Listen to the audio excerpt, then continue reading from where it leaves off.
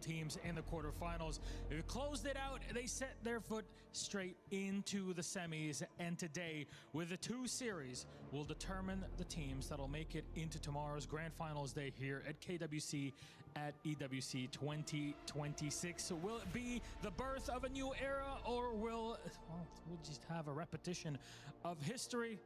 We'll tell all together. Though, let's introduce our teams for our first series. Please join me in welcoming Kuaishou Gaming! Flawless ever since landing in Paris, their approach has stayed as consistent as their results. Pressure, snowball, clean up.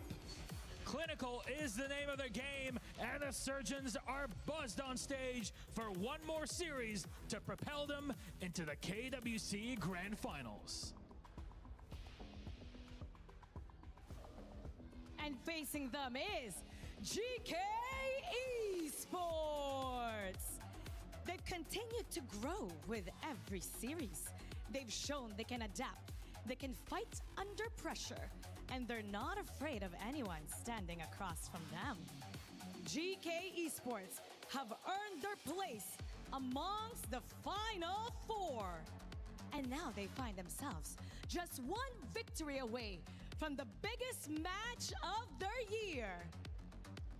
Mara, to be the best, you have to beat the best. And this is a game you absolutely need to be watching out for. It can change the trajectory, the history of KWC. So please, GK, please, Kuaishou Gaming, you may place your keys. Take your seats, gentlemen.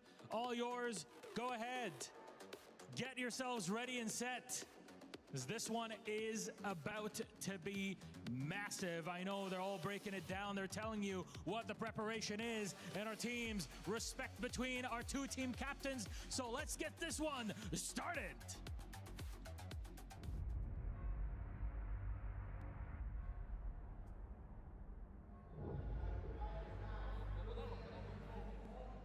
Against KPL in international stage, I know it's hard to win, but we just want to show we are improving one year by one year. 进入4强感觉还行吧，还需要继续加油。 The dangerous player I think is Liu Lang, because he is captain and mid laner in their team. He can lead his teammate and make us problem. Geekay 能进到4强的话，也算是很强了。然后也听说他们的手法很强，然后打法也比较凶猛嘛。但是我们这边肯定还是优势更多的，无论是运营啊、手法还是那个节奏，都是我们更强。For KSG, I think their tempo is very fast and they do very well in protecting their jungle and attack enemies jungle.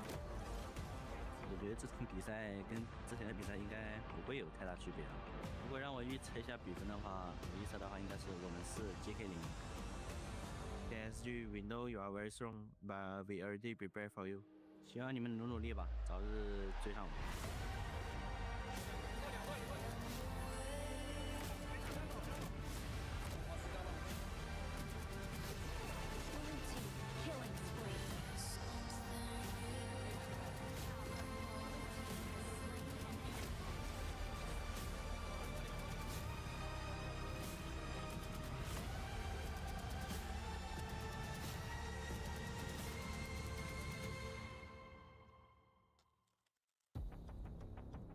Well, KSG, they know the task. Get to the finals. Maybe have a chance to go up against their KPL rivals in AG.AL. But of course, Geekay Esports may be the taller of those tasks. Try to get a game, maybe a series, and change the fate of history. There is no perfection in life, man. I'm telling you, there's no perfect team. So there's going to be little cracks over there in the KSG team that Geekay need to try to find. And as long as you find that, just push through with everything you have. And those opportunities won't be that, I would say, reoccurring that much. If they can't find it, and even if they found it but they can't push through, that's going to be devastating for them. For so far, throughout the entire run for global teams, not a single win against KPL thus far. They have made it to the finals in the past. Musang King, chữa, they know what it needs to be. They need to be right now the big brothers of the team and really just take their teammates and push them with them in there.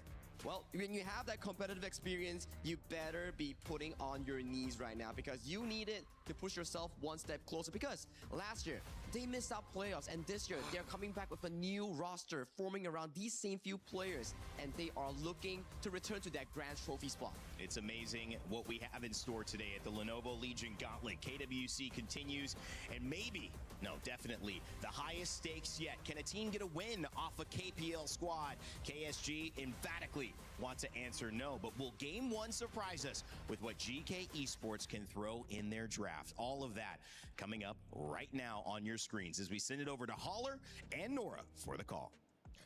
Thank you so much. As we go into the top 4 to find out who will be playing in the grand finals. My name is Holler. With me is Nora. Your thoughts on this matchup here? Well, my thoughts on this matchup here is going to be really head-to-head because KSG already been undefeated so far in KWC with 8 wins in a row. Definitely it's going to be a monstrous performance since they made their debut in KWC. But as for Geekay, as I said, they played the scrims against AG, right? Yes. Back in the interview, and they said that it went to a 2-3, which is really close, and also play against a KP Origin team.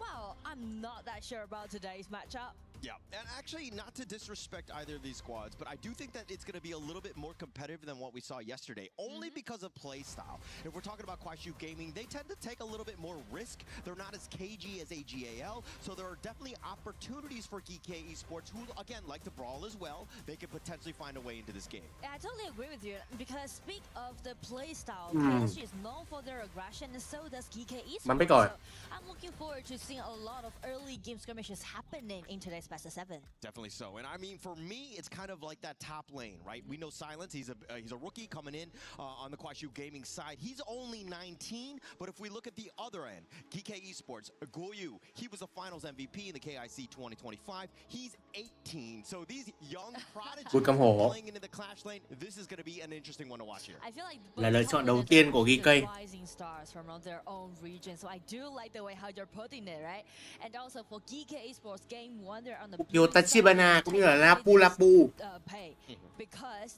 là hai sự lựa chọn tiếp theo đến từ Kuaishou Gaming.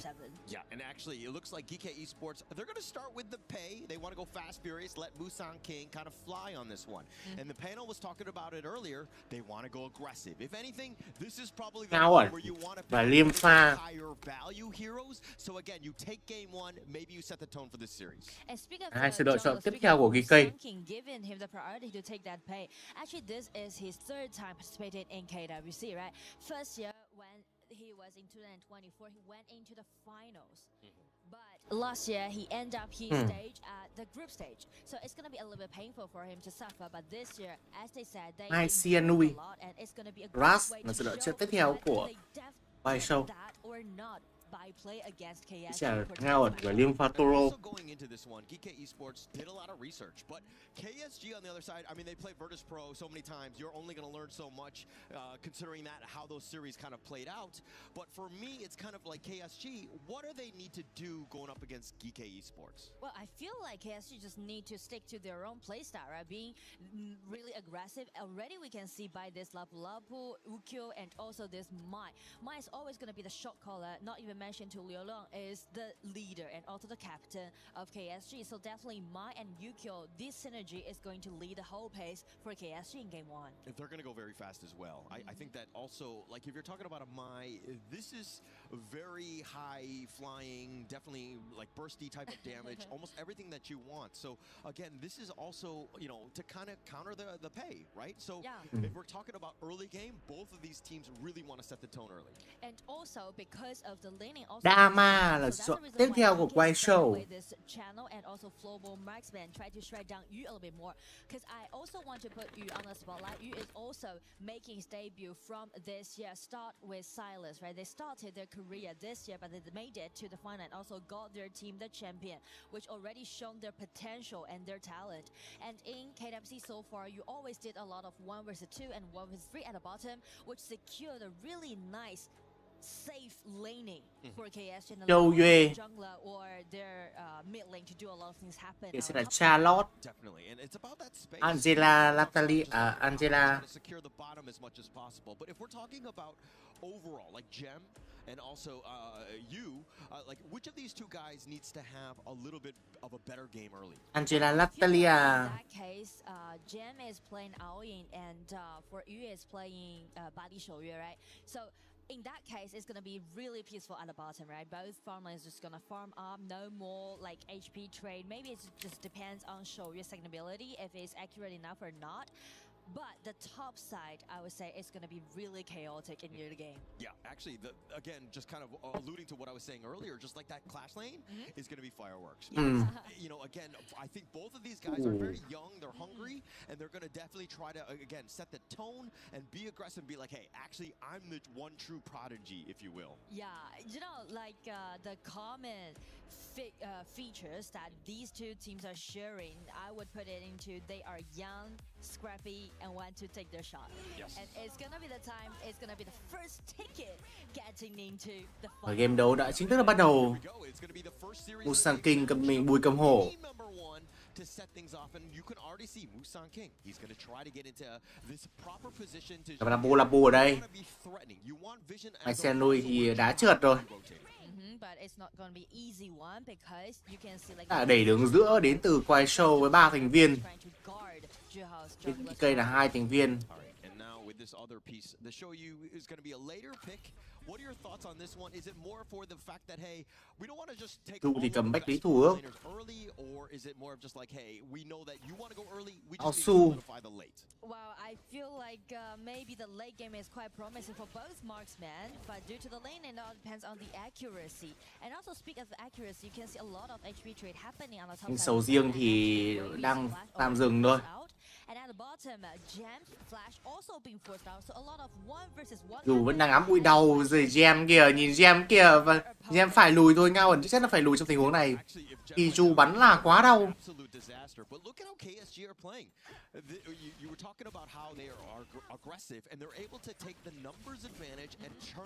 Phát bắn tỉa cực kỳ đau của bách lý thủ ước. Su.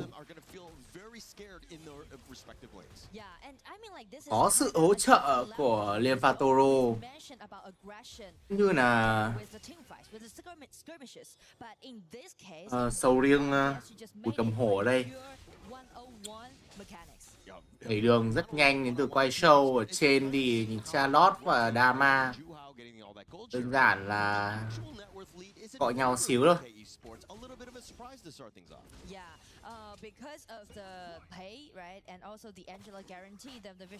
Nào Lapu. Mà Lapu lao vào, Su Hao cũng là Tachibana lao lên và không có gì, tất cả lại lùi về. Chưa có chiến công đầu cho bất kỳ đội tuyển nào cả. Rồi First Blood mạng dành cho Dama. Và bắt quá là tốt đến từ Kuaishou. 3 thành viên của họ đã bắt gặp Dama ở trên top. Có ngay mạng của Dama dành, có ngay mạng của Charlotte. Tiến công đầu dành cho Kuaishou. And this is absolutely a bit of a disaster for Geekay Esports. Not the greatest of starts, and now he's got to do the walk of shame just to get back in. He's catching up. He just hit level 5. Nào lên từ Mai xe nuôi. Nhưng mà đơn giản là Ngao ẩn thì cũng sẽ là lùi về trụ. An toàn. 4 thành viên của Geekay họ đang muốn làm gì đây? Đang muốn bắt vào Chu hay chăng? Dưới thì cũng có 3 thành viên của Kuaishou. Trên thì Dama cũng như là Okio đang muốn bắt vào Charlotte. Cam thì lại xuống đường dưới và ngắm bắn trượt đến từ Yu. Charlotte thì sẽ là lùi về an toàn, không có gì xảy ra cả.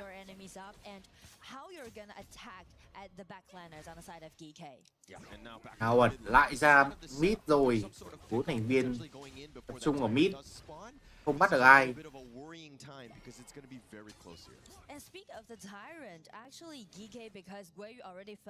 Nào Yu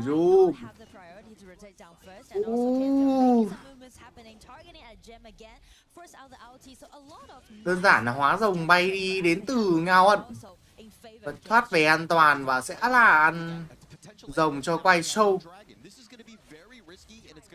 KSG because, again, it was the baby steps. It's the setup to that moment, and that's why that Tyrant was easily taken by KSG. And I feel like, because we are watching the game from a third perspective, so we would say like KSG looks like roaming in a quite safe way. But the thing is that because of the Lapu Lapu and Might, there's threatening causing at the bottom, allowing them to do so. Yeah, creating that space, right? And again, just with that tempo, everything that you're looking for, the KSG, whenever they're making some sort of rotation, they're always usually doing it with some sort of numbers advantage. At the same time, đó thì các thành viên của Geekay họ đã có trụ. Do Kuaishou họ dồn thành viên xuống dưới. Xì trong bụi. Kuaishou thì họ lại vi vòng và bụi họ trên. Không gặp thành viên nào của Geekay cả. Mình của để có bắt được vào vị trí của Charlotte hay không? Charlotte thì nhảy về an toàn.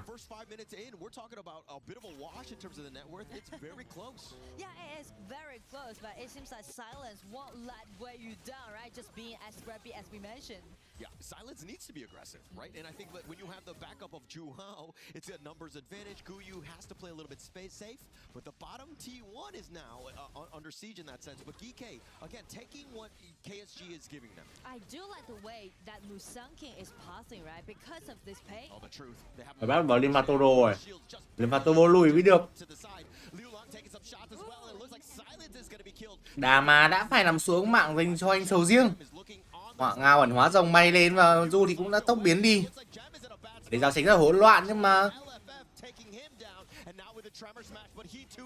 bằng cách nào đó thì hai thành viên của Geekay họ đã phải nằm xuống trong khi đã cố gắng rượt đuổi. Rõ ràng là khi có mạng của Dama thì họ đã lùi về nhưng mà họ vẫn tham mạng của các thành viên Kuaishou và đã phải trả giá.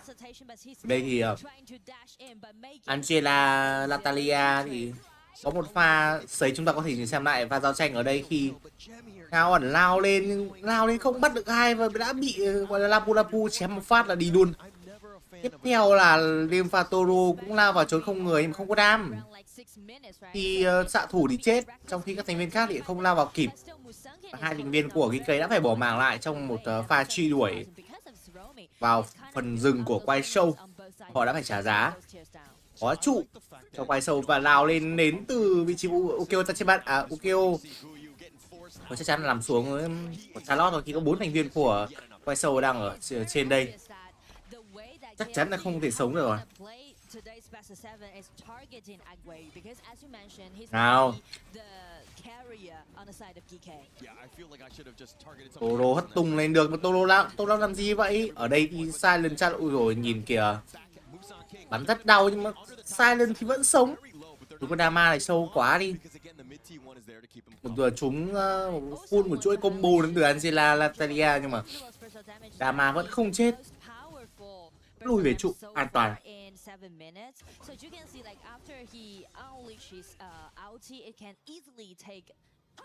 Like all members, neither is going to be Dharma or this Lapu Lapu. It's too much for them to soak in those burst out damage. I mean, that's kind of the dream, right? When you have the Chaos Cinder and then you have Jie on the Leon Po with that Tremor Smash, right? And then you're just blazing brilliance, you just burn everybody down. But KSG right now, the way that they're positioning, they're not giving these freebies away.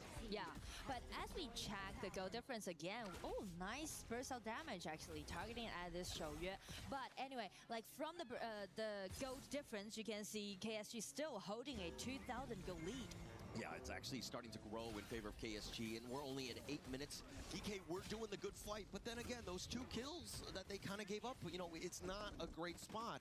And now Silence, it looks like he's going to be looking to dive. Gem is all by himself, no tower as well. He gets on his dragon, he will be back. But with this Tyrant spawning, Gem needs to be very careful. Juhao over the wall, Infinite Vast is aggressively used. The Tremor Smash is on to 2, and the LFF getting a little bit low himself. But Jay, he's going to be off to the side, and they have the knockback on Naguya with who? The power gradation finding LFF, but Wusan King is going to be taken down. They did find LFF, but it's just a roam, and they knock him down. That's a double going the way of Juhao.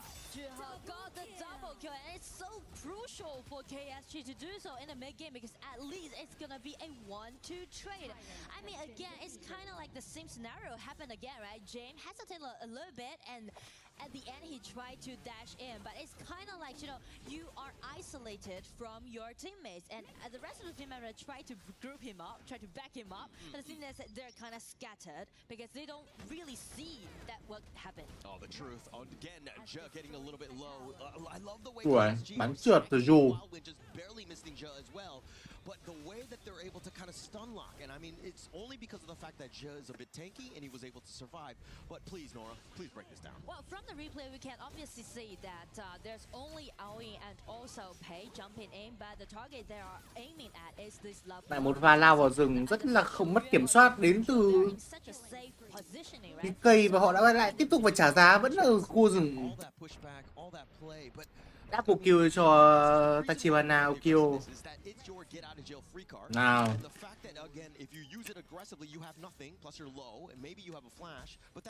You're in a bad spot in the heart of the enemy team, not where you want to be, especially as a farm laner. Especially now we are reaching at the 10 minutes mark, right? With a 3,000 gold in lead, KSG definitely going to bait a little bit more. Definitely looking to bait. I think that with this Tyrant, though, maybe off to the side, it looks like Liu Long is in that brush. He's been skirted away by that Chaos Cinder. The Tyrant getting a little bit low. Juhao has shown up. Jizz got the vision, and now he's looking to go for that burst ram, but it looks like Juhao is going to be taking that Tyrant, and now it's an all-out retreat. The Raging Sea is going to be Ui rồi, chịu luôn đấy chứ. Guyu looking to do some work. He finds Liu Long, but now Guyu, he's going to be focus fired, and it looks like he will fall. You finding him. Thôi rồi. Tan vỡ là thế đấy. Từ Geekay rồi. Just not able to find him as well. It's gonna be 1-3 trade. You can see the layers that KSG is putting into their team fight. First, guarantee that Tyrant, make sure that they got enough power, capable enough to do this team fight. And after they grab that Tyrant, có 3 mạng của Geekay trong khi chỉ mất một mình hai Cyanurirat mà thôi. Yeah, the target prioritization, the way that they're able to take it down. I love the fact that you were talking about layers. Gì kìa. Juhao lao vào. Nào ngắm. Chúng mà chưa đủ đam. Toro cũng khá cứng. Just check the replay, right? After guarantee the Tyrant and Liu Long flash in, it's gonna be the time. Got this Pei, be controlled, and by this Yu is always keeping himself so comfortable during the team fight. Yeah, the target prioritization, KSG, it looks like they want to focus on a Musan King. Take him down, maybe you find Gem. I mean, if he doesn't have his dragon, he's the next target that they've been looking for, but they've almost burned him down. Đây là Overlord đến từ And you mentioned about burn down. Kuaishou mà thôi. Geekay is kinda hesitated when they're trying to initiate because they feel like the initiation isn't that enough because Lianbo is the only one allowing them to do the control ability, right? But if he dash in, there's no come up burst of damage actually. Yeah, and I also think that it's because Geekay Esports don't have that perfect positioning. KSG, the way that they're always keeping them at arm's reach. They're never in danger, they're never huddled together where again that Tremor Smash might be game winning. And you know, like the most scary part is that once Shouyue got enough item and just being fully decked out, it's gonna be really threatening, not even mentioned to reach your hand upon the Shouyue, but also like how you're gonna taking all those snipes. Yes, and I mean the Loom, you're thinking that he's got a little bit of an advantage as they find Zhe, who actually gets on back. The Blazing Brilliance is not gonna do too much. KSG's off to the side, but Silence with the truth, setting it up, and it looks like Gem and Jen, both of those guys get burned down. KSG with the perfect. His play never missed. He's saying he's always gonna easy game quá nhở. 1-0 cho Kuaishou rồi. You know, he's back in the fountain, if you will. KSG looking to take game one as they're gonna drop down the Raging Sea, and they will in fact take game number one here. Game one goes over to KSG. Wow, a little bit chaotic in the mid game, but you can see like those layers that they put into their team fight, allowing them to win it in such a sophisticated way. Very clean, right? And that's exactly what we expected from KSG. They were from minute one, they were like, go, let's play our game, let's be aggressive. And it looked like Geekay Esports were a little bit out of character and out of sorts because they were forcing some of the team fights. Yeah, I see like the Chinese fans, they are writing it in Chinese, said Silence, just go for the backlaner and cut them off. And Silence really did that from the last team fight. All right, okay, I didn't know that they were like voice voice activated where you have to turn on silence. I think that somebody in the the stands need to write it in English and be like, Guyu, you too need to go to the back lines.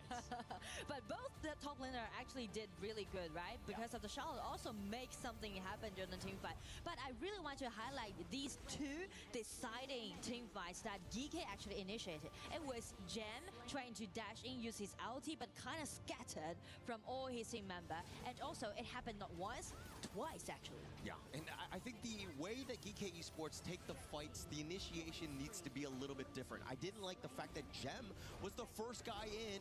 He was, the first guy focused as well by KSG. They're like, okay, this free food is coming to me. I'm going to take that one to go. So after that, you can see like everything just being turned around, right? KSG guaranteeing the Tyrant and just getting in, snowballing the game, and just cleaning, take away the victory. Right, and KSG just right now, I mean, this is that silence play. This was just like the final push, if you will. Once that happened, Gem and Jet, they really had no chance on this one. But of course, that was only game number 1. Let's see what the panel had to say about that one. Thank you, Holler and Nora. That was a great showcase of just how easy a game can slip out of your fingers like sand falling through at the beach. Once a full hand, now nothing less left but grasping at a memory. It was KSG who looked like they could have almost been tested there in the mid-game. Had a few fights where Shishan on the Angela was very effective, forcing silence back, even grabbing a kill early on, but they couldn't continue into making that an actual win. And it was KSG who would take game 1, Isaac, and continue on with, I think, a later game that proved to be much too strong. I think that you really make a good point of bringing in Shisan's Angela, because I do believe that it was the mid lane priority for KSG that allowed them just to be able to rotate top lane, farm lane, clash lane, like they were everywhere. And that was just the pick of the Mai. The Mai Shiranui over there allows you to rotate. It's clear that it's gonna clean wave a little bit slower, but on the other hand, it just allows you just to be able to be camping over there on the bush. We had some pretty good moments, right? Especially on both the mid lanes. I think it goes back to the interview with the side of Guiyu. He said that, Liu Lang is just amazing, the captain, the main player coming in for a team. It shows on the game itself where Liu Lang found multiple engages on towards Guiyu, which we see his KDA coming in as 2-5. And then questionable engages coming in from Gem on that ultimate. I don't want to point fingers at people, but as analysts, we need to kind of like just explain to everyone what we believe by that. When you have an all-in, the same as just what Holler just explained, you cannot be the first person just jumping in. In the moment that you use your ulti to go in and to initiate, how are you expecting to get out of the fight, man? Like, you're playing against KSG. They know all of these moves. If you use your ulti, you jump in, then you only have your flash to go out, and that is such a long cooldown. It's about, I would say, the ultimate with the Frostguard Embrace build. 60 seconds, and you go in as a high risk, high reward. If you win, great. But if you lose as a farm lane engaging, that went really, really bad for him. He needs to read the game in that moment. In that moment, Guiyu was already behind. And that was the problem. In the moment that Guiyu is already behind, then Gem needs to understand we will not have the Charlotte for later. We better just start just to push back a little bit, change the game. They need to play an audible over there. You know, and again, of course, I won't even jump in to levy any criticism whatsoever, but I understand the point you guys are making. Kind of holding on to that resource means that the other team have to respect that you have it. They cannot overcommit to you because they know you're going to be able to get out. The second that you say, I don't have it, well, now they have an easy target, and you become the first of what could be 5 dominoes in a row to fall. I love, though, the way that I can relate to the success. That one team fight that they had, they got a kill, and you saw them go, okay, let's build off this. This is it. It's that game 1 they were talking about. And then they maybe overcommit there, which, again, I mean, I understand it from the emotion, but it's so hard to keep that discipline when you need it. But I want to point out one point, right? It's at the very least going back to our talking points. Are they being proactive? Yes. Right. But is it being overly proactive? Yes as well. So there's got to be a line. It has to be a line. So for yesterday's game, for Aurora Gaming, maybe it was a bit passive, falling into AG.AL's tempo. This game, I would say they're proactive, but they're also falling into the KSG's trap where they have laid for them, continuously fighting. But every single fight, it goes back into KSG's favor. We'll see if that changes. Shaggy, you've got some Telestrator ready for us. All right. Let's whip up Telestrator here. Let me get your mic and then you can just kind of do your job properly. Okay, so this first play coming in for the side of Gem, it's the first kill that we saw. He flew all the way in towards the back line here. Kind of questionable when you engage as a farm lane here, casting all your spells, which is not really my flavor. You can see actually Musang King getting caught out here is one of the biggest mistakes that they had. Once Musang King is down, once Guiyu is down, this fight was already over for the problem is that they think that Draw can jump in with the Lianpon, then just use the initiation, just put them all on air, and then they can use the damage, but they don't have that big advantage in that moment. They don't have the burst damage in that specific moment of the game. It's only 8 minutes in the game. And this was the second Infinite Vastness coming in from the side of Gem. And if we do see the following team fights, when you are like, what? Let's pause for a moment. You look at this. You're already like 3,000 behind, 10-minute mark. Read that, please. Exactly. KSG players lining up so well in this line. You can see it's a straight line of players here. I draw one line. Look at this. This is the entire line that KSG players are looking at. So if you are on the side of Geekay, how do you play this fight? Because it's not easy at all. When you want to go in, it's already too little too late. It's only Ze going in for a bit of poke, wanting to steal. And after that, what happens? Look at this fight. Easily won over the side of KSG. Such a beautiful setup once again on towards Musang King. And after that, yeah, you got Liu Lang, but the job is done. You got the kills, you got the Tyrant, and to this point, boom, you're gone. At that moment in time, Guiyu was already 2-4-0. He was at least 2,000 gold behind the Dharma, so he does not have the damage that he actually needs to be able to come in from the flank. And I like this one, the last play coming in from Silence here, just silencing this game one, silencing any potential play. Take a look at this Silence coming in from this specific angle here. And then he comes in, boom, sets up 3 members towards the wall. And that was a beautiful play coming in from, I would say, the first picks of the Youth Academy, which is KSG's Clash Lane. The last nail on the coffin right over there from Silence, just with that a beautiful ultimate. I love the way that Holler mentioned we need some signs for Guiyu as well, just in English to activate him, because the fans here from the KPL have seen Silence stick up to what they have asked, which is dominating in that Clash Lane, rotating as well. I think the thing with this game, though, and I want to kind of raise this question again in game 2, it feels like they did have a chance. It feels like there was a moment. Of course. And, you know, is it just about, let's get 3 more moments. Worst case, we lose, which is what everyone's been doing. But if we get 3 more moments, maybe there's just one moment we can really take advantage of, and then instead show that restraint, show that discipline, and try to keep that lead. KSG was really good at just coming in with a very clear idea. The idea was just, let's just target Guiyu, let's just get Guiyu out of the game, and then let's just see exactly what they're going to do. Are they going to push back? All right, I'm going to put pressure on them. Are they going to just keep moving forward and just be aggressive? They won't have the damage. So maybe what they need to do is just to use that exact page of their book and then just utilize it. It's going to have to be like the roamer, the mid laner, and the jungler rotations early in the game just to put pressure on one point. And focusing on that, it was a really good attempt here from Geekay Esports, but KSG yet again show that they are going to take more than that if they are going to fall and be the first KPL team to give away our Titan bounty of 10,000.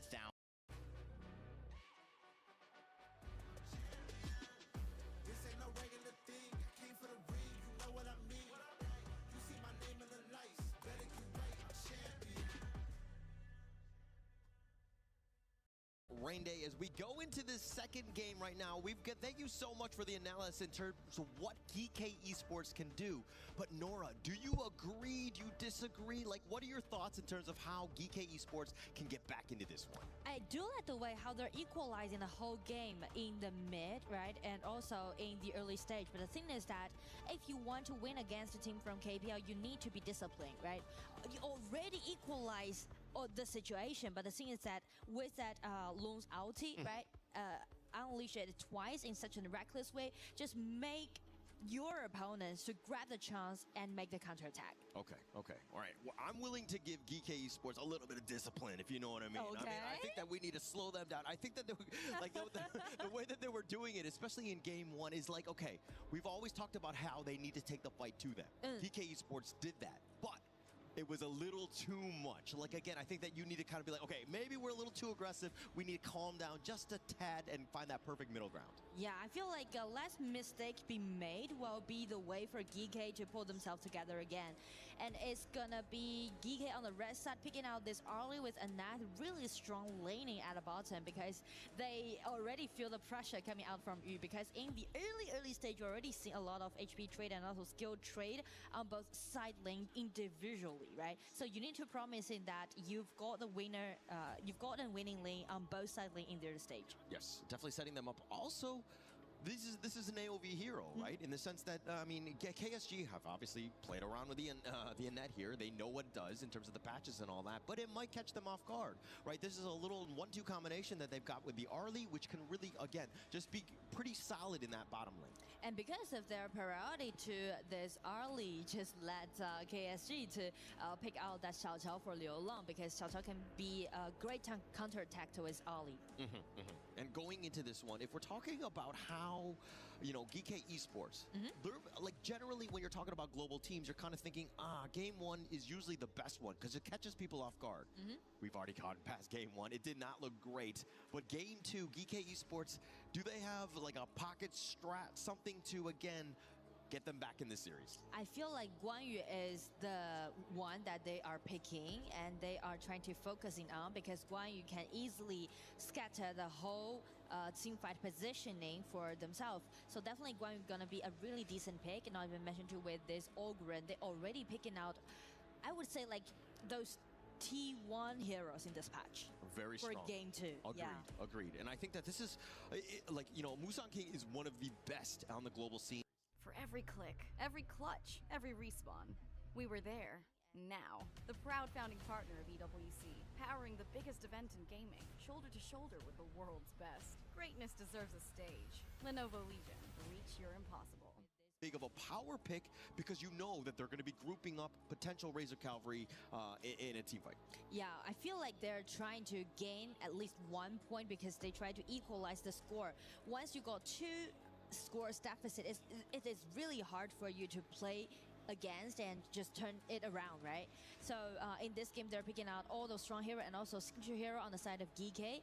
As for KSG, I do like the in pick, you know, because I feel like it might be the most well-rounded jungler so far in this patch. Definitely well-rounded, and I think that it has a lot of mobility. I mean, the damage, I mean, it adds quite a bit to this lineup, right? So I do think that as a last pick, it's more to kind of just make sure, let Juhao do his thing, right? And I think that you're giving him space. He's going to be able to farm. You have the Chicha as well, also somewhat of an earlier game farm laner. I think that you have, again, a lot of good ways to kind of set the tone again early. Yeah, so because of the double warrior that KSG is picking on, it's just allowing them to do a lot of melee fights against Geekay Esports. So this time, I would say the team fight will be even more chaotic in game 2. Definitely chaotic. I mean, going in with this lineup, I think Geekay Esports, pretty solid. This is, if you're talking about comfort picks and things, the heroes that they like, almost everybody is on something that they really excel on. So for Geekay Esports in game 2, it looks like they want to put their best foot forward here. And as you said, their fans are also supporting for Guayu as we see the comments below, right? Just try to show their support to Geekay Esports and also to Guayu. Yeah, but it's one thing to show support, but they need to do it like the fans here are doing with the, you know, Silence. They're telling him what to do, and Silence is listening. He's finding the back line. And this time, playing this Charlotte can be so dominating in the late game, especially targeting at this Nuwa. But this time in the early stage, as you can see, Geekay rotate very nicely, but Xiao Qiao's second ability landing on first ability, HP trade that hurt. That took a lot of damage. She's got the shields as well, but now Silence is like, okay, I did what I wanted, which is, again, push Shisan away, and he's going to be very low, and I think the rest of KSG are very happy with that. Sometimes it's not about the kills, it's about that HP bar. Because once you already got HP bar advantage, allowing to do a lot of things after that. Yes, and he can't really fight as much. He's not going to be comfortable. If you're saying what KSG did in game 1, which is, again, put pressure on Guayu, they're going to continue with that as he's all the way cowering behind his T1. Doing some trades, doing some farm. You know, like personally, I do have my potential favorite for today's best of 7 for each team. I'm really looking forward to seeing Geekay play their Frost and Liang. And I do want to see Liu Lang play that Angela in today's Best of 7 because he's like one of the best Angela, I think, back in KPL. Yeah, definitely so. Liu Lang, though, getting focused here. He tried to flash, but it's going to give up first blood way out with the plays. The repositioning is unreal. He's not able to find the other one, but the three-man power gradation, they've been knocked around. That's revenge if you didn't want anything else. I mean, how could that happen? I mean, that silence ulti with the flash got 3 members being knocked up and just make the consolation effort. If you're going to have any sort of friend, that's the type of friend you want, right? When Liu Lang gets focused, he gets pushed around, giving up first blood. Silence is like, I'm going to get revenge. 3-man knock up on this one, and Geekay Esports, all they could do is watch as we check out the replay here. But I do like the way how Guiyu is ambushing in that one, just because he's just targeting at this Xiao Qiao. He knows that it's going to be their shot caller, but as Silence coming in, flash with his ulti. 3-member big control. It is really hard to let Xiao to achieve that by those limit attacking range. Yeah, and I love that the replay is like slowed down and you can almost like hear the voices. They're like, oh. I mean, they didn't complete it, but I think that we got the gist of what they were trying to say, which is, of course, not good if you're Geekay Esports. But anyway, it's going to be a 1-1 trade. But KSG got around like 1,000 gold in lead, but still Geekay, they're moving in groups, which is really important in those early stage. This is what you want to do. You got to protect your jungle. Musang King was looking to invade. He's taking quite a bit on his way out. Liu Lang looking for the flank, not able to find anything, but we're getting close to the first Tyrant here. And speak of the first Tyrant, actually both teams are really content for that Tyrant. They all have their own strengths. For KSG, they got the Xiao Qiao with the Shao Suyuan, which allowing, Diedea, which allowing them to shred down the HP bar. And speak of Geekay, they can actually play around with that Ogren and also Arlie. And the counter movements, and now it looks like Gem taking some work on this one with that Autumn Storm with that push back.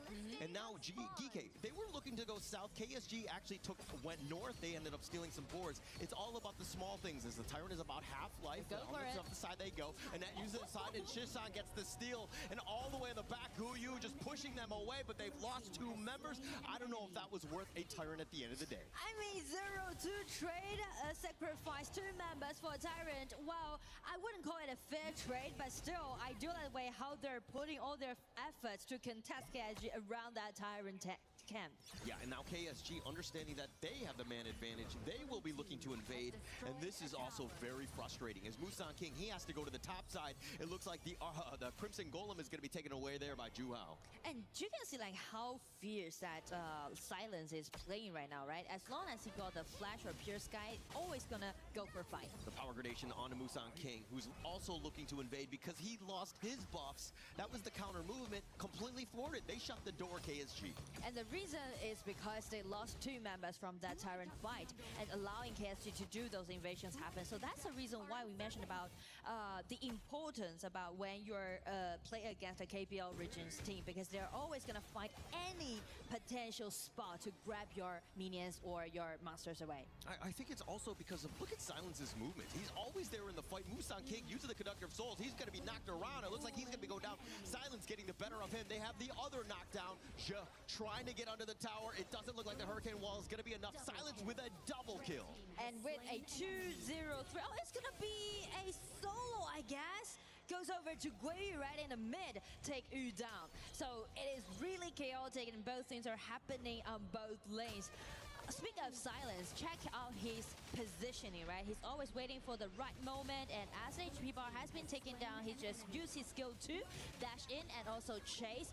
After Zhe has unleashed his ultimate ulti without any flash, it's no way for him to get away from Silence. Yeah, no real way, but Silence, again, he's tracking perfectly, understanding that Musang King is the guy. He's been targeted, and Silence has got the better of him, constantly cycling those spells, and now it looks like Geekay Esports, all of them around this Crimson Golem. If this gets stolen would be a bit of an issue for them as they've been slowed down. But Musang King using that death precipice to push them away. And so does Zhishan Nuwa, trying to protect Gem, let him to get the red buff. Oh, Silence completely dodging that Razor Cavalry. Guye was trying to make that play. They also had Gem. They would have definitely cleaned them up, but Silence with the outplay. I do like to put Guiyu on the spotlight because I think his Guan is playing so well, you know, because he made so many things happen. And also, all kills are actually on Gui's Guan Yu right now so far for GK. I think that most of the KWC highlight moments, when you're talking about from a Clash laner, has revolved around Guan Yu. Xuan has actually played an immaculate Guan Yu as well. So this is a hero that has a lot of potential play in terms of that positioning. Yeah. It does quite a bit, and Guyu is one of the best. That's the reason why this hero, and also with Damo, has the nickname so as the Miracle Maker. Yeah, he's making miracles for sure. But right now, the only issue is the fact that he's died twice, and the rest of the follow-up hasn't been great for Geekay Esports. They have not been able to get themselves back in, but it looks like... Yeah, off to the side, Guye with only a Razor Cavalry, only onto one. It looks like Juhao's going to kind of sidestep most of this. And now Geekay Esports, they're all in a bit of a chaos moment as they're not able to find it, but they find Silence. They do get it, but Musang King solo. Juhao gets the pick off onto him, so they at least got revenge. It's a 2-for-1 in favor of KSG. In favor of KSG, and with those Vanguards still on their way, they're trying to track this new one down. It's going to be Rampage, goes over to Juhao. 4-0 for KDA, the man's on fire. Yeah, taking that one as well. I mean, LFF, I think they'll be very happy to trade his life away for Zhishan. I mean, role lives do matter, but in this case, you're going to get a value up in terms of this trade.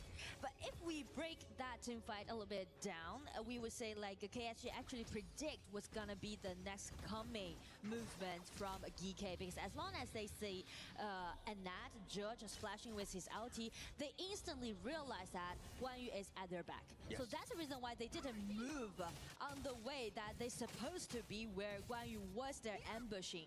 Instead, they just moved to the top set of the map. Yeah. That's the detailed movement that they made. Yeah, and also towards the back, he was just like by himself. Like he knew that if there were like 3 people right next to each other, Guyu would have the perfect angle, and they kind of, you know, mitigated that. Having a one-man Razor Cavalry is like a feels bad moment. And that's those like certification we mentioned when we're speaking of KSG. Yes, and KSG again getting true value out of their picks, right? They've been, you know, Juhao, his KDA is 404, an error if you will, but he's completely controlled this game. They're going to take the bottom T2 and they push Joe back. He can't even get to the tower to defend. And speak of the tower defense, the only tower defense on the side of Geekay will be this new one, because as you can see, like Arlie, there's actually no message from Arlie so far, right? During the laning got be so painful, and after the red buff has been taken away again and again on the side of KSG, it seems like Arlie already lost his power pack. Yeah, actually, but you can never count out an Arlie, assuming that they're able to slow this game down, which is kind of how the global teams have been playing against the KPL squad, because again, KPL is just so aggressive and they control you. But for me, it's about this 2-level differential when we're talking about this Clash lane. I mean, it's only 1 now, but Juhao also has a huge advantage over Musang King. And that's the reason why I do like the in pick in this patch, because it's so well-rounded, and also he can use his control ability, just getting his eyes on this Guan Yu. Actually, from now on, Juhao can easily just spot this Guan Yu out. Yeah, Guyu, but he's all by himself, though. He's in the pit. The reinforcements are on the way with that Hurricane Wall, but he might have popped that a little too early. Zhez on the run, the flash on 4. They have the nice little 2-man Honey Sweet Breeze. Gem is so low, but Guyu has already been taken down. It looks like Musang King is going to be left all by his lonesome. He too will be controlled, but somehow Musang King, he's going to path the passing. They want the bigger target in Gem. They find Zhishan elsewhere. They're going to take Gem as well. I mean, the whole team fight just separated into 2 different battlefields. Liulan is trying to track Musang King down, allowing him to get back, and after all, it's going to be a 0-4 trade. Chicha's also on his way. Musang King tried his best to buy more time for his teammates. Looking for this shout out, but he was knocked up, and here comes Yu to spot him and take him. They they perfectly play that one. I mean, everybody was going in different directions, and KSG were like, I had the right numbers to ensure that they get all of the kills. That was a long, extended fight. At the end of the day, it was an ace for the team because they wiped out everybody. But KSG right now, this is when they're firing, when they're finding that flow state, they've been able to control this game. But actually, you know, being separated is the key of that team fight, because if we scrutinize both composition, the execution gonna be a little bit different. If KSG is scattered, all members from KSG has their individual potential play because of the hero picks. But on the side of Geekay, it's very hard for them to do so because they really relied a lot on Guanyu's back.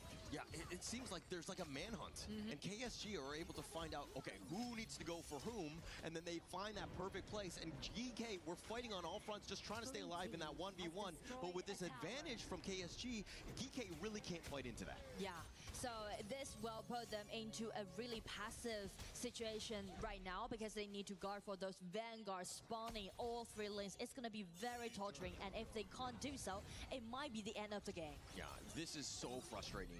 Like they're hiding in their T3s. They can't even leave the base. KSG's like, hey, you want permission? I need to see your papers, if anything.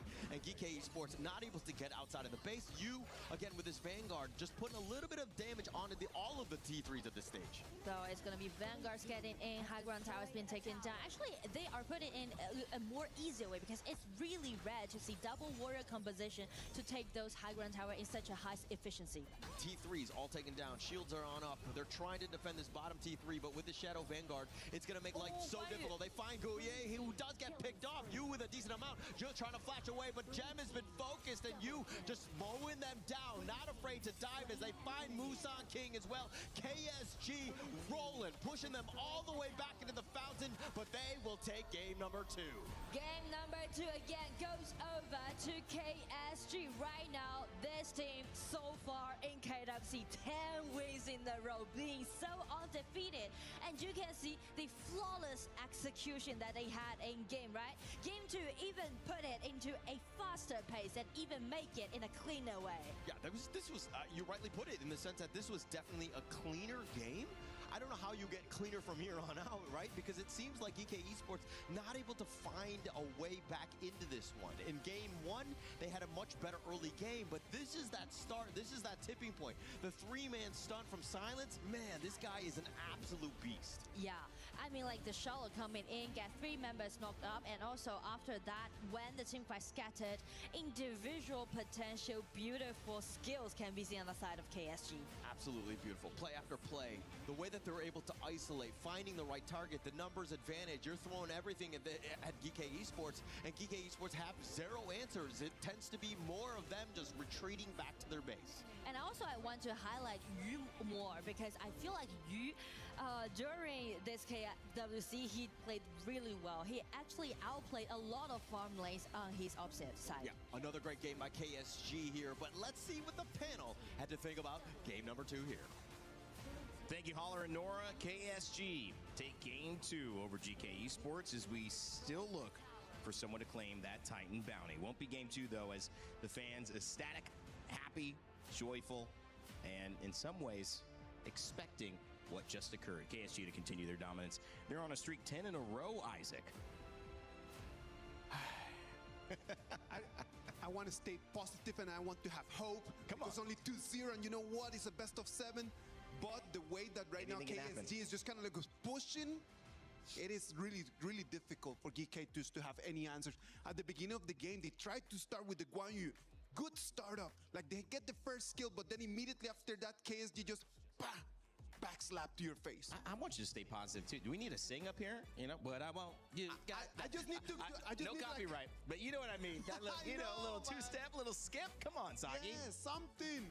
I don't think we need to sing. Someone has to definitely sing for the side of Geekay Esports. They need to lift up the mood. If no one is lifting up the mood, we might just be seeing another 4-0. But you know what, Sagi? Let's expand on that, because you've been in these situations as a professional, as someone who now is joining us on the panel. What is it like to go down 2-0 in that room? Stressful. You need so much reinforcement mentally and physically from your coaching staff to tell you, like, hey, it's okay. You trained this far. You just need to convert that scrim performance into live stage performance. I think Isaac knows a lot, right? I think that's the problem. Coach. That's the problem with stress, right? Yeah. Like when you're stressed out, then you start thinking about everything else but the important things.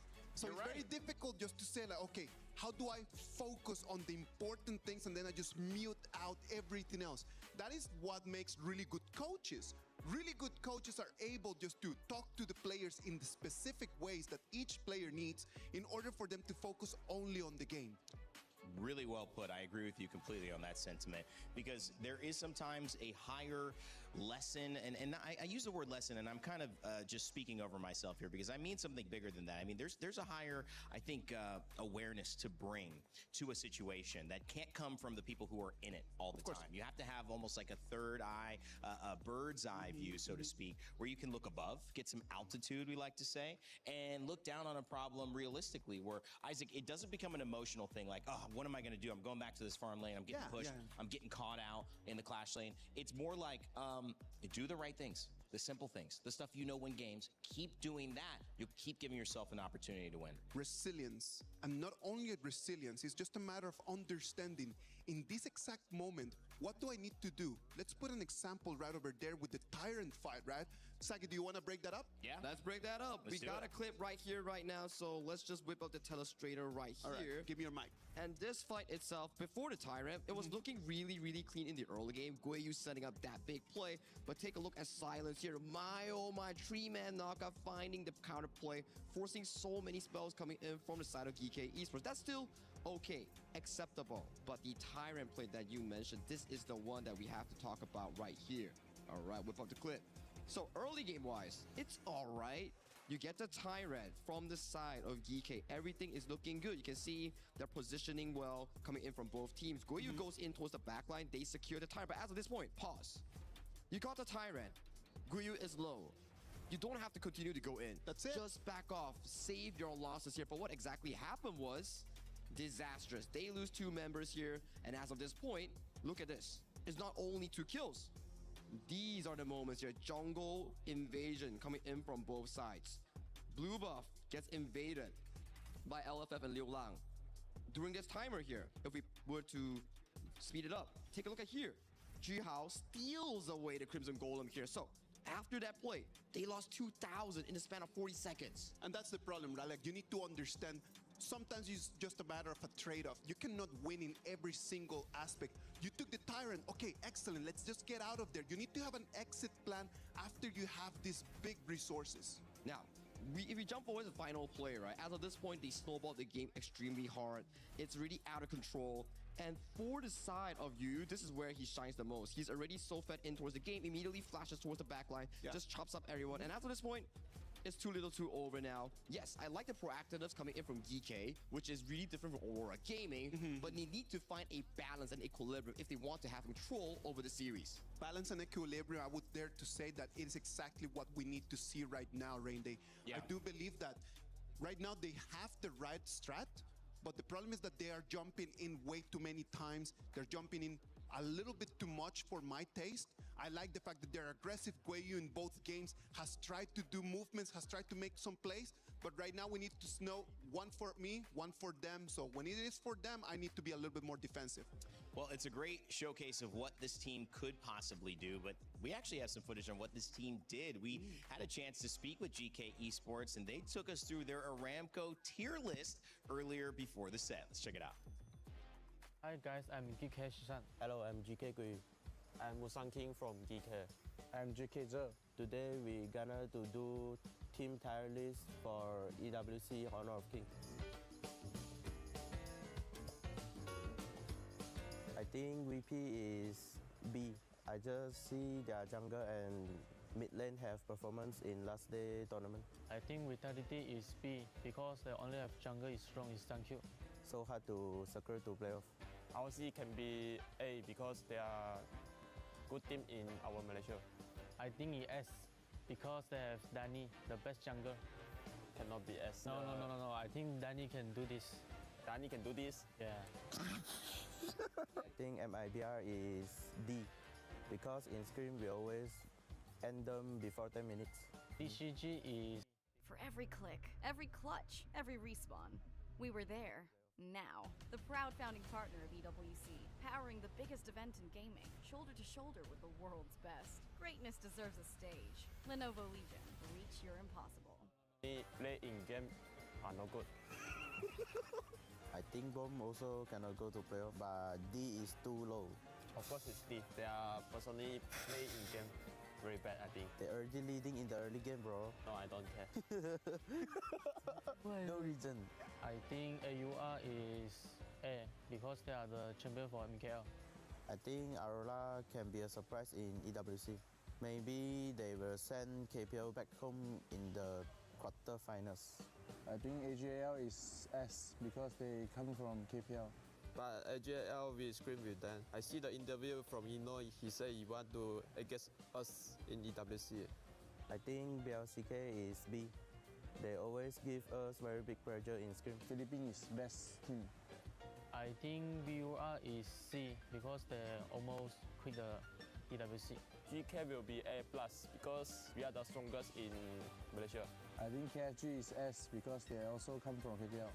I think Revenant is D because they are new team and their performance are bad in the match.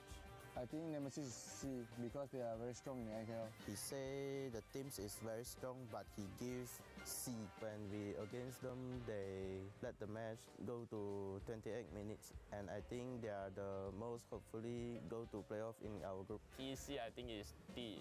I think they will lose in EWC. This is our tier list. Thank you for watching and see you in the playoff. Bye bye. Well, you've seen the tier list there, but all that gets thrown out the window when you get on stage. And Saki, this is one where Geekay Esports, in your words, have done a lot to be proactive. They need to restrain it, though, and once they get a little bit going for themselves, find a way to keep that discipline. But that's the thing, right? If you restrain yourself, you keep yourself in a loop. It's like, oh man, I'm 0-2. I don't want to keep on playing proactively. But then you become passive, and then KSG adapts towards your playstyle and puts it behind. There's no win in passiveness. That's it. Passiveness is not an option for today, maybe for a different day against a different opponent. But you just need to be active and you need to be proactive. Go out there, fist up, protect yourself, but try to send some punches. You're playing against a champion in KPL Spring. They're looking to continue being undefeated. A win would guarantee $10,000 on the side of Geekay Esports and send us to a 2-1. Or will it be KSG who makes this 3-0 and finds themselves on match point after this game? Let's send it over to Holler and Nora for Game 3. I'm looking at Game 3 as a must-win for Geekay Esports. As the panel rightly mentioned, if you're down 0-3, looking down the barrel of a gun, if you will, that is a terrible spot to be in. But Nora, what are the weaknesses? How do they break into KSG here? I feel like Geekay today's matchup, they play it more like it restricts themselves mentally. Do you know what I mean? Like, because we are doing a single elimination and this is a semifinal, when they play up against KSG, I feel like they are holding back. Because as I said, what they did in Screen and also their achievement back in MK Origin, right? Yeah. They did very well, and also so far with their journey in KWC, before they play against KSG, they only lost one game against Nemesis, right? So they actually are capable enough to make something better than what we see in the previous 2 matches. Yeah, and actually you were talking about the fact that they've beaten them mentally. I think that is the worst. Like, beat me up physically, right? I will accept that any day of the week, but once you beat me mentally, I mean, I'm completely lost at that point. And if they want to, you know, just brought themselves together back, I would say they are looking for a potential Leon and Frost combo for this Game 3. Because as you mentioned, if you go 3 games behind KSG, KSG just gonna destroy you. You can see like those individual play that it made, right, in the previous 2 games. So definitely, this is going to be the time for Geekay picking out their signature Frost and Leon. That might be the main reason why they're taking this one away. Okay, yeah, it definitely takes that away, right? And definitely a counter to it. Also the Lorien, very difficult to deal with as well. So it does make sense, and I do like that combination, but I like it later. But it seems like Geekay Esports running out of time, right? You have only 2 more games to potentially play up against KSG. You gotta find something that clicks for them. So the click, I'm looking for the Frost and Leon combo, but I don't know if they want to do it or not, because the Leon and Frost combo originated from KPL origin, right? So this time they're trying to play in a more safer way. That's the reason why they're picking out this channel as a counterattack towards Yu's AOV and also paired up with Zhang Fei. Really solid bottom lane. But we mentioned about the bottom lane again, and I do want to praise Yu for his performance so far in KWC because I think Yu played really well. He's holding his priority at the bottom and make sure that like even upcoming to like 1 versus 3, he can win the upper hand. Oh, it's funny because you were like, oh yeah, I'm going to praise you. And I was like, oh, you're praising me. And I was like, no, oh, it's the player. It's actually the farm laner, actually, who's completely dominating in this series. He's been amazing on this one. But now with this Garuda and the moats to kind of, again, you've got that long range lockdown. You have a lot of damage as well. This is looking to be very formidable, which is why the other side is looking to be, you're talking about big old bruisers, right? In terms of the Dharma and the Zhang Fei. And now you've got the Chano, which kind of looks at it to be as a counter to this Loon here. Especially Guiyu, actually, we can see a lot of windows made by him, right, in the previous game. So I would say that's the reason why they're giving him this Dharma, trying to force KSG to fight. Because the way that KSG is now drafting is showing like, okay, we're gonna poking, we're gonna microing, we're gonna destroy you in quite steady but torturing way.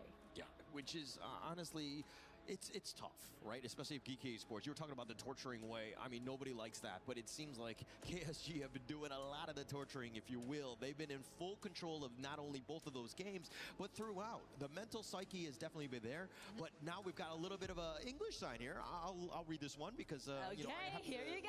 English or no English myself, but I want to Zhuhao to win. I don't know if he's voice activated like Silence is at the end of the day.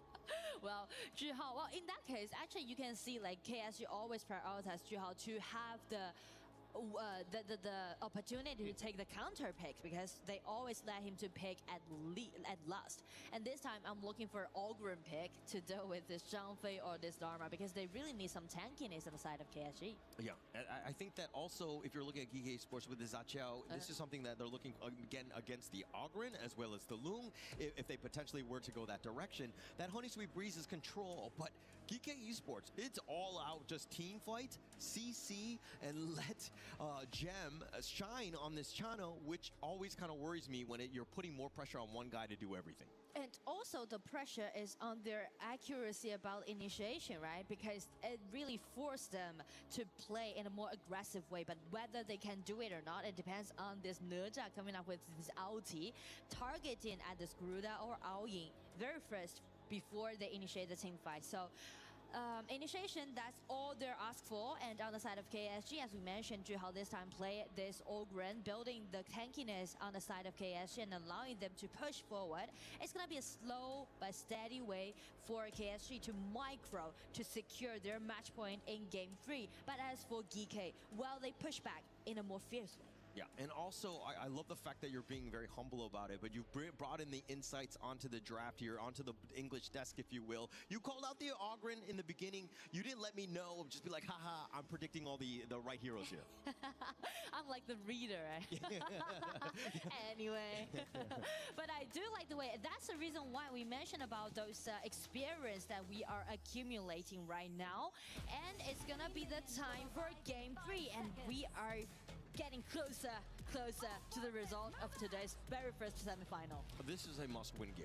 Game 3 for Geekay Esports. If they were to be down 0-3, that would be too insurmountable of a mental mountain to climb, if you will. So if we're talking about the best-case scenario for Geekay Esports, it's to come out firing. Find a way to stymie the growth of KSG early. Yeah. And now into this bottom lane, as you see, LFF just making a little bit of rotation with Zhuhao as well, and they're just going to make sure that they get this Firehawk to take that away. Only time it's going to spawn, so getting maximum value as they rotate. And top lane again, when Guiyu play against Silence, they're just going toe-to-toe. Toe-to-toe, if you will. And that's been the aggression, or that's been the matchup, if you will, throughout this entire game and series. But Silence has come out on top. He's been very impressive, and Guiyu has looked like a, you know, like a mere mortal, if you will. And also that just relies a lot on their initiation, and also it's going to be Musang getting it. Oh, and another mechanics due to this Nerja is that his ulti when he landed on Ogryn can kind of restrict Ogryn's HP recovery, which will be very helpful to shut them down. Yeah, sustain, right? And I think if you're looking at also Fatih, Silence has ways to sustain as well. So it's more of like that last pick, you know, counter pick, if you will. But the Fatih and Ogryn, still very scary. If they get to a mid game where they're kind of 50-50 or slightly up, it's going to be tough for Geekay Esports to kind of, again, fight into that.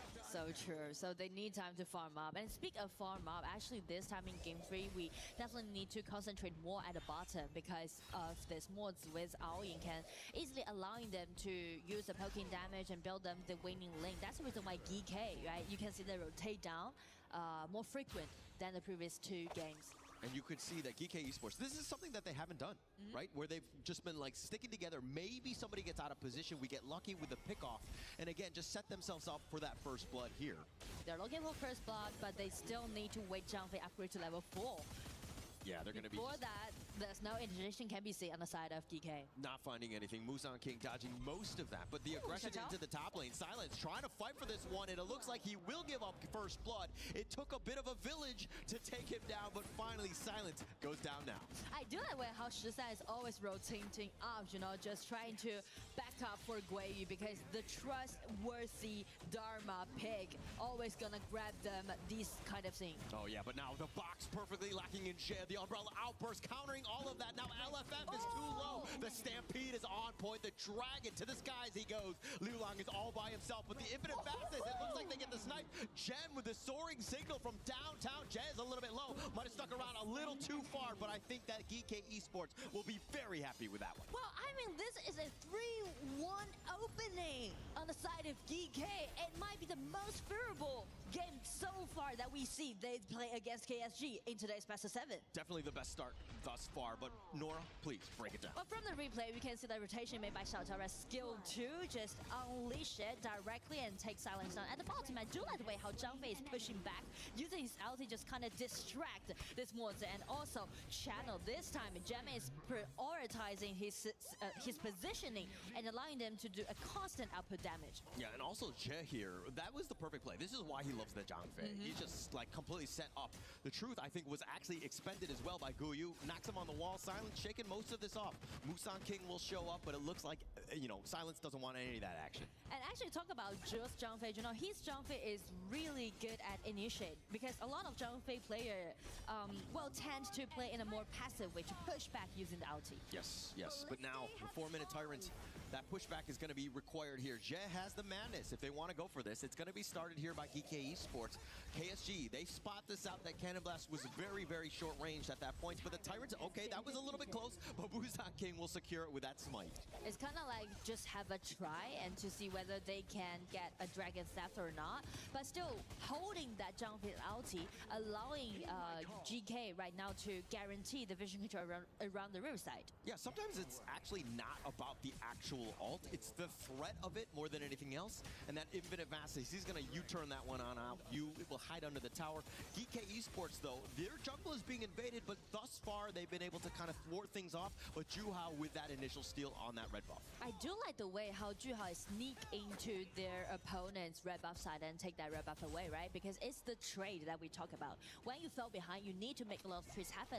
Make sure that you're still gonna equalize in the whole situation. Yeah, but you're also, when you're looking for trades, you're looking for a slight edge, right? And I think Geekay Esports right now, losing a little bit on that side, you're kind of letting get a little bit out of control here. This Ogryn could be very scary in that mid game. So that's the reason why they're trying to concentrate and pushing at the bottom. It's going to be the stun coming out from Woods, coming up with Yu's burst out damage. Just force Gem to retreat, take one step, Geekay dẫn tiền nè. the vision control riverside, and it's come Juhao getting in, double buff on. I do like the way how they're trying to poking down the damage, and because that's the main reason why they're taking all those compositions. Oh, the Conductor of Souls all the way in the back. Juhao understanding that, hey, I'm very tanky. I can get on out with my path of passing. Musang King has showed up. KSG are like, okay, the numbers slightly starting to favor. Don't want to get into that fight. But now with Guiyu looking to make his way into the mid lane, this is a potential ambush here. And not only you mentioned to KSG, actually when they are pressing at the bottom, Fatigue, Silence also also take tier 1 tower down at the top.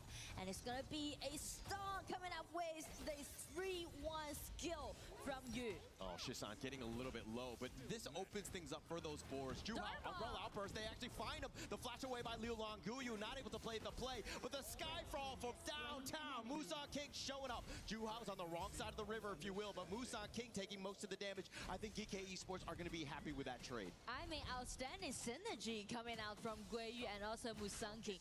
Guiyu was sneak at the back and also instantly triggered out his ulti with a flash can control upon Liu Lang's Garuda and let Musan King to take the kill. Yeah, Gem finding LFF, just walking him down. The infinite fastness used like, okay, I've gone a little too aggressive. I will hide under the tower, but Geekay Esports finding ways to take over this game. And I mean, finding ways, not only taking those kills, this might be the most popular game that we might see that Geekay has the possibility to win against KSG. Looking good thus far, right? I don't want to jinx it, far, so but good, the net worth is only about 500 gold, which is not enough, and you're kind of thinking, oh, we're early, but it's only 7 minutes. Let's calm down. KSG still can take over this game at any moment. Yeah, I mean, like, the possibility is there, right, for game 3, because we've seen, like, in the previous 2 matches, actually, KSG just nailed it down in quite a one way. But as for game 3, Geekay is trying to hide their visions and trying to make a lot of things happen. Yeah, and cutting the creeps here, this is very smart by Gem. Further push, and this is opening things up for this Overlord. They know that KSG are somewhere towards the south, and now they're more rotating in the mid. Now they're going to be showing up, but the Overlord already didn't taken. Now with that Wings of Judgment, trying to go on to Shisan, he's going to be controlled. Juhao gets the Seer State on that. LFF is on the side. It looks like Yu is a little bit low himself. He wants to go in. Musan King is so low himself, but Silence have been taken down. They find Ja. The control is on, and Gem needs to be careful. Juhao is a bit of a raid boss, if you will, but they push them away. It's a 2-for-1 in favor of KSG. I mean, Juhao is holding very well, and it might be the turning point of game 3. You can see, like, there's so many ways for KSG to figure out when they fell behind what they're gonna do, right? First thing first, they let Silence to farm up at the side lane, make sure that Fatigue won't fall behind, and allowing Fatigue to have enough damage out upon this Shelter and also channel. And just check Liu Lang's ulti, shred down Zhangfei's HP instantly, and allowing this Ogren to get in and to track them down. Yeah, and if we're also looking at the kills here, I mean, first off, break this one down. Well, I mean, from the replay, we can clearly see that Garuda, right? Liu Lang just take that Xiao Chao's HP bar down easily, and just after Juhao 6-3 cho Geekay ạ. Chẳng lẽ là một ván thắng Geekay chăng? Nhưng mà tiền thì vẫn cân.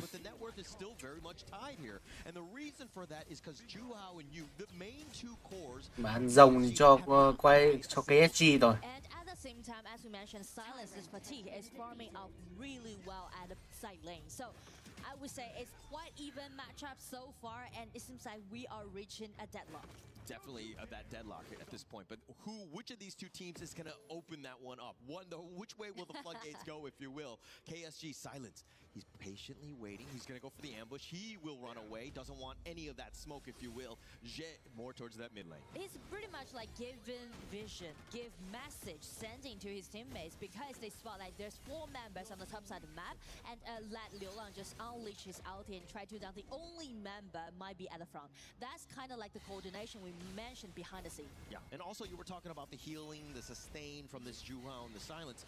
Shisan does have the Venomous Stamp, so if there is able to kind of get that, that debuff on, and now with his leader stance, the Crimson Golem being pushed away, Jet getting a little bit low himself, but Guyu on the flank, tried to go for LFF, is not going to be enough. It looks like they're going to have a 2-man stun with that Cannon Blast.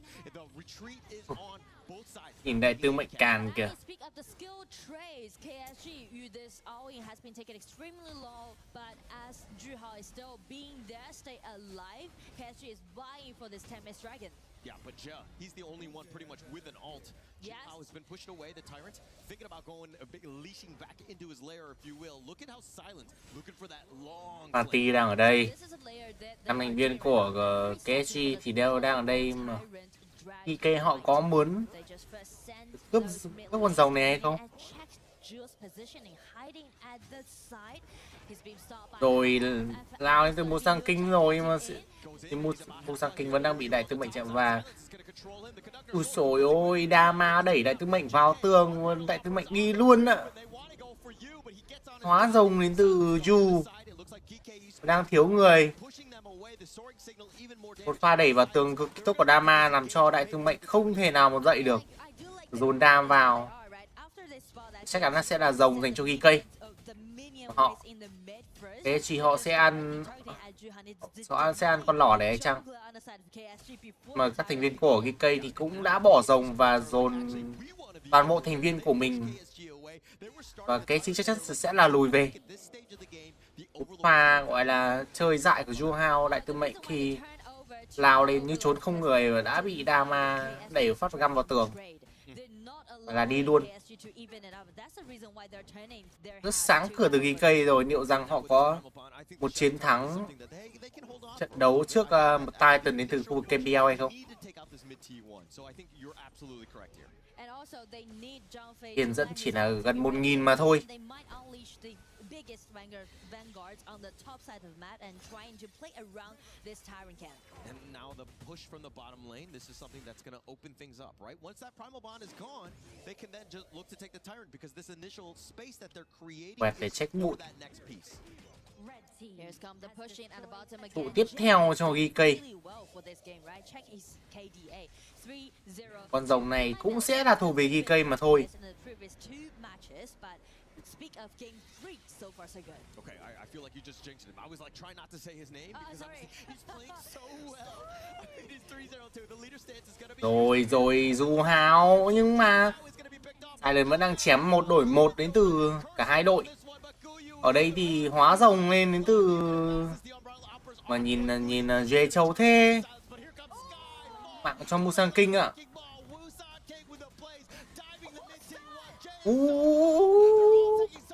Garuda 2 đổi 2.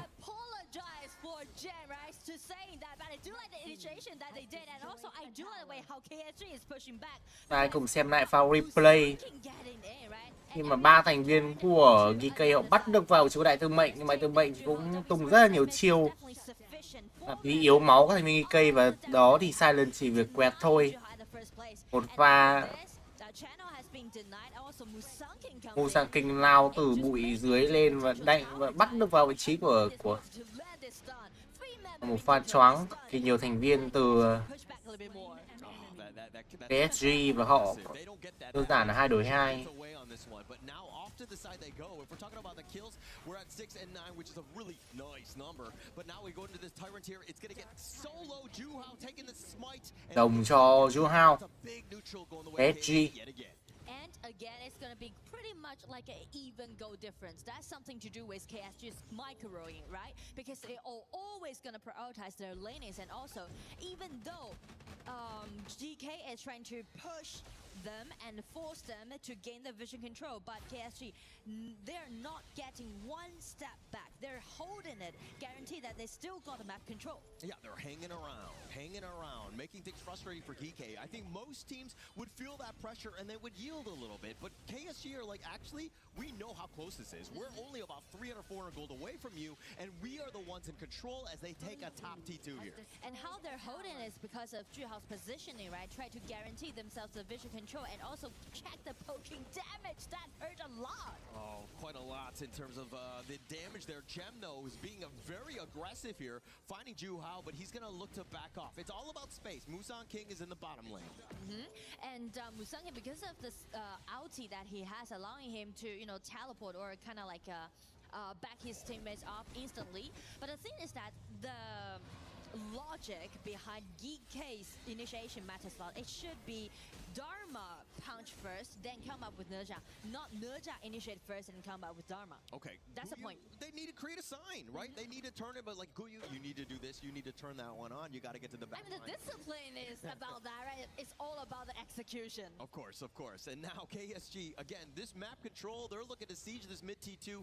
Geekay Esports aren't even in the right spot for it. They take that for free, but look at this long range flank. This is pretty much all in if you want to go. Yeah. Gem, this is a very dangerous spot to be in. And check the mid lane, King, right? Musang King was alone, but he is doing it at 1 versus 2. He's aiming at this Aoin, but Aoin didn't even break out his ulti, just take NHheit down. Yeah, and they were going for the flank for what cause? They didn't find anything, and again, Musang King getting isolated in that 1v2. That's a numbers advantage. Geekay need to be very careful. It looks like they think they're aggressive. The Cannon Blast on the Gem, fighting him. The Leaping Savior, will they find you? He gets the snipe.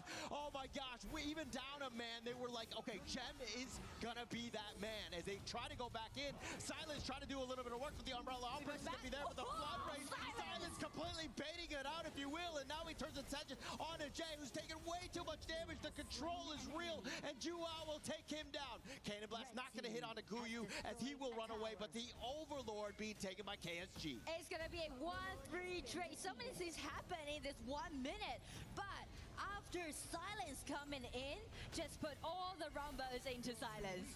Everything being thrown at him, and they thought that, okay, they would take him down, but the Blood Rage can completely catch people off guard. He was so low, but again, DJ Nora, break it down. Well, I mean, like, after Fatih just jumping in, he was instantly pushed back by the Shangfei, but breaking out his Pure Sky and also the item he got, granting him extra shield, allowing him to deny Gem after all. And that's how you just take over this game, right? And I think that Musang King, you're seeing him like scratching his head. He's like, oh my gosh, right? That was a moment where you're thinking, oh, we got these guys on the ropes, and now they are on the ropes. The tides have turned, if you will. Yeah, I mean, especially Musang King was denied at the first place. He was actually observing all the things happening, right? Because he was like waiting for like revive again. Yes, and now it looks like KSG taking the bottom T2. Now they're looking to go high ground on this one. But look at Musang King, looking for the flank. Maybe you take out a Vanguard, but the bottom T3 taking quite a bit of damage. It doesn't look like Geekay Esports are ready to go with this initiation. They're enclosing. Looking in around. These Vanguards still there. That's going to probably spot out Musang King. He is again going the long way around. They're enclosing and trying to make something happen, but Zhangfei without the ulti, he has been taken extremely low. Oh, but now it looks like he's going to get on his Dragon. You spotted out by Musang King. He's been thwarted with that one. The Cannon Blast on top of him. So if anything, they've stopped it. And now with you, without that all infinite vastness, this is a potential opportunity. Mid T3 had been taken down though. But you can see like KSG, when they're pushing, they're not in rush, right? They're trying to bait, they're trying to kite, and also they are always going to be so alarmed by the missing point outside of Geekay. Yeah, and taking yet another Tyrant here. This is a game that is kind of completely shifted in favor of KSG now. I mean, it's only about a 1,000 gold lead. Geekay Esports still have a chance, but they're losing their jungle. They're losing the small pieces that will help compound KSG's growth and potential victory in this one. And also the most scary part when you're playing a composition with Garuda is that when Garuda wins the upper hand, the vision is all wide open for this hero to landing all those long attacking range, poking your HP bar down. Yeah, doing quite a bit of damage. I mean, if you're looking at this net worth, he has a 2K lead over Shisan. And mind you, Shisan is on this AG.AL. This is more of like a secondary support. He's looking for those stuns. But the damage from the KSG side, that is what has been able to kind of chew through all of these big, shieldy, big dudes, bruisers, if you will, from Geekay. And I do like the way how Gem, this channel, is building up his final item with that Siege Breaker, right? Make him squishier, but like more explosive. Going into today, I knew that, you know, potentially looking at this series as probably one of the more competitive ones, but I did not have Tempest Dragon on my bingo card. It's looking to be up in about 35 seconds. Geekay Esports on the prowl. They want to go for you, who's a little bit low, but Musang King, he got killed in the top lane. It looks like Silence is doing some serious work, and now with the numbers advantage, the shields are on for Geekay Esports. They have to defend this crystal, but again, the minion wave is not there. It looks like KSG will hold, at least slow down this assault. I mean, when everyone is focusing at the bottom chaos, actually Silence just make a lot of things happen at the top lane as a 1-1 solo. Yeah, and now Gem actually flashing. Jet has to use his umbrella outburst. They actually find AG.AL, the Conductor of Souls, completely whiffing. He's going to be focused down, but Guyu is going to be the first to fall. They've got the Sage's Sanctuary popped on him as well. It looks like Silence will, in fact, fall as well. They find Gem. Off to the side they go. They're trying to go for Jet, who's got the shield. Shisan is there, but now he's going to be focused in. He's going to go golden, at least for now. They actually get AG.AL, and Shisan somehow holding on as Musang King is respawned. Oh, the Skyfall. They're going in. I'm so sorry, you. He's coming in like a wrecking ball. If he's able to take him out, and that's going to be Sage's Sanctuary. Musang King, he's going to take him down. Oh, the shield. It's not enough damage, and it looks like Musang King misses.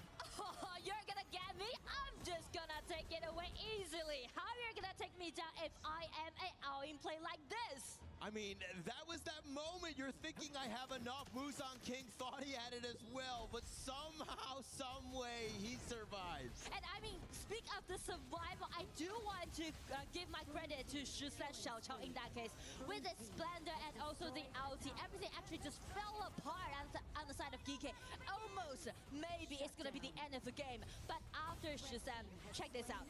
With the Splendor, with the ulti, just take all those members to be extremely low after this. Yeah, and now this is that Skyfall. He found you, who's low, but he just barely healed off of the boars. And that was the Sage of Sanctuary that got popped. He stuck around. He's so low, but the shield, and he ends up killing the boars. The lifesteal was enough to keep you alive. It was the micro plays and you with the micro win to stay alive. And also the first reaction, because he changed that resurrection to that Destiny in like 0.2 seconds, allowing him to get extra life. Yeah, actually, that was just perfectly used. Infinite Vast is off the side. The Umbrella Opera's on to Silence. But how they get the pick off. LFF is doing some work, and they find Jen, who's going to be killed. LFF uses the box with Shisan. He's going to go down. Silence is doing some serious work, as well as Musang King, who's looking to go for you. He wants that revenge. I let him go the first time, but it looks like Musang King will fall. That's going to be Sage's Sanctuary. Off to the side they go. Guyu, he's trying to knock around Silence. Jen,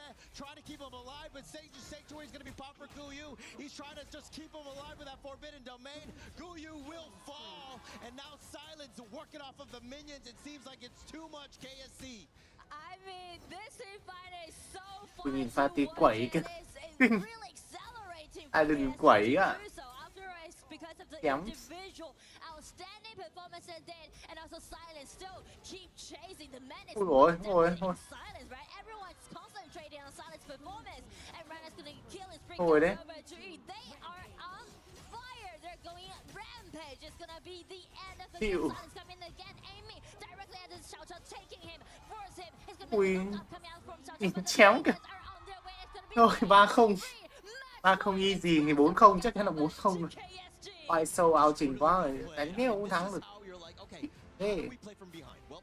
Ôi trời nhìn. It's about that map control, getting those picks and trusting your cores to get that farm, that net worth, if you will, to take them over the edge. And come these team fights, they were so close. The micro plays just enough to keep KSG in the lead here. I do like the way how they are equalizing the whole game when they fell behind, right? Speak of KSG, and also check out the side laners' performance. We mentioned like either Silence or Yu, they just started their career this year. Yeah, starting. So young, so potential, so talented. And just check out Aoyin's play in this game 1 versus 2 again at the bottom lane, right? Just holding himself very well. And just check Silence. The man is always exciting in the early stage, but after he's fully decked out, he's going to shine out on the stage. Yeah, if there's ever a game where I was just like, okay, I'm proud of the effort and the impact that Geekay Esports had, that's the team that we were looking for. That's the competitiveness.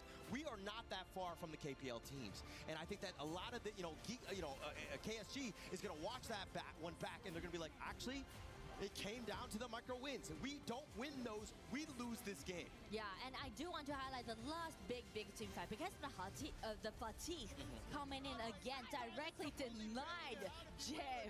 Well, everyone just enjoying the whole game, so does we. And also, the splendor that Shisan has for this team fight also hold them back a little bit more, buy them more time, but it seems like a bit too late for them to turn the table around. An amazing game 3, but unfortunately, Geekay Esports on the bottom of this one, 0-3. But let's see what the panel had to say about this one.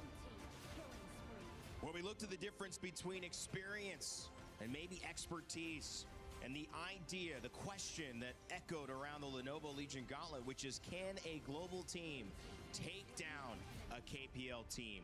With that performance, despite it not going GK Esports' way, Isaac and Sagi, it certainly is a resounding yes. That could have been the game. It wasn't, but wow, the energy has shifted, and you certainly feel like there could be hope once again. Every single KWC, I always look for the one game, the one moment that is going to be remembered by everyone. And this game is going to be remembered as just telling us exactly, we are not that far away. It is not crazy thinking about taking the game, taking a couple of them, because you pushed all the way, the KPL champions, you pushed them to 23 minutes in the game. I was here with Sagi, we were looking at the game.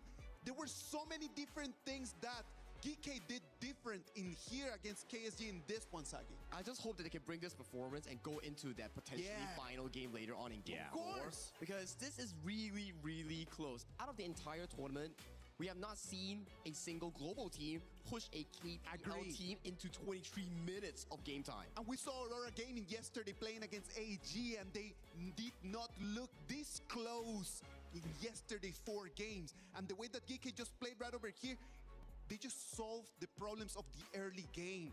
They decided themselves, you know what? What about if we start making those 3-man rotations instead of making the 1v1s, the 2v1s? Let's just make 3-man rotations and they start opening the game in there. And you gotta wonder, right? What exactly happened later on that really allowed the side of KSG to really come back? It was one word: silence.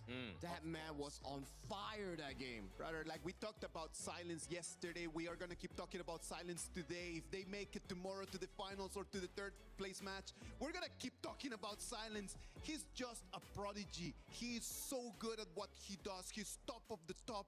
And I sincerely believe that without that fatigue over there, most likely they might not have the opportunity to come back in there in the late game. Yeah, you talked about late game, and you were mentioning here on the desk, we have a chance to sometimes watch it here. Sometimes we'll go in the green room. This game, as you can imagine, everyone was up, down, on their knees, jumping up here and there, saying, is it going to happen for Musan King snipe and late rotation under that tower to ultimately Fatih saying he might be a problem late game. Of course. And he ended up being one, Sagi. They were calling it out, right? Especially I remember going on towards the broadcast segment with Nora and also Holler. They're saying that, okay, this Fatih is not going to be doing so well in towards that early game. They were punishing him really hard. But come the late game, he was always finding Shisan and also Gem towards that backline. And if he couldn't, that could be potentially Global's first win. But he did, and Global was silent again. Well, I don't want to mention any of the mistakes because there were very few things that Geekay could have done better than this. In this game, they exactly just took advantage of their composition. They understood the tempos. The problem in there was not finishing the game at 18-19 because you get to the 20 when the Tempest Dragon fight is right over there. You know that the Fatih is going to have his eyes on the channel. Well, you know, one thing that's interesting to me is, and Sagi said I was learning, which is great, but I think it's also, it might have been a good draft because I could name every single hero that Geekay Esports was playing. Nice. And so he was like, wow, you're learning. It's like, well, also, does that mean that they're picking some pretty notable characters? Sagi, I know you've got some Telestrator lined up for us. If it's working out, let us know what you thought and focused on. I'm just going to help you out with that, Mike. All right, let's get it here. So we're not going to go through a lot because we don't really have a lot of time. But let's take a look at the one of the final few fights that was the most, I would say, exciting ones. Take a look at what exactly happened here. The fight started off with Kuaishou coming in here, finding a 2-man flank towards the back line here. That's not all. Towards this specific play itself, you were thinking that, oh, is this game over because we have Kuaishou down, Musan King down? Then you take a look at Shisan's position. This man was just hiding every single one, and then the final splendor to catch every single member from the enemy team. When Musan King pops up, he comes in with the Skyfall and charges straight towards the side of you here. And I remember what Nora said on the broadcast just now.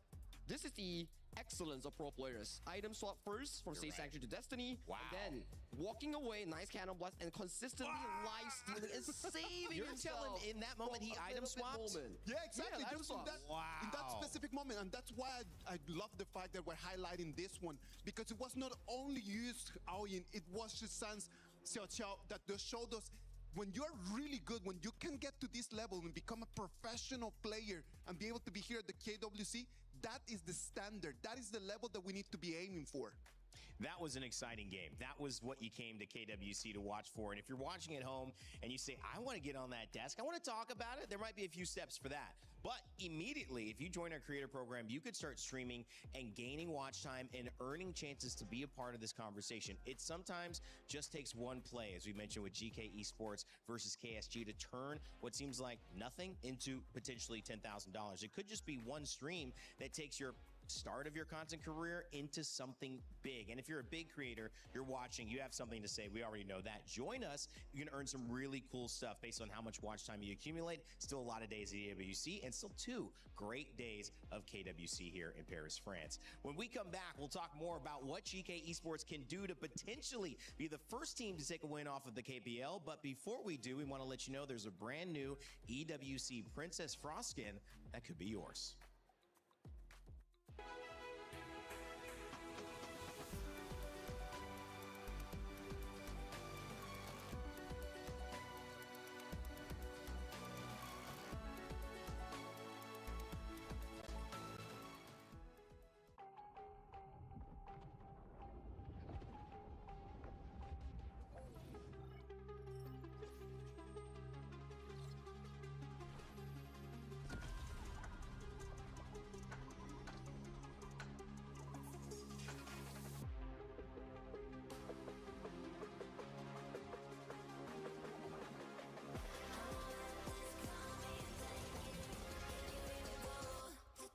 We're the champions, ready to go. Yeah, we're made out of gold, never letting it go. Got your back, yeah, coming strong in the storm. Do you wanna go up in fortune, valor crowning honor? Yeah, crowning honor.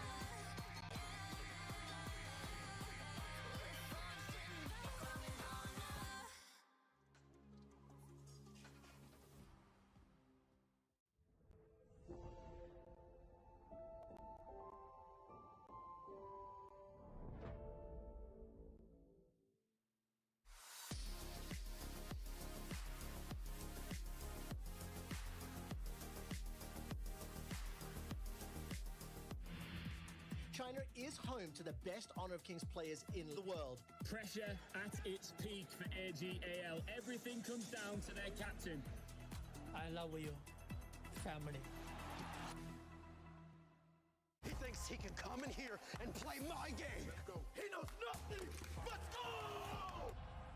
Tyler 1, you're done.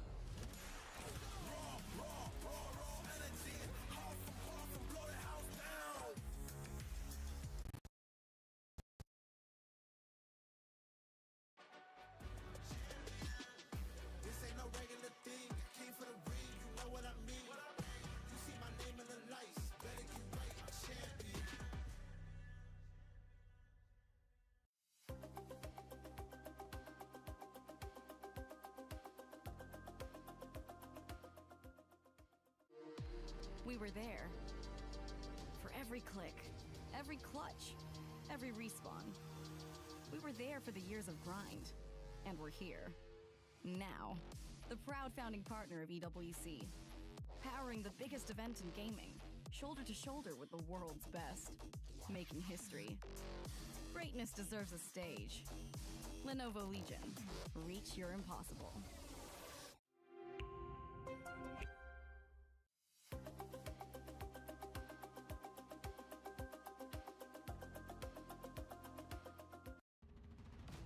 You know, that's an appropriate last screen. Reach for the impossible. Well, that has almost been grasped here in the middle of the Lenovo. For every click, every clutch, every respawn. We were there. Now. The proud founding partner of EWC. Powering the biggest event in gaming. Shoulder to shoulder with the world's best. Greatness deserves a stage. Lenovo Legion. Reach your impossible. Maybe 23 minutes could have been the difference between $10,000 and making history here in Paris, taking a single game off a KPL team who have traveled here to China, from China to make their way to the grand finals. On the flip side, KSG have found themselves undaunting in terms of taking on an opponent and finding a way, no matter what, against the odds, to find a win. They are 10 and now 11 wins in a row. If they go 12, they will have a spot, Isaac, in our grand finals tomorrow. I love the momentum that Geekay has going on right now, because right now you understood that you can actually do it. And from now on, it's a best of one. That's it. Just go in with everything you have. Enjoy the game, because this might be your last opportunity in here on trying to take your hands on the trophy. And you can think of it towards the good side, right? If you lose, there's still the third placer match. But you don't want to think about it here. I want them to lock in. Think about what the good happens back in game 3. What really propelled them forward to go 50-50 toe-to-toe with the KPL Giants. I feel like Shishan had a really good game on the Angela, but couldn't convert some of the ults to punish them. The Xiao Xiao ended up being that mid that really helped. Chano and Jim, they went unkillable for about 17 minutes until that final caster curse from Nora. But if they can do it again, they'll have a chance. So with that, let's send it back over to Holler and Nora, see if we get our first grand finalist or if GK make history. So it looks like everybody's on the same page. I mean, everything was going well for Geekay Esports until the curse was actually exuded there by Nora here. But now let's talk about game number 4. Your thoughts on this one? What do they need to do better? All right, I'm gonna be a reader when we're diving into the drops, okay? Okay, all right. And, right now, I'm looking for a potential Leon and Frost combo again coming out from Geekay. But since this time they're on the blue side and Guan Yu is still available for KSG, so I would say maybe they're just looking for something more well-rounded. Maybe Haya will be available. But speaking of that, Haya, KSG also had Zhang Fei in their hands, so that's the reason why KSG are drafting in this kind of way when they're playing best of 7, right? Always saving cards for those potential counterattacks towards the signature heroes coming out from GK. Yeah, it looks like they're going to just go with the Guyu Fatih to kind of start things off. Just set that up. Plus, it doesn't really show your hand in terms of how this draft is going to go. And I like it how what Isaac was saying, when the sense that, hey, you got to look at these things as best of 1. I actually think that you don't even think about this, like what you need to play, how to move on, the trophy, all of that stuff. At this point, if you take down KSG, a single game is going to yield you $10,000, right? That's the Titan Slayer, and that bounty, that should be what you're looking for right now. And just making some money, and then hopefully we can build a little momentum into the series. Yeah, and I mean, like, speak of their stakes, right? I mean, last game they did it really well when they played against KSG. That was a really close game when they played against KSG. So this time, KSG are also looking for some stability at the bottom, right? They're pairing this Ring with Zhang Fei, very solid at the bottom, and also Haya. Always love watching Liu Liang playing this Haya. Yes, always exciting, always able to have that abduction, if you will. Really sets the tone in terms of how you're going back. But again, I just want to go back to that Titan Slayer because, again, how many opportunities do you have where you play one game, you win 10,000 USD? That's a lot. Because generally speaking, when I play one game of ranked, I'm in the negative because I have to pay for my therapy bills. Yeah, I mean, if you just put it into it, because the average game time will be like 20 minutes. Right, so right. How much money you will make, like, per minute? Yeah. Beyond that, I would say still they're holding it very well. And since KSG is reaching their match point this time, they're looking for a well-rounded composition. They're trying to prioritize Liu Lang using this Haya.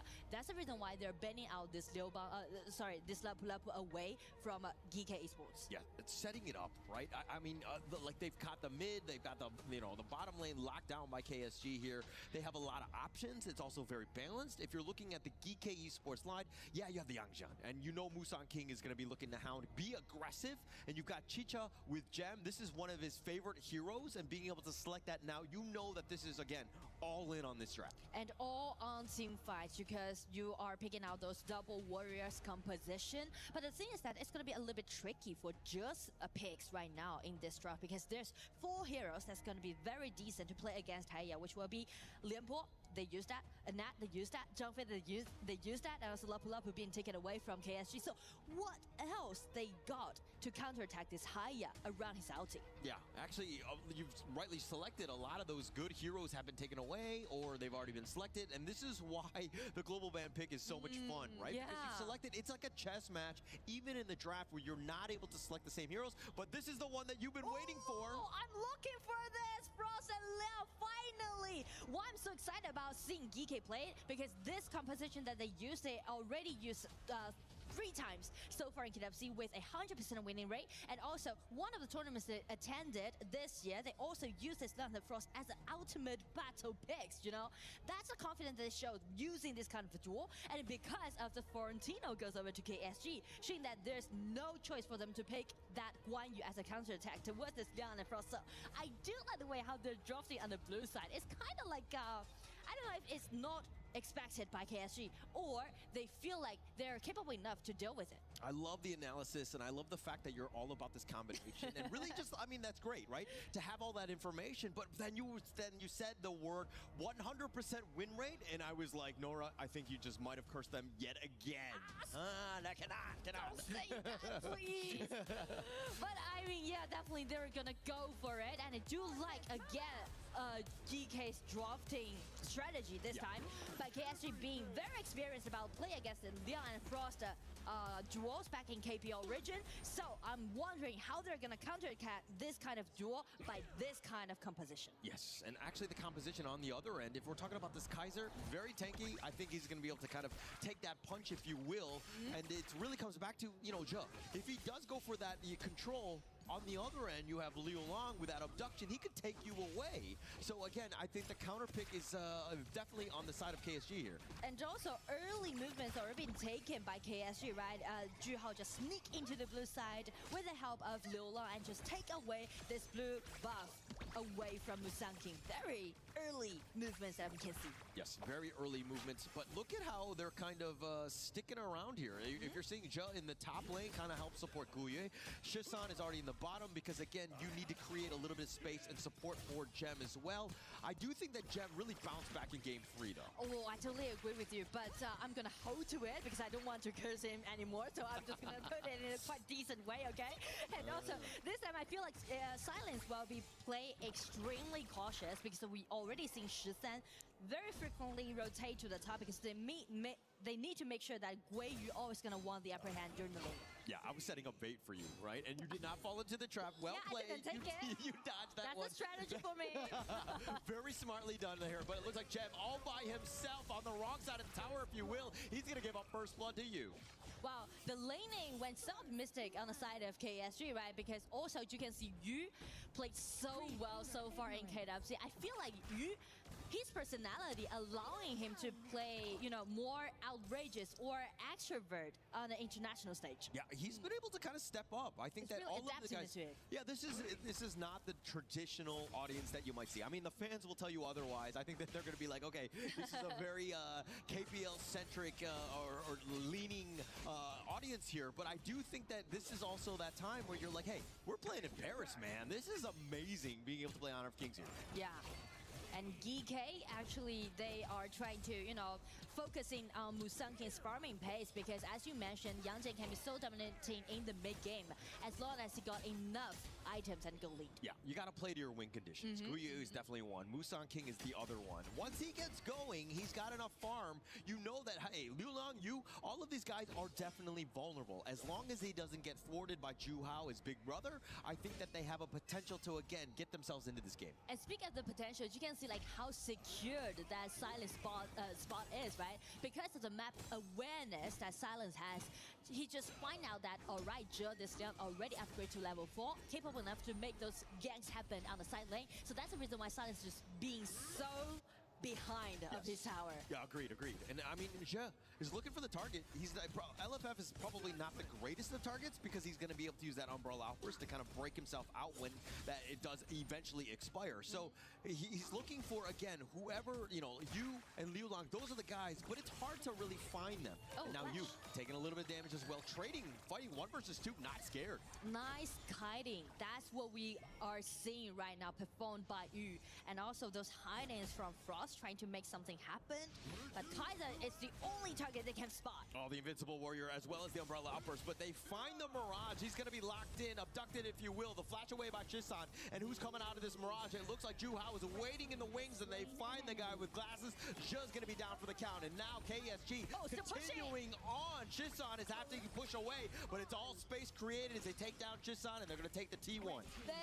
Everything just happened in one single skill trade, but KSG is definitely destroying Geekay by that slight opportunity that they find out. Yeah, they'll take everything. And KSG, this is why they're so good, right? The way that they're able to take them all down.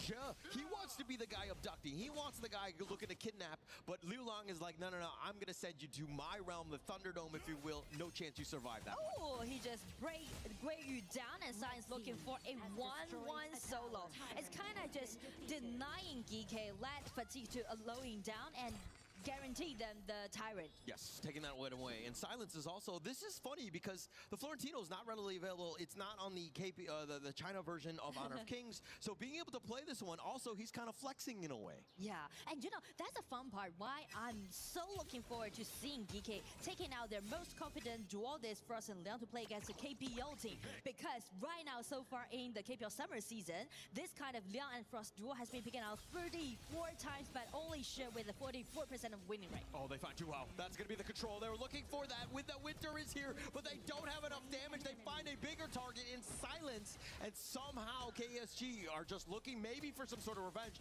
LFF is maybe looking to jump in with the Stampede. He hasn't fully committed because he knows that Yu is a little wary about that initiation. I mean, nice gank and nice synergy can be seen from Geekay, right? Just take Silence down instantly by using those ulti, by using those combos. That's the reason why I made them with a 100% winning rate so far in KWC. Yep. And I mean, it's a great pick-off, but they're definitely behind. And Leon, anytime you're behind, it's a losing game. It's not a great one. And if he's able to find it, because the rest of KSG are like, okay, you locked me down, but can you actually kill me? They're tanky. Yeah, I mean, speak of the tankiness, it is Juhao actually holding it because of the Kaiser's ulti, allowing them to gain the vision control, and also Zhangfei's always come for help to secure that they are gonna stay survive when they face against this Leon's ulti. Yeah, and it looks like Juhao popping the Invincible Warrior for space created. They're gonna take the Azure Golem. KSG right now invading the enemy jungle. Geekay Esports right now, they're on the defensive already. And you mentioned about the jungle contest again, which is really crucial in this stage, because you mentioned about the only best advantage coming out from Geekay's composition while relying on Musang, his Yangjin. But since Juhao is constantly doing those invasions happen, so the goal difference is definitely out there. Yes, definitely. And it's like the perfect counter pick, right? This Kaiser has just been like, you're all offense, we're kind of defensive. We're able to kind of withstand the storm, if you will, and they've been able to fight. And if you're looking at this net worth, I mean, it's more in favor of KSG, way more difficult of a game for Geekay. I mean, how could this red buff happen? Is this like a skill 2 that Leon landed on around that camp? I'm not sure, because the red buff are actually on just Leon right now. Yes, on this point. Shisan looking for maybe some sort of catch. LFF, not the greatest of targets, and this is why the Zhangfei, so difficult to deal with at times. With the bottom teleport, it looks like they want to start some sort of fight. Maybe they look to hold this, but Musang King, he's going to be under the tower. The Invincible Warrior being turned around by Juhao. He's fighting 1 versus 2 with that umbrella offers. They find Zhe. The Stampede is on point, and now KSG with this man advantage. Looking off to the flank, and they have the Mirage, they have Jam in, and it looks like the solo kill by Liu Lang, all KSG this game. I mean, again, individual beautiful plays. That's what we can see from KSG, right?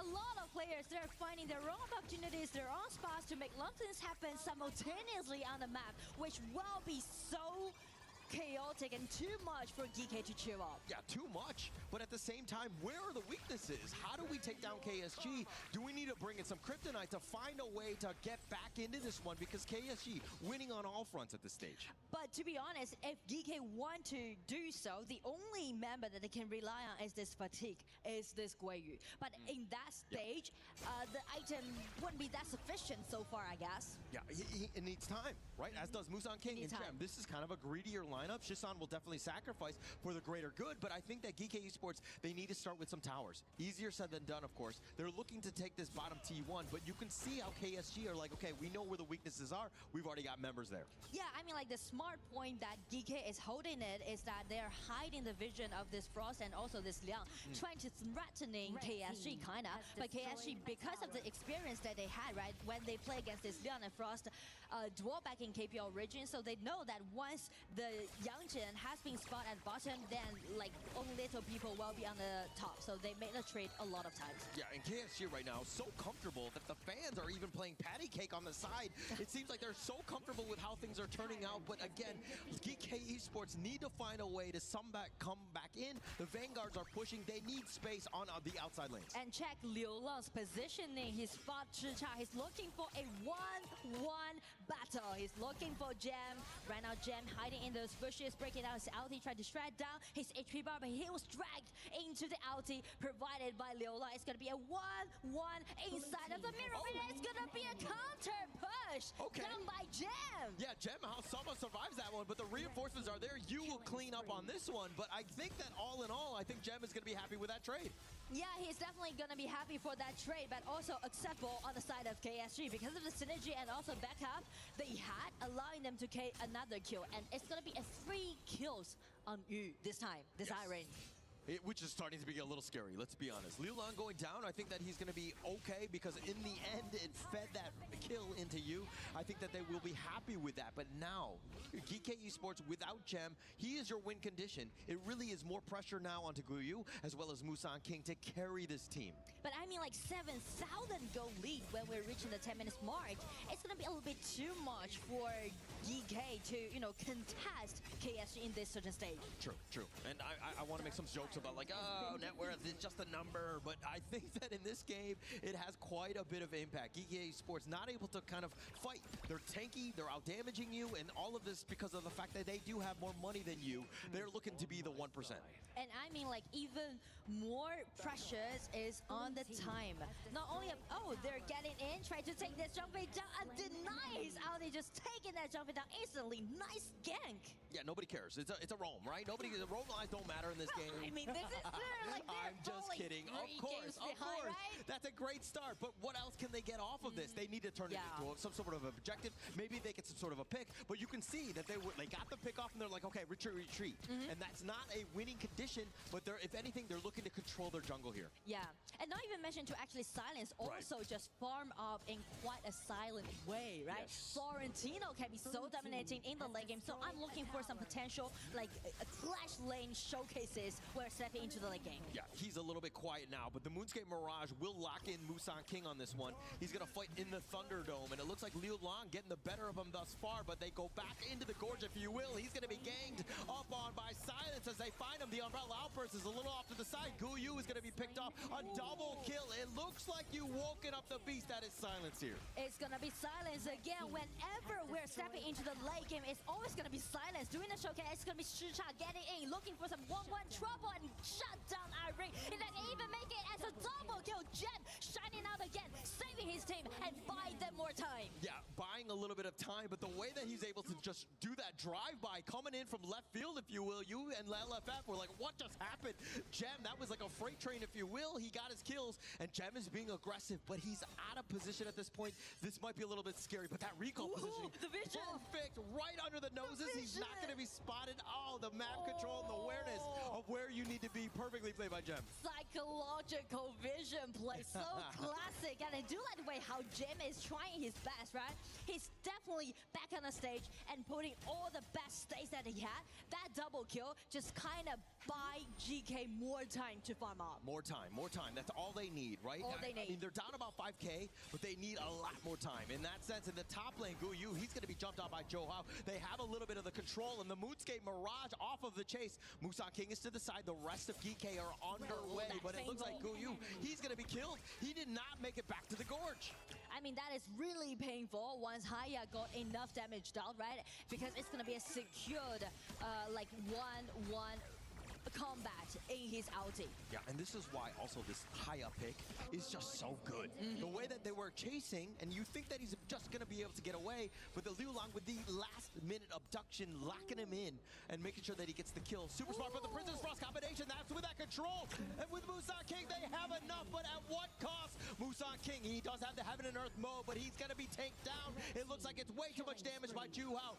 Is running for the hills. He's trying to find a library. Maybe he gets himself on out with his recall, but Juhao, he's not going to let anybody go. No chance.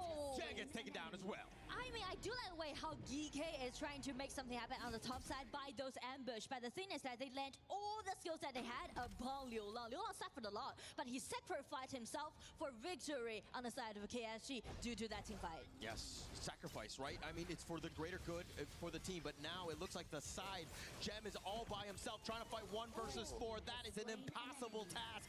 Udall taking him down as well. I feel like when Geekay fell behind, they are looking for some potential showcases individually, which probably might have the chance help them to bring the the team back. But the thing is that once you scattered, especially when you're playing those duels like Frost and Liang, you're kind of just shred your own strength down, right? Because KSG just gonna take you down one by one. True. Taking it down, but again, they're looking for the split push, but the Umbrella Upper is catching on to 2. It looks like they're gonna dive the tower. They don't even care. Shisan is gonna be taken down as well as Jin. They throw back Mozan King. He says, where are you gonna go? And it looks like KSG have punched their ticket into the grand finals tomorrow. It's gonna be the first team getting into the final, being so far undefeated in KWC. It's gonna be another clean 4-0 victory goes over to KSG. We're so amazed about their performance, not only KWC, but also so far in this year's journey, because they, as the new crowned championship back in KPL spring season, they made their name crowned in the history, and right now stepping into the international stage, being the first one getting to the final. They are trying to be the new memorable team in KWC. Yes, and a valiant effort, if anything, by Geekay Esports. They actually had a decent amount of fights, showing us that, hey, we're getting closer as a global team. We're just not there yet. Kuaishou Gaming, just too much in the end. Too strong, too clean, everything going their way. Kuaishou Gaming, just congratulations as they move on. And I mean, like, speak of the last game, right? They are too clear about how they're gonna play against with the Frost and Liang duel, because they play against it so much. And also, I'm so amazed about Silent's performance, this Florentino, because he's kind of new to this hero, but still doing it really well. Yeah, Silence, just silencing Geekay Esports. They had no answers once he got going. And the way that Kuaishou Gaming was just able to dive, they were not playing scared whatsoever, finding those pickups and turning that big net worth advantage into a huge lead as they took this one 4-0. But let's see exactly who the winner's interview will be with, Mara or Scott. Let's shout out for KSG one more time, please. Guys, thank you so much. Congratulations, Jihao, congratulations to KSG as well, being the first team make it to the grand final. So I was wondering what you're talking about, what you guys talking about back then. 首先恭喜Jihao，也恭喜 KSG 可以进入我们本次比赛的决赛。刚才大家聊得很热络，包括你现在的心情会在想什么呢？想快点打决赛吧。We wanted to make it into the grand final so much. We're looking forward to the final tomorrow. So this is a crazy year for KSG. So what are the different feelings now going to another grand final for KWC 2026 after you're becoming the champion for KPL Spring Season? 其实今年 KSG 的成绩真的非常好，你们在春季赛获得了冠军，然后这一次呢又进入 KWC 的决赛，这样子的一个经历会不会给你现在有不同的感受啊？其实还好，因为体验过了一次了，第二次的话就可能保持一个平常的一个心态了。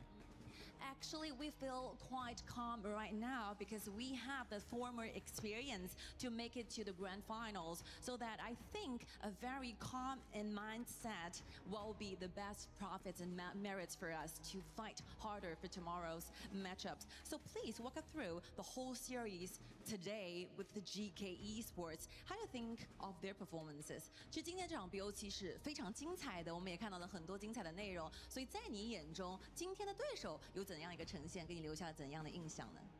我觉得局内给我们的压力挺大的吧，包括他们打团其实特别猛，包括我们第3局可能说就差一点翻车了。Actually, during the game, they did give a lot of pressure, especially when it comes to teamfight. They're super aggressive. For that game 3, it's almost for them to win over us. It's quite a threat, but we made it happen for the game 3. And after all, it's a 4-0, so we feel quite satisfied with our performances. So any words for them to continue their growth in the future in HOK? 其实我相信你们的对手目前也在走你们当时的来时路，对不对？所以作为前辈，有怎样的一些建议可以给到他们，让他们在未来更快速的成长呢？首先我已经觉得他们已经是马来西亚就是非常强的一个战队了，然后包括我跟对面的焦点也有过认识，然后希望他们就保持现在的状态吧，就下一届 EWC。So firstly, I think they are a very strong team from Malaysia, and personally, I was a close friend with their coach, so that I think that they will just keep the confidence inside themselves, and we will see each other in the future in next KWC. So there's one match later. We'll determine who's going to be the opponent for you tomorrow. So who do you have in mind? 下场比赛我们会决对谁是你们明天决赛的对手啊？你觉得会是谁呢？你在笑什么？AG.AL。Any message to him?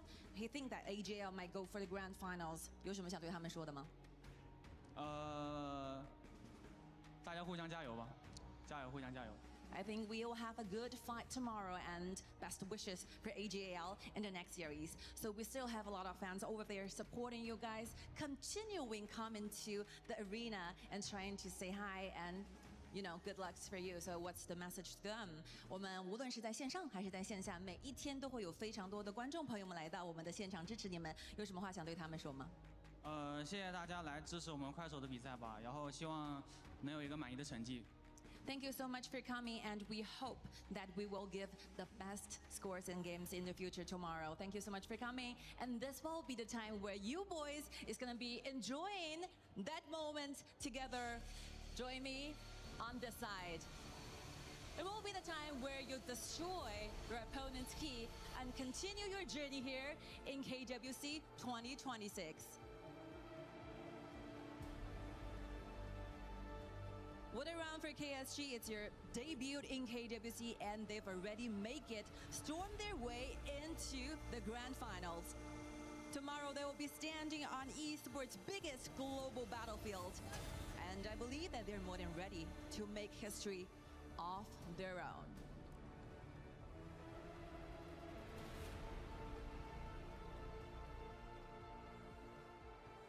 Well, when it comes to history, it has certainly been made here. We've seen KSG punch their ticket to the finals. Coming up in France, you will see them tomorrow go up against whoever challenges them on the other side of the bracket. It could be AG.AL, it could be a KPL matchup, or it could be ROC Esports if they find a way to do yet again what GK Esports were so close to doing but couldn't quite capture. It left us with a great moment though, and something really exciting to talk about even as we close and say goodbye to GK Esports. Their run was great, and I would say, Isaac, it was probably the closest that we've seen a team come to beating a KPL team so far. I've been very blessed to be able just to be commentating and analyzing for Honor of Kings for so many years, and just to see always this discussion about like the global teams, the KPL teams, the distance in between them. And I can tell you that this game right over here for me is one of the top 3 games that we have ever had between a global team and a KPL team. So I'm actually really happy for what they put out there. Geekay, they need to go back home and then just try to become better, stronger, and come back next year with a better plan.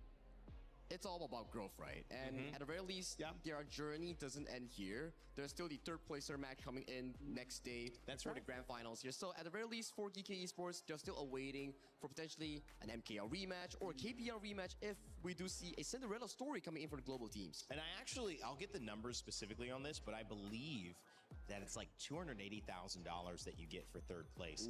And I actually think it's close to $300,000 for 2nd place. So weirdly enough, there could be some serious money on the line that's almost comparable to making it to that grand final. And why shouldn't be? You were just one step closer if you win that 3rd place. Plus, it's not going to be easy either way you look, because you'll have ROC, which will be a challenge globally, or you'll have AG.AL, that would be a fun set to see. We have all our hopes on ROC and AG.AL. and if this whole idea of beating the KPL teams is really going to happen, our last hope is ROC Esports, man. So I hope that everyone who is a global team fan right now can just send their energy and their positive vibes to ROC Esports. I did get some information. It's 280, as I said, for 3rd, but it's 360 for 2nd. So you still get that 80 bump.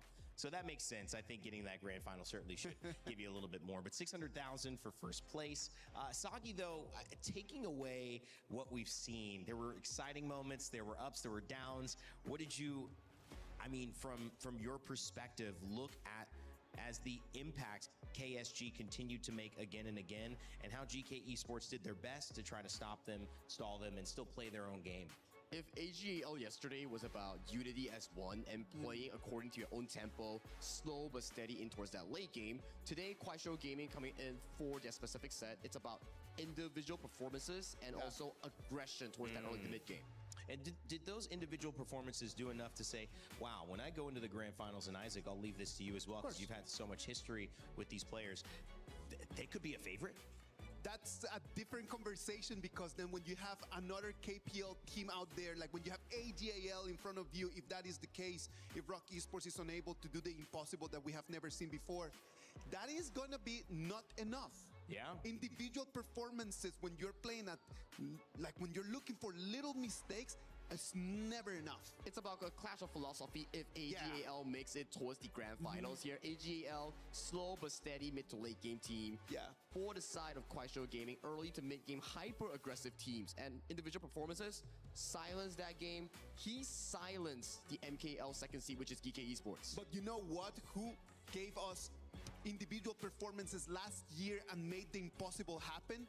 It was the players from ROC Esports, man. That year as Nova Esports, they were able just to come in with individual performances, able to take one game from the KPL teams. I love it. Me too. I'm here for it. I am really counting the minutes for that second game just to come in and to start, man, because I am really going to be looking forward for that. I'm going to take off my jacket and just jump in there and become just one more of the audience. You got to be ready to, throw it over your face, though. Oh, man. I'm telling you. We don't want to know it's you. We want to think, is that Isaac in there? You got to give us your good impression of a fan. I'm gonna just get a marker and just find myself something to write on, and then I'm just gonna be sending messages to everyone. Like, I'm not here. Yeah, you can't get yourself caught slacking off, It's Yeah. like, you told your wife you're coming in for work and not on vacation, Exactly. We're going to clip it. We're going to send it to Isaac's wife. We're going to say, he's not working. You didn't see that first. He's in the crowd. All right, let's take a look at the schedule coming up here at our Lenovo Legion Gauntlet. It has been a gauntlet of games so far. KSG taking down Geekay Esports just like that. 4-0 AG.AL and ROC Esports will be coming up next. And that is a matchup that many are looking at as the hype bringer of this day. AG.AL defending champions. Will they book themselves the second ticket that is available to our final slot? That's going to first put them against KSG, of course, but they've got to get through ROC Esports first. All of that coming up in just a moment, guys. Isaac, Sagi, it's been wonderful having both of you. Thank you very much, Rainday. I will go and watch the games, but I'll see you tomorrow for the Yeah, I'll see you guys as well. It's going to be a blast. All right, coming up here, we've got a little bit of a hiatus, but when we come back, we've got AG.AL and ROC Esports taking the stage. In the meantime, we will keep you entertained with my friend Sagi's Confessions. Is in our DNA. Whenever we let it out, it becomes our superpower. Now imagine an entire city being built to supercharge it. Kadir City, powered by play.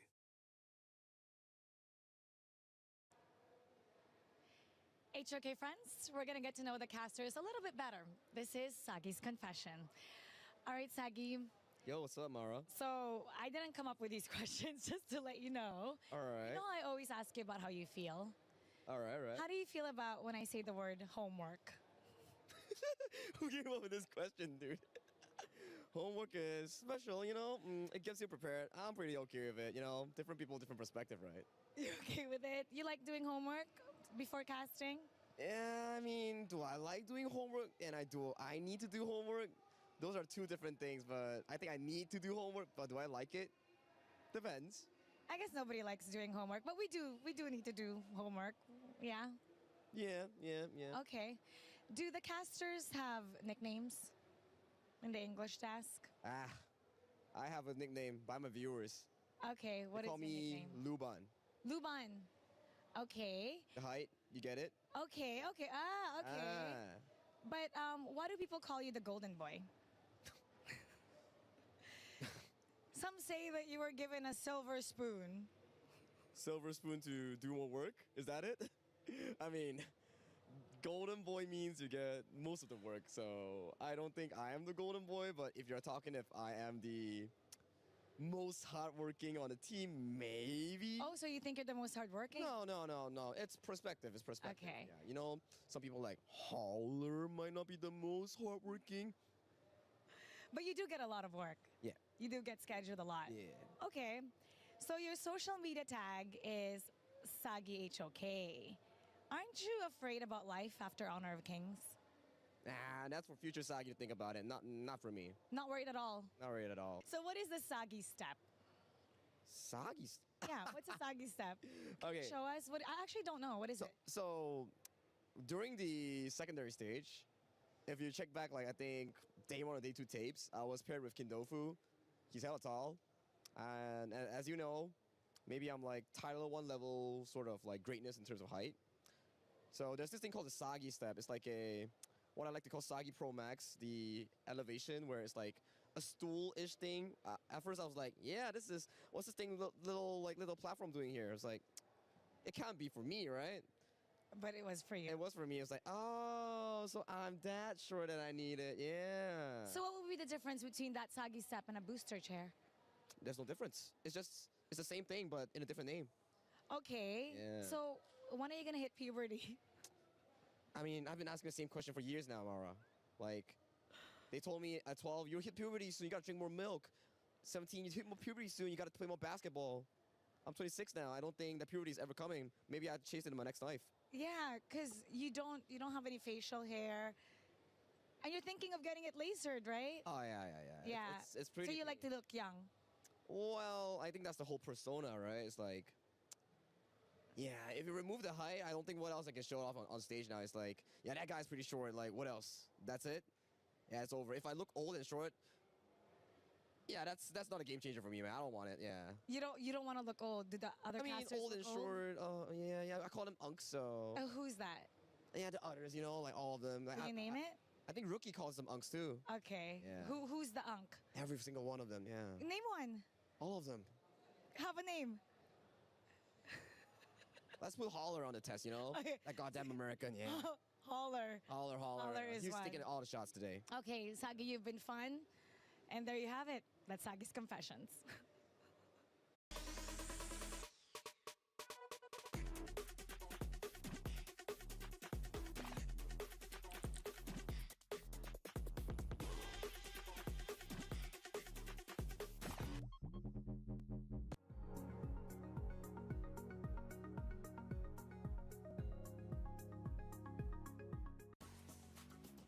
What's up, Unk?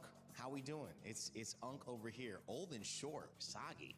That's you're throwing some heat out there, man. But I like how you didn't name anybody. I mean, you did say Holler, but I feel like you were just still trying to include everybody in being an Unk except you. And I will give you that. You do have the young complexion, Sagi. But of course, two people with young complexions, young attitudes, young vibes. We've got Chantel, we've got Ken. Welcome back, guys. That was a great set. What was your thoughts? You're watching, getting ready. Like, man, KSG in the finals. Yeah, definitely for KSG, it was a great showing again. But definitely for Geekay Esports, they've shown up a pretty good fight. Yeah, I was actually very riled up. That last play, game number 3, it was so close. I mean, he even made it to the all-in, right? And I thought, oh, this guy's gone. And we finally have a chance. But yeah, it is KSG and they're so strong. So good. You know what? Because of that performance from Geekay Esports, maybe for this match, we get that bounty. Hopefully today. You feeling like you wore bright pink, which is great. We went off of our green. I still got green. Yeah, I want to brighten up your day. For everyone's day. And you are. And you're matching hair and tie, which looks great, Ken. I mean, this is a matchup that we need to bring some style out for because style points have been on the side of KPL. ROC Esports, though, they have a tall test, Ken, to kind of compare to how Geekay Esports, in even just that one game, pushed KSG to their limit. Yes, but they also have a very nice history. They were the first team from the global segment to be able to take one game off of a KPL team. And this was no fluke. This was a dominant performance. One game only, though. Yeah, but that one game means $10,000 as the players are walking in. ROC Esports know what's on the line, and a set, if we could even think about that, is 100K on top of booking a spot to the grand finals. Yeah, definitely. And for ROC Esports, maybe this year is the time for them to get that Titan Slayer. Just a wishful thinking, but it's not impossible. Yeah. Knowing that the run all throughout KWC has been very steady. A lot of upsets for some of the MKL teams because they weren't really the champions of their region, but they're showing that if they're playing in an international stage, they could play in a different level. Well, we'll have time to kind of dive into what they're bringing to the table in a moment, but when you introduce these teams and you talk about AG.AL, it almost is a squad that needs no introduction. They are defending champions of KWC. They've been to EWC here and they've conquered. They did it in Riyadh, now they're looking to do it in Paris, but standing in their way is Geekay Esports. We talked to AG.AL before the matchup to see what their mindset was like heading into what could be the only series before they're back to defend their title. So I have Zoe from AG.AL join us for the pre-match interviews. Please say hi. How are you? 跟大家打个招呼先。大家好，我是 AG.AL Zoe。最近在巴黎啊，应该是走了非常久的时间了。这一整个旅程，目前你自己和队友们适应的怎么样？喜不喜欢这里的环境呢？ It's been a while since AG.AL members arrived in Paris. So how you like the city and how well you and your other teammates are liking this place? 其实来这边也有个1周多的时间了嘛，其实还是非常适应的。如果这边再多一点中餐馆的话，那会更好。It's been quite a day, almost a week here in Paris. All of us are well adjusted to this environment, but there's one thing I hope sincerely that if we could have more famous Chinese restaurants around here, it will be super great. And how you guys adjust after yesterday's performances? It was a great one. So what's your conclusion and how to review upon on yesterday's performance? 昨天的比赛其实非常的精彩，也有很多的内容，所以昨天比赛结束之后，全队对于自己的表现有一个怎样的总结和差不多这样的改善呢？总结其实还是失误的比较多吧，然后今天就少点失误吧，早点结束。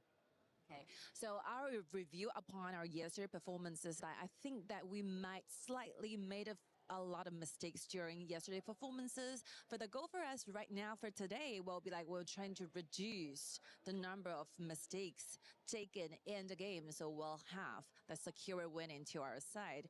And actually, Zoe is the FMVP from last year. So do you feel extra confident coming to KW stages? 其实去年啊，就是中野也是在这样子舞台上获得了决赛的 FMVP， 所以回到 KWC 会让你觉得额外的有自信吗？感觉格外的有自信吧，因为这里面的打野英雄其实都是非常厉害的嘛，所以说玩起来也比较得心应手。I feel indeed extra confident coming to KWC, especially in this current patch. The junglers are super strong in the game, and I feel so confident playing them. And one thing, like Shen from your opponent today is super great. He has such a strong performance using that Guan Yu. Will he be the target of you? 其实，在上场比赛，你们今天的对手轩啊，他们的对抗路，他的关羽玩得非常出色，他也是个很厉害的选手。所以你们今天会对于他会有一些针对吗？其实对于对面的对抗路轩嘛，还是比较了解的，因为从去年就跟他们有过训练赛的交手嘛。但是其实他们这个战队，可能能吃分的英雄只有一个关羽吧，所以说针对一下就好了。All right, we have a very deep understanding and acknowledgement with this Shen because we are very familiar contesting opponents back in the days 1 year ago. But we think that Guan Yu will be one thing they're looking for and will be having the chance to win us upon. So definitely that Guan Yu pick is going to be our target for today's matchups. Thank you so much, Zoe. Thank you. 要和大家用英文感谢一下吗？不用了吧。Thank you so much for your time. We're looking forward to see your play in today's matchup. Thank you. Bye. Finals MVP Zoe gives us some answers as to what he's expecting heading into this one. And, you know, confidence is there, respect for the jungle and his role is there, and looking to repeat what he did last year here at EWC. So I think we all sat through the interview, but the one thing that really stood out to me is he's hungry. Right? Yeah. He wants more restaurants. There's plenty of buffet No, down here. out of game. Yeah, okay. they wanted to try some of the Chinese food here.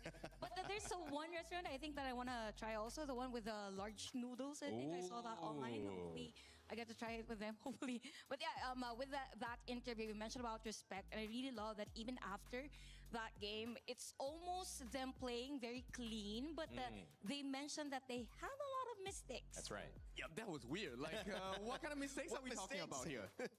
But that's true, Ken. I mean, I think that's the pressure that they apply to themselves, right? The ability to know how much better they can be, the level of focus and efficiency that they bring. That is a signature of these KPL teams. They make one move, but they turn it into four. And that is what, over the course of several minutes, gives them that incredible lead.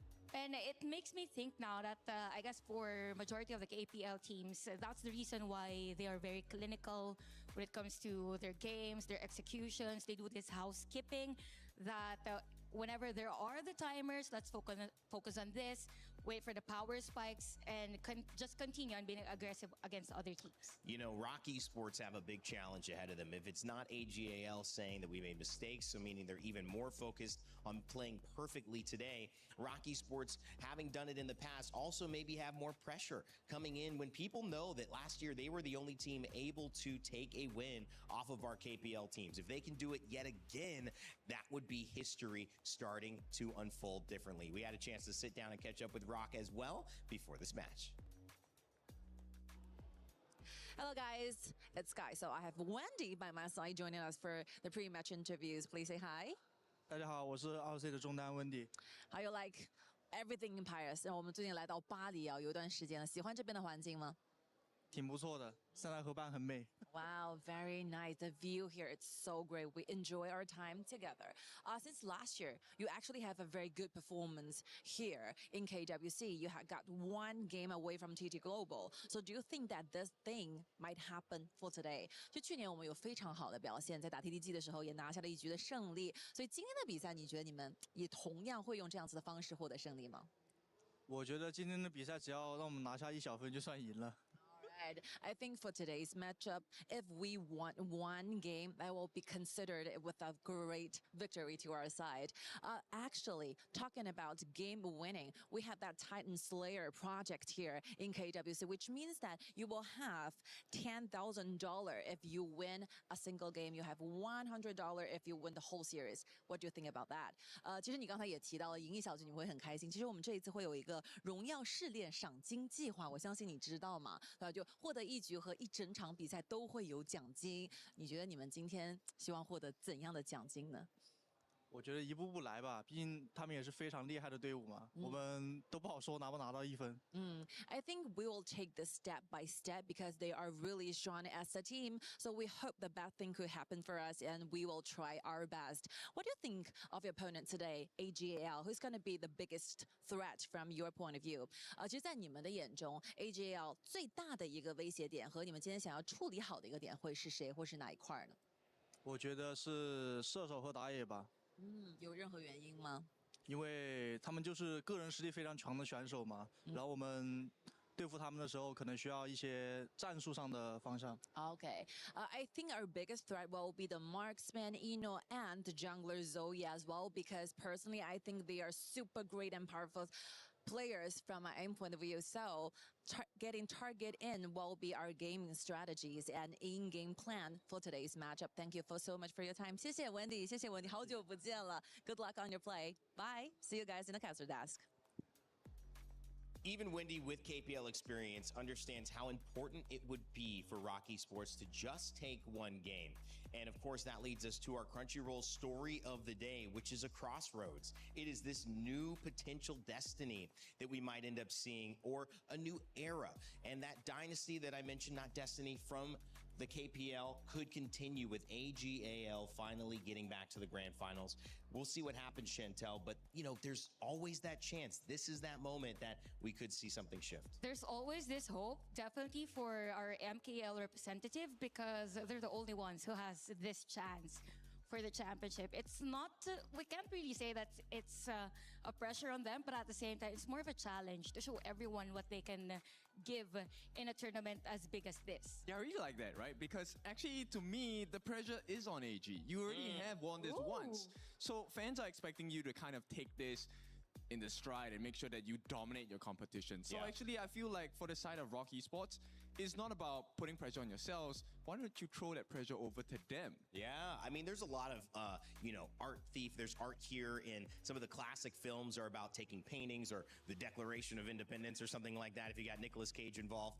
And the idea of how you actually steal something that's so heavily guarded is you make people think you didn't steal it. You replace it with something that looks similar. So is that kind of the approach that we can see, although it doesn't have the perfect fit, what ROC Esports do? How can they surprise and almost sneak a victory out in this game? Because the last panel, Isaac and Sagi Chantel thought game 1 is your win. But it was actually game 3 that was the most contested. I think for ROC Esports, it's more them putting pressure on, same with what Wendy said on that interview, because, is a type of player that rarely overextends. So if there are cases where they force a team fight or maybe a flank on him, then it creates that pressure on the side of AG.AL that maybe there will be other lanes that will be focused by ROC Esports. Yeah, just be disruptive, right? I think everyone knows KPL teams as like a full structure. It's very clean. So just create chaos and hopefully you get the goal in your favor. And with that mess that you make for them, maybe that's your formula to make, the perfect cake. Yeah, and you still have to play perfect, right? It doesn't have to just be the ingredients, the oven right. You have to do every little thing right, even if you can somehow sneak a little bit of gold back and start to lead this game. So a tall task for ROC Esports. You know what's an easy task, though? Playing some HOK, especially while we're waiting, loading up the game here on the stage. You can go load up the game on your phone. Make sure to scan that QR code, download HOK, play today, and you'll be on your step to becoming either a future pro, maybe a new dynasty will be heralded in by you, or you could just enjoy and know a little bit more about what's happening and those dynamics on stage. And speaking of dynamics on stage, it's clear and it's simple. You've got a defending champion trying to get back to the grand final, Chantel, and you've got a challenger in ROC Esports who 12 months ago at the same tournament were able to take a game as well. Yeah, definitely today's matchup isn't just about mechanics, it's about experience versus momentum. It's great for if ROC Esports will get that game number 1. I mean, it's all about putting pressure. We've seen that yesterday when Aurora played against AG.AL. It's more on the challenge now on how will they end a game if they're able to win the early game. Yep, so for Wendy, follow his advice step by step, and let's see how this goes. What I love about these moments is you get a chance at history one way or the other. Sure, it could be another grand finals that we expect, or every little moment could lead to the unthinkable. Let's begin our final series of the day. Ladies and gentlemen, our first grand finalist is set in stone. And despite GK's best efforts, and I tell you, they almost caused a massive ruckus, it's all set. Will it be a all KPL final or not? One ticket remain. And now, if you win, then they get to go to the championship. And if they lose, the best they can do is fight for third place. It'll be AG.AL versus ROC Esports. It is time to introduce our teams for the last series of the day. Put your hands together for AG.AL.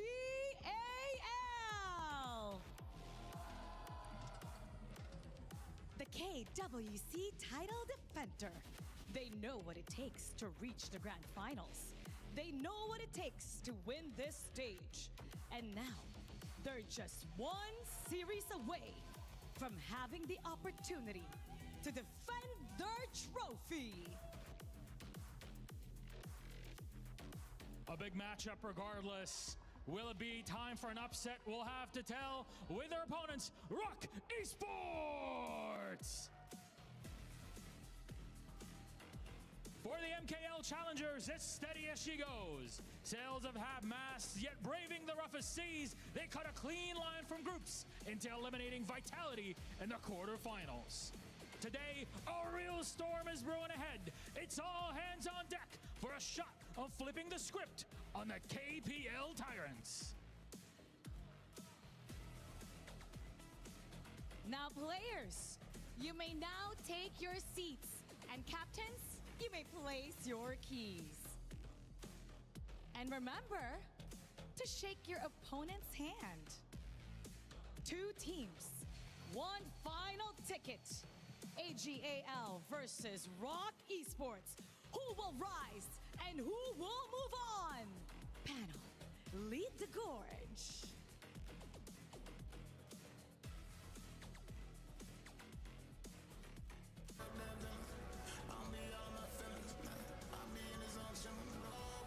Even though we lost one match, I'm still very happy because we qualified to top 4. I think AG.AL is a very strong team with no weaknesses. They are very aggressive, especially their jungler Zoe. He play very fast and make things difficult for us, but it's good for us because we love to fight.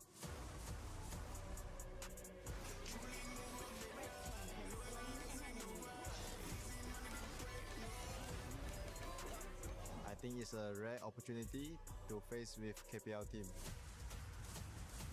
because we can learn a lot of things from them.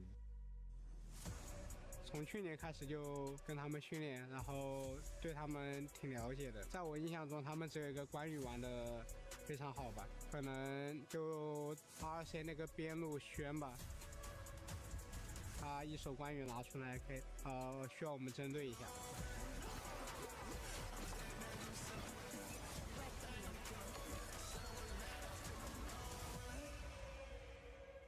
We learn a lot from the bootcamp. This is the time to show what we have in EWC. 我觉得我们队伍一起并肩作战了这么久了嘛，最大的优势就是团结吧，因为我们5个人一条心嘛，做什么都会成功的。ROC你们能来到4强已经是你们的极限了，我觉得我们早点4比0下班吧，别耽误大家时间了。AG.AL, we will be giving it our all. So let's give the audience a good show.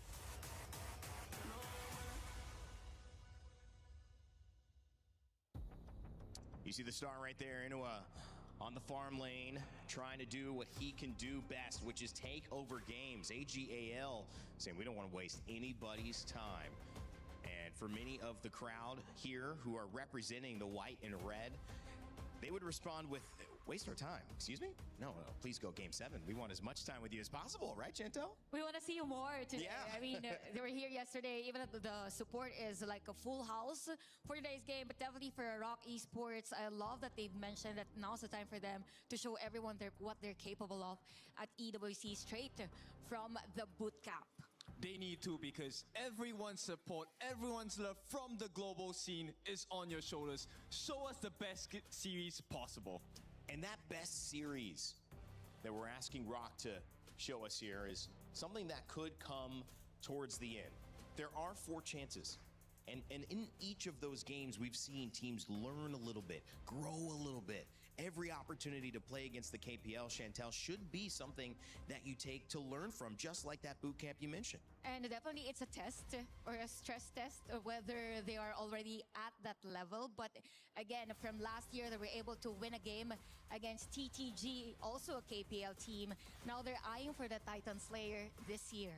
Yep, this one truly is not being about the best team. You just have to be the better team. Well, we are at a crossroads. Will it be a dynasty? AG.AL moving on in that 4-0 they said and defending their title hopes? Or will ROC Esports throw a spanner in the works? Let's send it over to our casters and kick off our final series of the day. Welcome everybody back to another semifinals matchup. This time around, we're going to have the title defenders, AG.AL, going up against ROC Esports. The last standing MKL representatives waiting, obviously, for themselves to potentially be in the lower, 3rd place. You don't know yet. You don't know. Everything's possible. Everything's possible. But I am Blam, and with me once again is my adopted son, Rookie. And we're going to bring you some lovely action and a lot of fun. Yeah, I'm going to be joining the Unk rotation today with Blam here, coming in for the second match of the day. And we're going to see one of the best teams in China and in KPL, AG.AL, facing one of the best teams coming into global HOK series. Are we going to see a possible Titan Slayer today, Blam? I mean, I can only hope so, right? I only want to be seeing any kind of real upsets, because I'm just that kind of person, right? I don't want to see happiness. I want to see upsets here. And happiness for the global scene, I have to say, obviously, with these teams here. And ROC Esports is going to be the last attempt here at a global defeat against a KPL team. But it's not just any KPL team. This is AG.AL, rookie. This is the top dog. Yeah, it's going to be one of the best against the best of the best here. Coming into KWC by EWC 26. Starting off the ban and pick phase with closing in on those two new heroes, Lorion and Annette. And again, a smart play coming in from ROC. Yes, Lorion being one of these top 5 heroes that's been played so far within KWC, right? Obviously, he follows the likes of ఢİNH, Chano that we've seen a lot as well. And speaking of which, there he comes. When you're on the blue side, it's generally a good prio blue pick here for the side of ROC Esports, but it means that, oh, okay, game number 1, rookie. AG.AL Inua is getting his Arlie, the guy with the FMVP skin on this hero. And again, like Yino and Arlie has been such a good combo coming into KWC, performing amazing against Aurora last match. And even though they respected one of Chansung's best hero coming in, Lorion, but they have still a lot of options coming into the first game of the match. And replying to Zhangfei and also Arlie, they are getting another catch and shoot hero. Lapu Lapu and Dharma is such a good combo for ROC. Massive combo here in terms of team fight potential. That's what they said in the interview, right? They love to fight, and they feel like AG.AL are going to give them that fight. ROC Esports with the Dharma, with the Lapu Lapu here. Obviously, we do have the late game assurance, which is going to be the ఢİNH and burst damage potential. But for me, obviously, looking down to the bot side of the map, these two going head to head. Obviously, it's going to be Muchi going against Inua on the side of AG.AL. Generally, the Arlie's a good counter towards that pick, right? Yeah, ఢİNH getting deflected by Arlie's skill 2 is one of like the most utility and utilized skill that we've seen being used by RD. But again, the Fatih pick is going to be interesting coming from AG.AL. One of Swanran's favorite hero coming in from the KPL and coming into the global series. Even though Fatih hasn't been performing the best throughout the tournament, but in the hands of Swanran, it has been amazing. Absolutely amazing indeed. I mean, we saw a great Fatih earlier, right? It was silence. Silence, exactly. Yeah, there we go. The pause was meant for the whole case. Not to even say his name. It's kind of like Voldemort, right? Like, if you say his name, that's it. It's over, baby. But speaking of being over here, we do have Zoe on the Orgrin as well. A lot of big picks for the side of AG.AL. Noticeable, like, with notoriety. Yeah, it's like what he said, right? He wanted this game to be 4-0. He wanted this to be a quick match. Coming in with the 2 power picks on the first game, Algren and also Arlie, bringing the tempo for the early game. We know that AG.AL tends to play the slow game, playing it a bit late after the 5 to 10 minutes. But looking at how they are starting to get the Algren pick, they're gonna go probably aim for that quick match coming in. ROC, they need a stopper here. They have the Lapu, they have the Dharma. The Menki pick is going to be good, and that's what they chose. Menki's been a funny one, right? Obviously, we've had a lot of good, great Menkis within the tournament thus far, but I mean, a good thing to counter that is going to be this Angela as well, right? Like, if you get the Dream Roll come through, and then you're kind of just placed at the front part of that team fight, and you've already got such great front place here on the side of AG.AL, you can be able to use that Blazing Brilliance just to completely mount down this Monkey, because that's one thing that Monkey really suffers against. If you have any form of anti-tank, and we haven't really been seeing DRNG within this entire tournament, but Angela's definitely a good substitute. I think it's all about the burst damage coming for AG. They're going to try to play the quick game, bring in an Angela and also Algren is going to be very dangerous, especially when they conquer the early game. As we said before, Zhongyi or Zoe have been playing such a fast-paced jungle in the first 4 minutes. That's why ROC, they're going to be wary about that first stages of the game. Absolutely. We've been seeing a lot of signs there in the audience from the fans. We saw one earlier that said best farm lane, but they spelt blam wrong. Again, I think that's your glasses a bit blurry there. Is it a delusion? Is that what you're trying to say here? But yeah, I'm going to be hoping for a close match. Coming into the first game here, the Titans coming in from the KPL stage. AG.AL now they're going to be facing one of the giant teams from the global HOK esports scene, ROC Esports. Absolutely, AG fans can log into the game right now and get that signed sticker also as well. So if you fancy having that as a little bit of a freebie here, playing HOK Global, definitely log in now and play. But we want to be looking at that Overlord pit as well, right? We want to see the votes. I can imagine where it's going, but we may have a little bit of difference there. Never mind. But Hype or Rose is here, forging ahead through the gorge. Our original passion unchanged. Together, AG and Inua, we march towards glory. That is fighting words put in chat. It's really good, right? If we're looking at like supporters that have been supporting us for so long, but look at Changsheng just going, invading the Azure Golem without even Kongling noticing. And right now, Zhongyi had been starting to get such a good lead in the early game.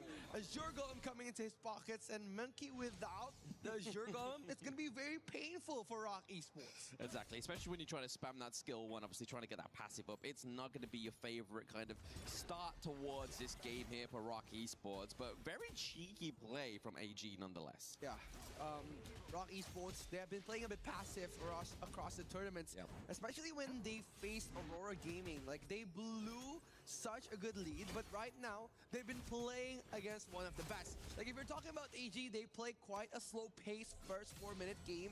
They love their gold sharing, they love their big rotations, but coming in, look at Yinwo being so available for the early game team fights. They want this game fast. Absolutely. I mean, generally the rotation makes sense, right? Putting it into the mid lane, just to give him that extra bit of gold here onto the early.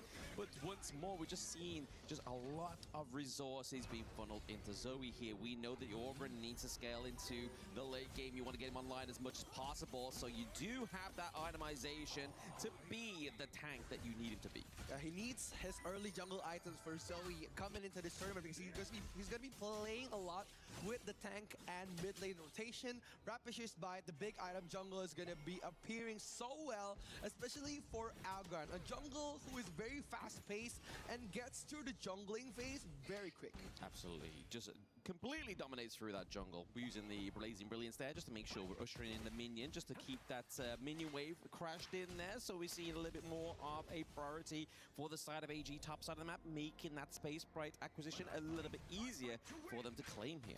Yeah, they're just going to try to play a bit safe here, coming from ROC Esports, but Wave Pit a bit shadowing over the farm lane, trying to get as much as vision as possible. And look at Ran coming in. Oh, yes. Ran, he's able to do this 2v1 right now. I feel like he is level 4. He's able to actually do that, but we do actually get to see the first part of the vote there. It is going to go over to AG.AL. I don't think anybody's surprised about that one.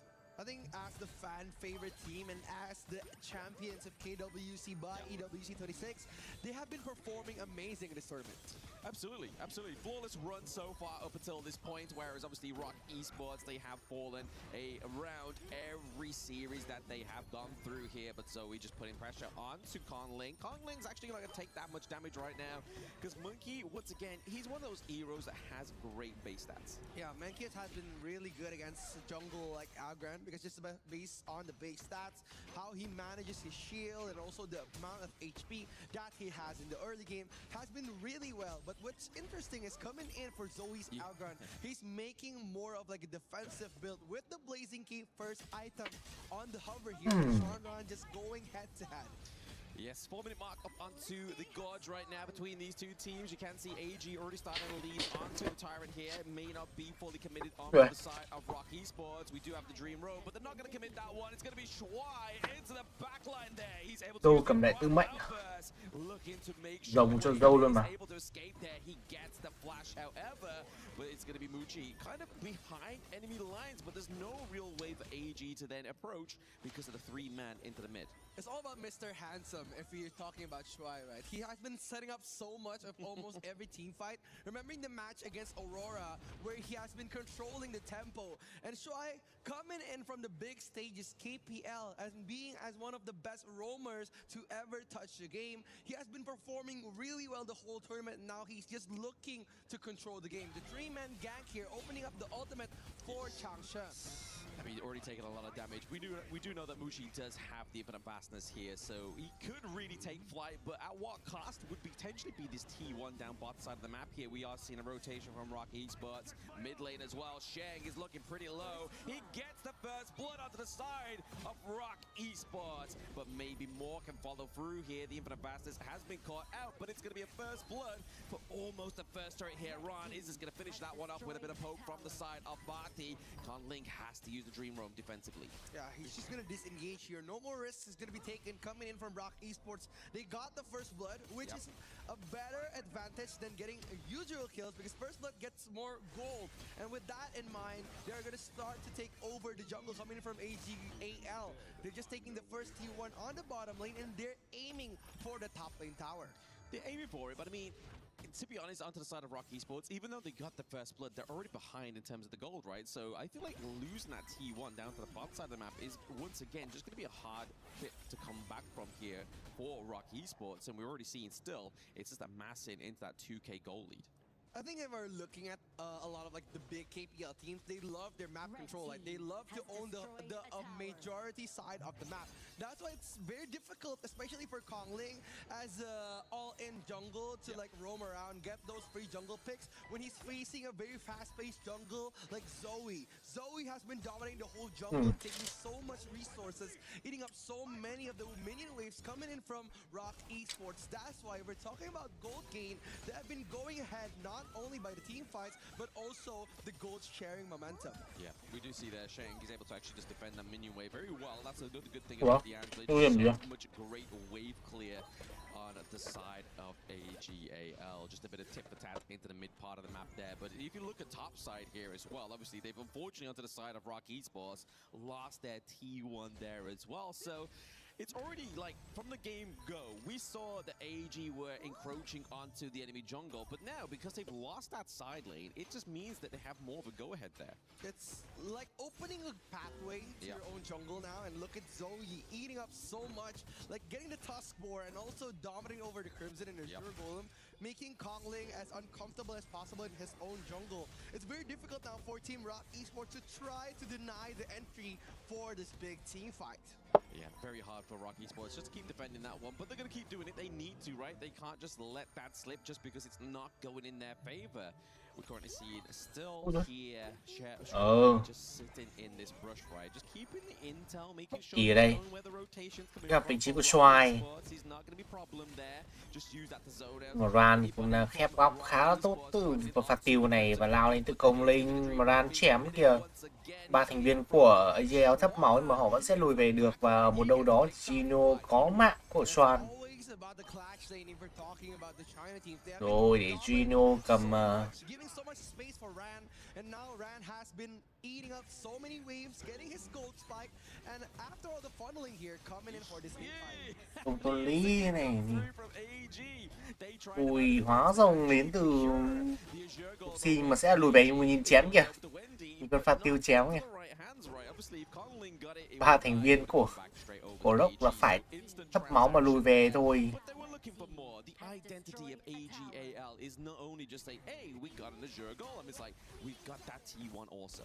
Yeah, they have been capitalizing so much on those big team fights now, and look at ROC Esports. The gold gap have been spewing to AG.AL. Look at the gold gap, 5,000 gold in their pockets now, and they're Công tôn lý Eldandor thì vẫn đang rất khỏe của Gino.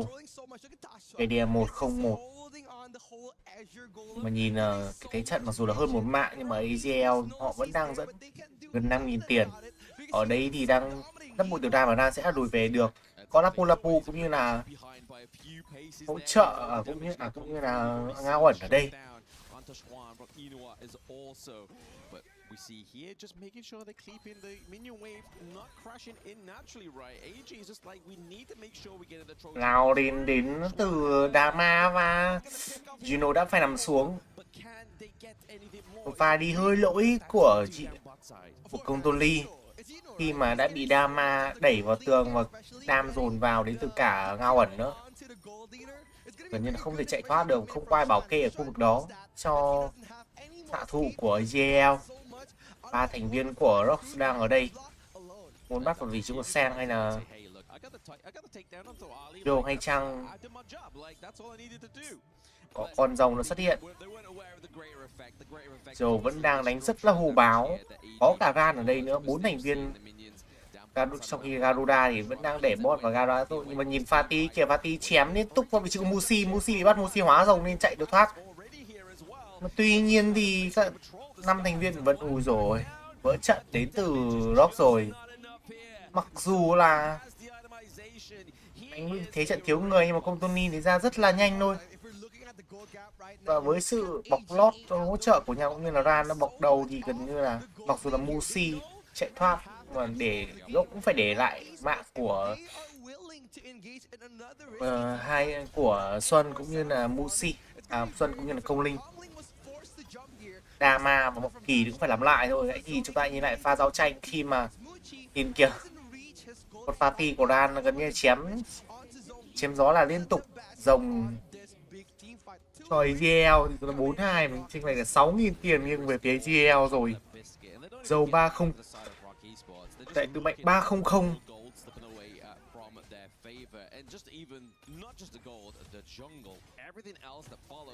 Rồi một kỳ lao lên nhưng mà bị Ran chém 3 phát là cũng gọi là phải lùi về luôn, mà dù có siêu rất là nhiều.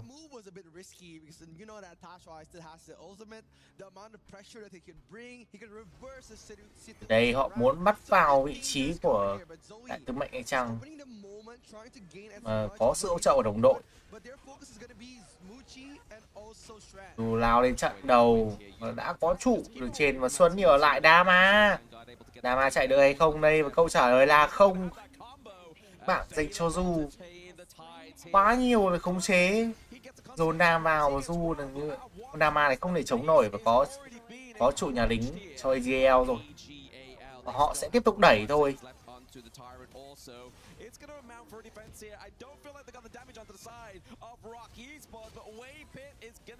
Đơn giản là hủy diệt đến từ AG.AL. Từng thành viên của ROC phải nằm xuống cả Wendy rồi. Tạm biệt Wendy, tạm biệt Không Linh, tạm biệt Waypit. Còn lại một mình nữa là Musi và Xuân đi dắp ra 5 giây. Nhưng mà tuy nhiên thì nhà chính của ROC thì cũng đã nổ 1-0 cho AG.AL. Y như dự đoán. Quá lịch trình rồi, mấy ông KPL này chắc chắn là chung kết là 2 PPL rồi. Không thể nào mà sai được. Một ông nhất, một ông nhì thôi. Cứ đánh thế này thì chịu. It was literally just from the word go, like you saw with Shang into the mid lane, or just contesting ROC Esports Azure Golem. At that point, like, is there any level of confidence higher that you can attain from a team within HOK? It's all about the draft, right? Come in for AG, they've started with a very good draft. They have countered that Mankey with the Angela pick, and also 2 strong heroes for the players of AG. They got the Arlie, they got the Agran, making them so viable for those risky big team fights, and how they funnel gold to Ran and also Yinwo in the early game makes them viable for the mid-late game control. That's why they haven't been able to fight back. The amount of sheer pressure that AG.AL gives ROC Esports is so difficult. So we're going to talk more about that with Rain Day and our panelists.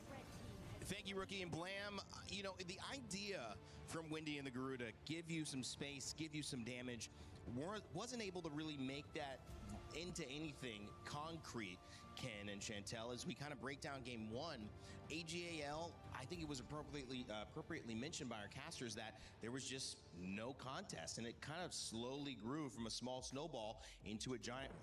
Indeed, that was the story of that game. I think around 4 minutes, there was already this 2K goal lead for AG.AL, and they just continued and sustained that type of lead. And I kind of feel like for the team, there's nothing overly fancy with how they really played. It's just purely clean execution all throughout that game. And there was no contest, yes, as mentioned by Rain earlier. There's no pressure given by ROC on their side. That's why it's a lot easier for them to roam around.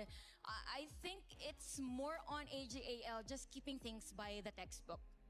Very much so, and we will take a look at the lessons we have. So welcome to tuition in a little bit. I'm going to just walk through a couple of the points here. I think one of the things that we must have and notice by now is the draft actually is pretty okay on the side of ROC Esports. This is something of great value for them, right? They wanted to balance out the draft with tank v tank. Let me press this here. Okay, need some help. Okay, there you go. Okay, there we go. So Teamwork, with the baby. Mankey as well as the Organ, right? Yeah. So match tank for tank, and here's where, you know, they're supposed to get strength off the armor to catch the rest of the backline when they actually jump in. But let me jump to the next clip. So everything goes to plan. We want to have like a great start to the game, right? Okay, wait. You run, you don't do Pilates, right? This is another set of exercise. There you go. There we go. But she is a strategist. She's an analyst. She said, I need different arms. All right, so I want you to pay attention to this moment of the game here. So if you notice on the backhand side of the map, actually, the Zhang Fei is actually hiding here, right? So they don't know this on the side of ROC Esports. And this is where they tried everything in their arsenal, right? They tried the lane freeze, they did the lane swap, they put it a 2v1 against the Tyrant. This Tyrant down here. Nice. So right now, everyone on the side of ROC, you're caught in no man's land here. So once the ultimate from the Zhang Fei comes in, take a look at what happens. They're caught completely off guard. Oh, man. Stun after stun. This is, let me slow this down for you guys. No chance of escape. Yes, you pick the Lapu Lapu to be the counter against the Zhang Fei ultimate. But what do you do when there's not enough gold, not enough equipment coming in? Right, so this is how you get the lead, right? You already established that you have taken the Tyrant buff. It's not a good idea to fight anymore. Now, next question we have on our global teams is, all right, so let's say we have the lead. What do you do with such a lead in the later parts of the game? Great question. This is where you start hiding into the different portions of the map. You can see Shuai, they know that Shuai is over here, right? Shuai is hiding in the brush. Kongnei actually uses his Dream Bubble to kind of suss him out in the brush itself. But the game plan here is, this is what's so impressive about KPL teams. It looks like one move, but it's actually 3 or more, right? So they actually take this fight. Let me put it up to speed.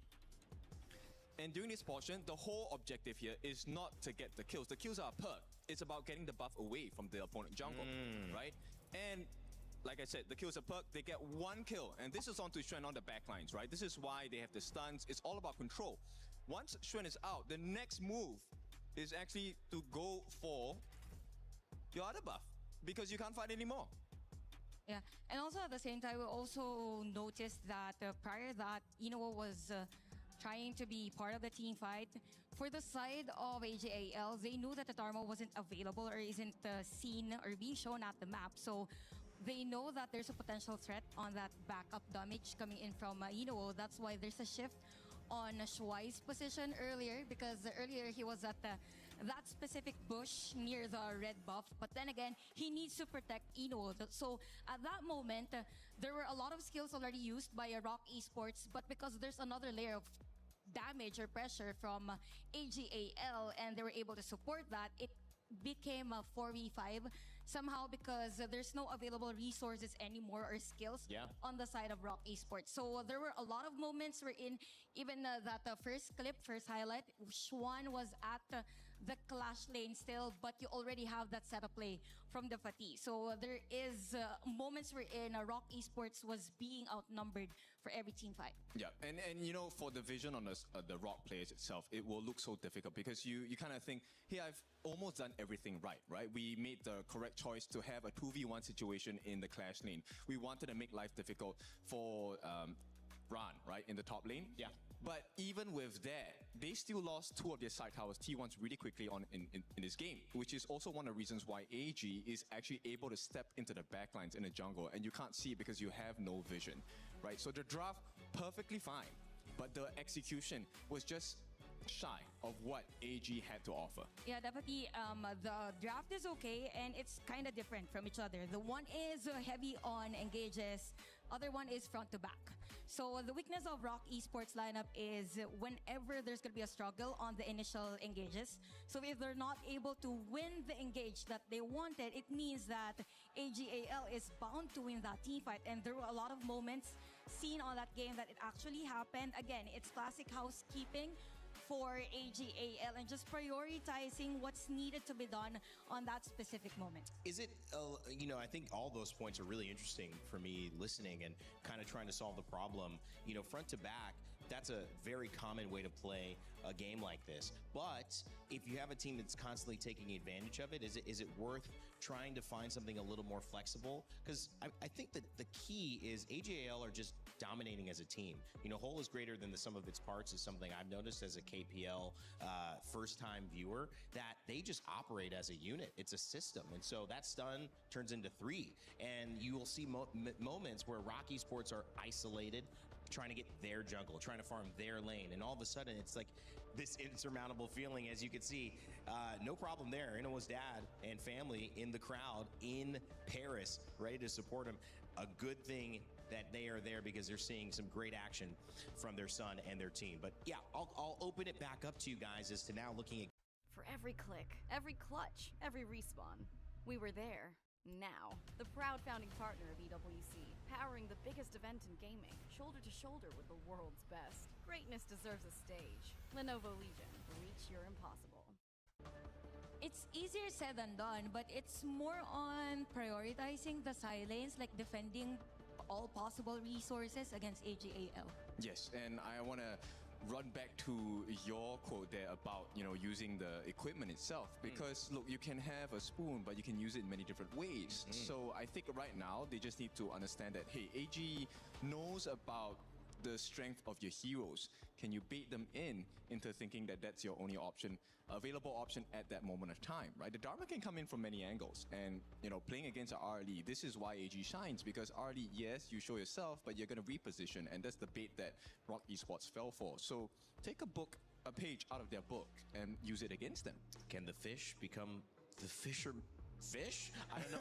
I can't say fishermen because then that'd be changing what they are at their base. But can't we see the hunted become the hunter? That might be a better one. Blam Rookie, what do you think about that? Trying to understand how many ways King can use a spoon. I mean, that one definitely didn't catch me off guard there, Rain Day, but the spoon comment actually did. Is he using the top part? Is he actually using the spoon as is intended? I'll have to watch him in the green room and report on you guys. Anyway, reporting back onto the game in game number 2 here. AG.AL going against ROC Esports. ROC Esports playing with a little bit too much indecisiveness for my liking. They're not just thinking, you know what?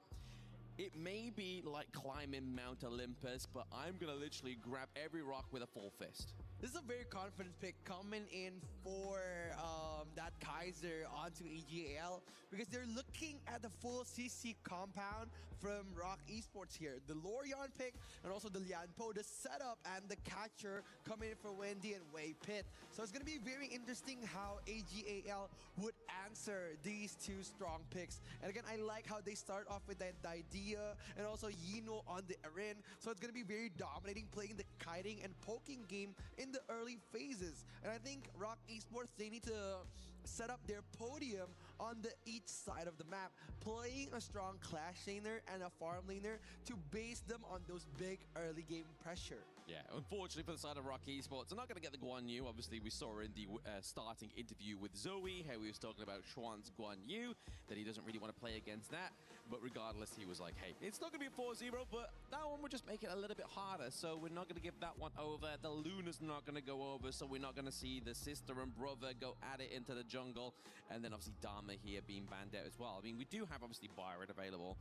We do obviously have Arthur available as well, right? If they want to go for more kind of like tankiness here, they could go for the Arthur. If they want to go for more burst, they got the party.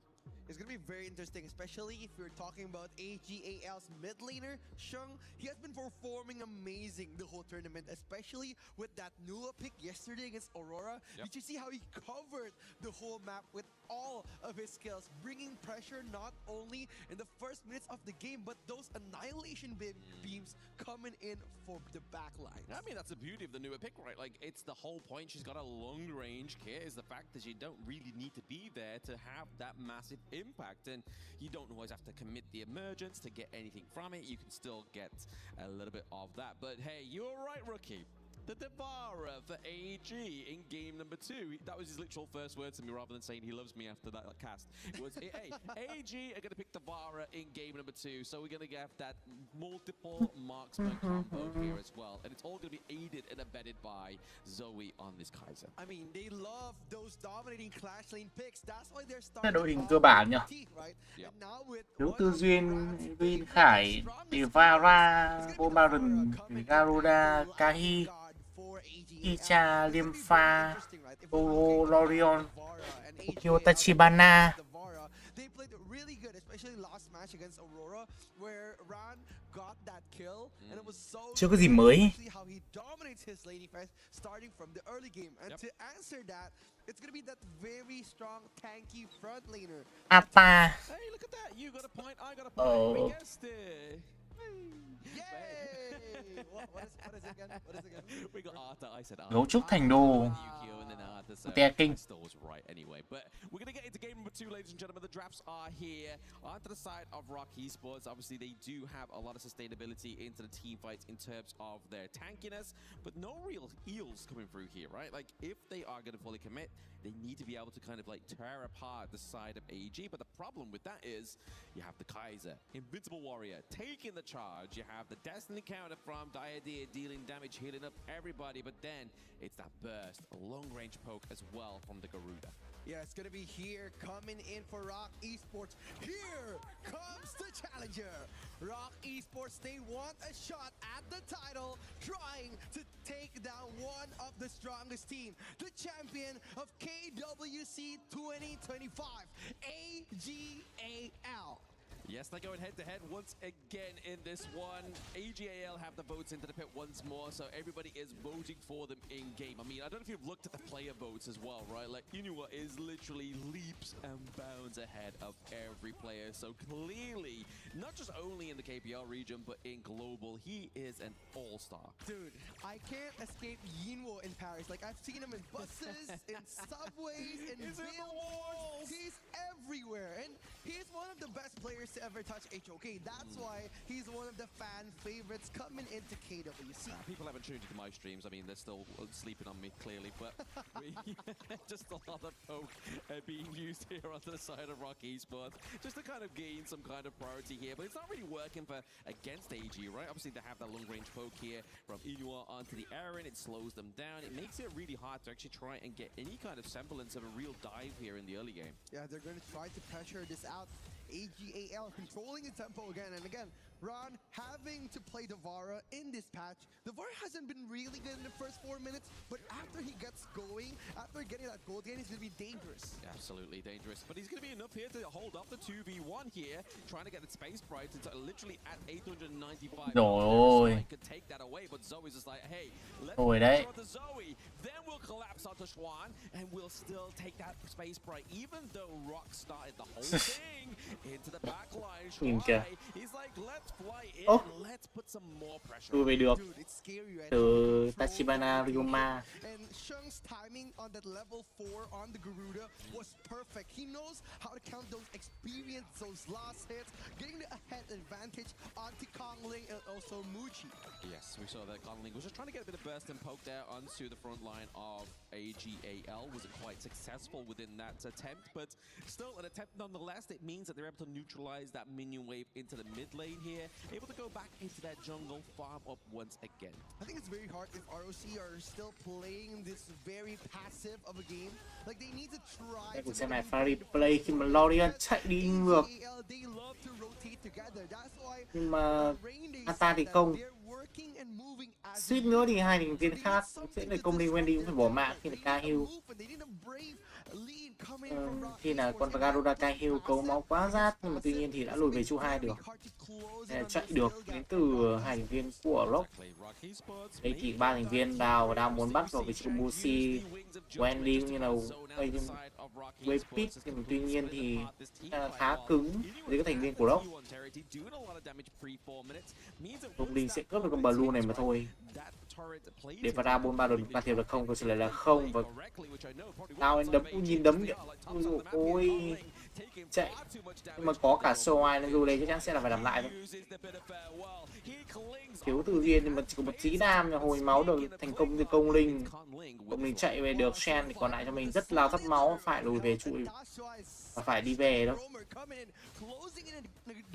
Not only from the front side of the team fight, but coming in from the side, knocking him back at the right moment. And if Kongling misses his ult, he would have been done for in that moment. Absolutely. Just having that little bit of burst of health bar come back into his favor would have been the bittersweet that he needed to get out of that team fight. But now the Tyrant is online. They have a little bit of a neutralized state into the bot side of the map here as well. But Muchi's looking very low, taking a lot of damage from Inua. But there it is. Once again, we see the death have been placed here onto the back thì lùi về được. also put pressure onto the side of Con rồng sẽ dành cho AG.AL. The Tyrant is completely untested. Again, it was too risky for them to contest it because Muchi is very low and he doesn't have his ultimate. That's why ROC Esports decided to leave out of that big team fight. Again, AG.AL just asserting their dominance in the first phase of the game's run, forcing that flash a bit too early, trying to catch Rand off guard to poke him into the tower. Yeah, trying to go for a double T1 takedown. They're able to get the farm lane one, but not quite successful just yet. Người tạo áp lực rất lớn từ Devra 43 rồi cho gần như là con Ata của Xuân thì cũng không thể thở nổi, phải biến về Chicha lên ở trên cùng với cả Rivatoro để tạo áp lực vào vị trí của Ran. Có cả Shell hỗ trợ ở đây thì cũng sẽ là thoải mái cho Ran mà thôi. Vino và Xoai đảo cánh ra đường giữa để đối đầu với con Lorion này.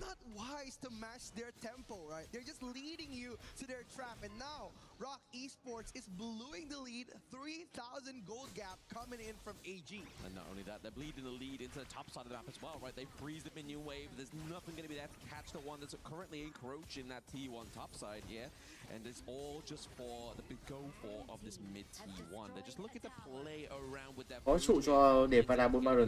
Onto the side of Zoe here, but he is the invincible warrior. He has the itemization, already got the blazing cape come through here as well. Any kind of anti-heal that he needs, it's already available. Yeah, Zoe loves that tanky build coming in for the jungle build. Like, he played the Argon with the same mindset, but now with the amount of aggressiveness that they're going, look at Zoe holding on 5 people by himself. AG.AL is just watching there, just waiting for ROC Esports to take the bait. No, it's not that. It's ROC Esports thinking, guys, someone go. Like, they don't want to be the first one to make the step. Tiếp theo cho AG.AL. Like, they don't want to be the one that they blame back in the back room. Like, guys, why did we attack Zoe? Why did we take that bait?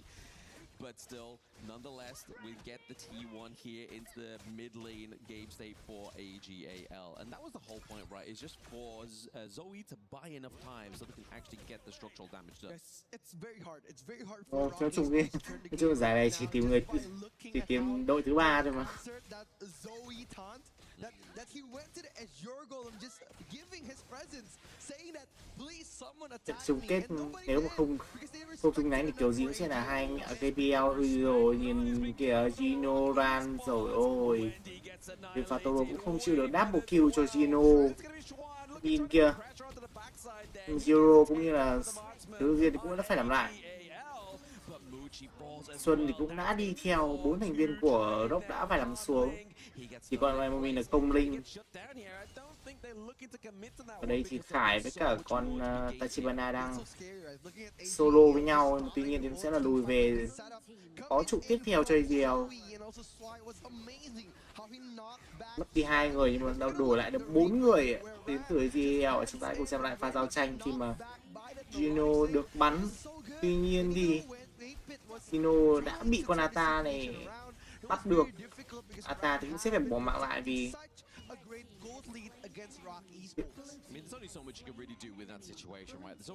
con Erin và Dia chết thì vẫn còn các thành viên khác như là Khải cũng như là Devra 43 đang mặc ở đây. Zoe đã lùi về.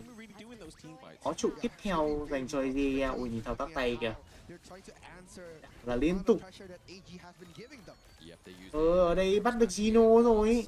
Câu trả lời là không. Phản công đến từ AG.AL. Ui trời ơi. Thôi rồi. Tàn vỡ là như thế đấy. Không thể bắt được một Gino, vẫn lùi về được. Còn lại mình chấm máu. Và 3 thành viên của ROC đã phải nằm xuống.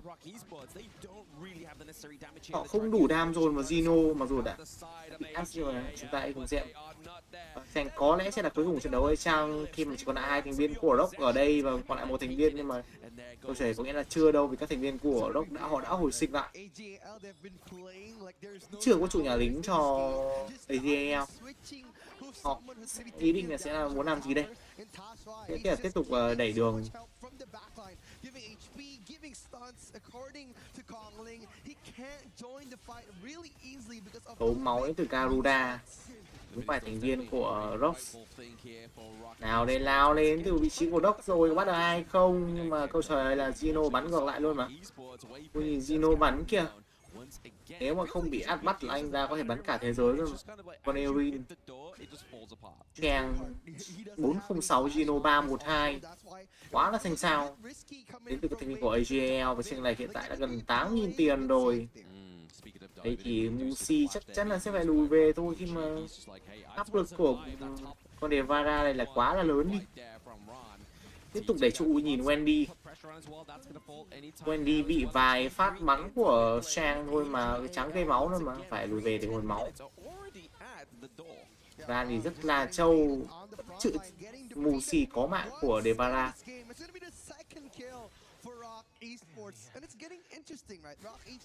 Đang muốn họ sẽ là có bộ đội Gino, tiếp tục bộ đội Gino thôi.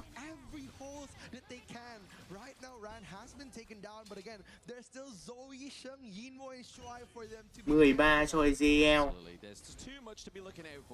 Trên này hiện tại là hơn 7.000 tiền dành cho họ. Chúng ta hãy xem con cấu trúc thành đô rất đẹp đến từ một bạn fan của AG.AL đã đến Paris cổ vũ, và Gino có mạng của Musi và nạn nhân làm tiếp theo là công linh mạng dành cho Sen và tiếp tục lao đến từ vị trí của AG.AL. Rồi Nam mà chúng ta nhìn Xuân một mình Ata chống lại Mafia, 4 thành viên của AG.AL đánh anh ta thì anh ta không nên là sống nổi. Và nhìn Gino kìa, bắn tiếp tục Gino, nhưng mà Wendy đã lùi về được, chỉ còn lại mình Waytip và Waypit cũng phải nằm xuống dưới. Thật bắn quá là đau từ Gino đi. Còn lại một mình con Lorion này thì không thể là chống đỡ nổi sự tấn công quá mạnh mẽ của AG.AL. Và 2-0 cho họ, đơn giản 2-0. Đã.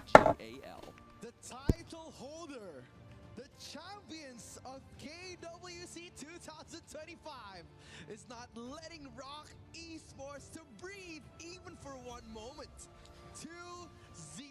Yes, AG.AL are running a subscription-based need for oxygen for the side of ROC Esports, right? Like you said, they're not labeled to breathe. They're like, you know what, pay $4.49 for me per month. We'll let you to breathe just for a little bit.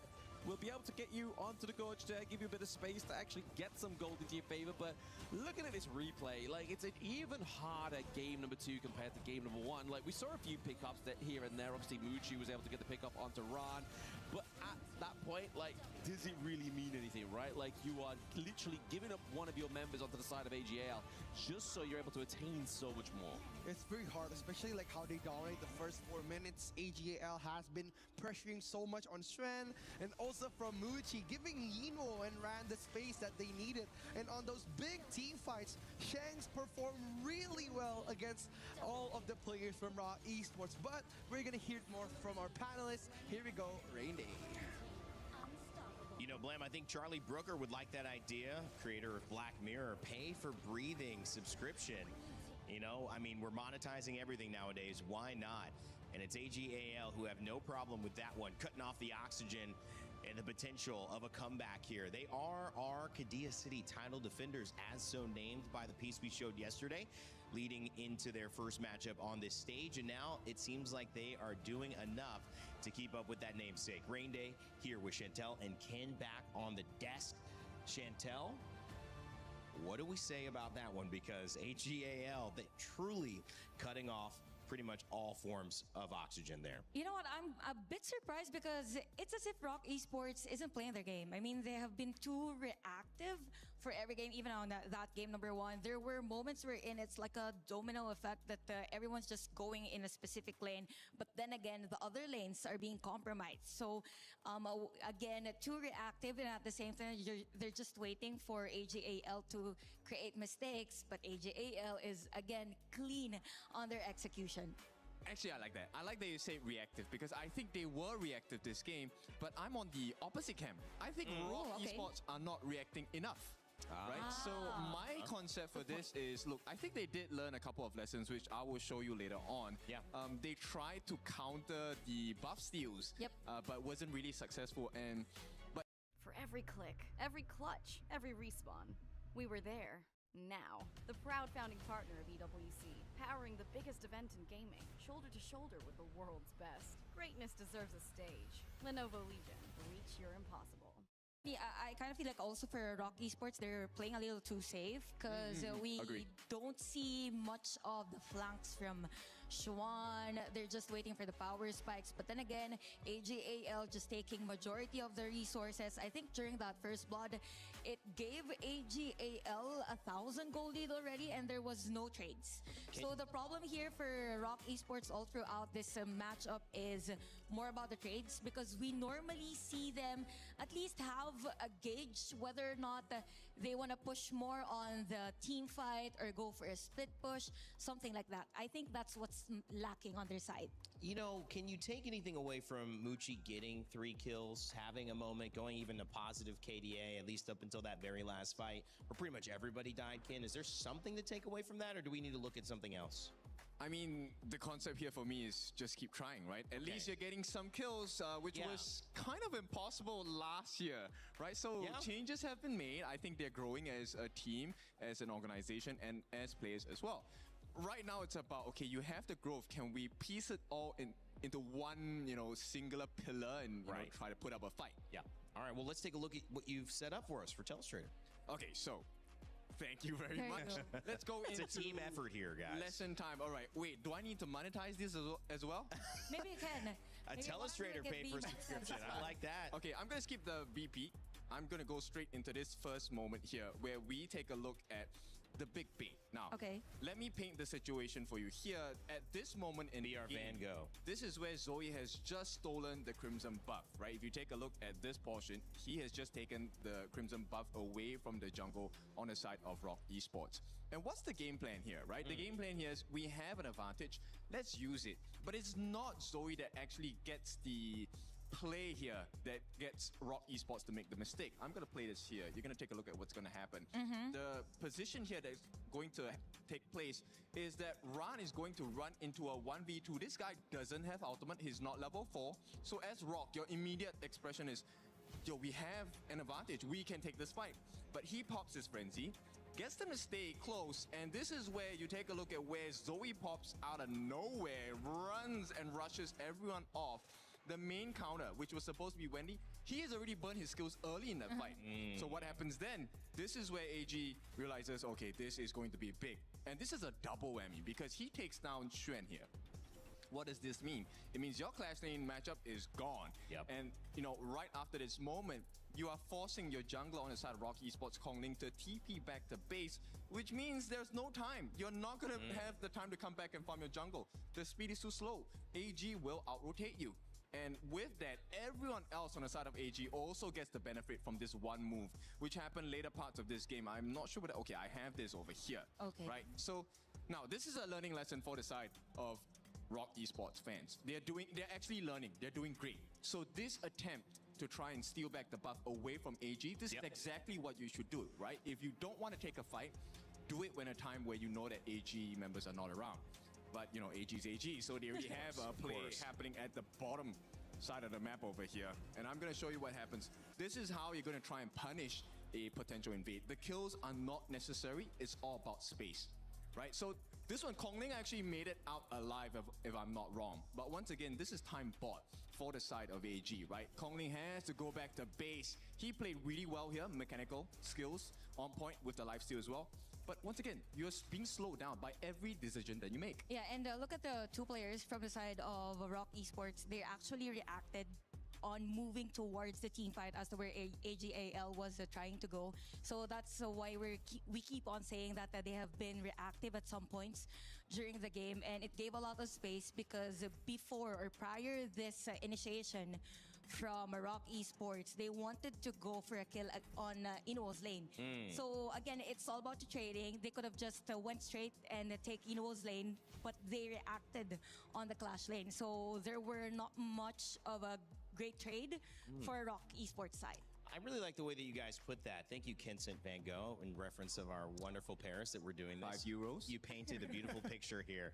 Street art, or I guess panel art. But, I love the idea of taking that Devara who, can match up toe-to-toe on the Clash lane. But when he gets the lead, now he's got the natural physical defenses and offense, so he can build more damage and still sustain well enough in that matchup. It was tough, But your word reactive is exactly what happened. They stayed in that fight thinking we might get something here. All of a sudden, 3 members of AG.AL show up.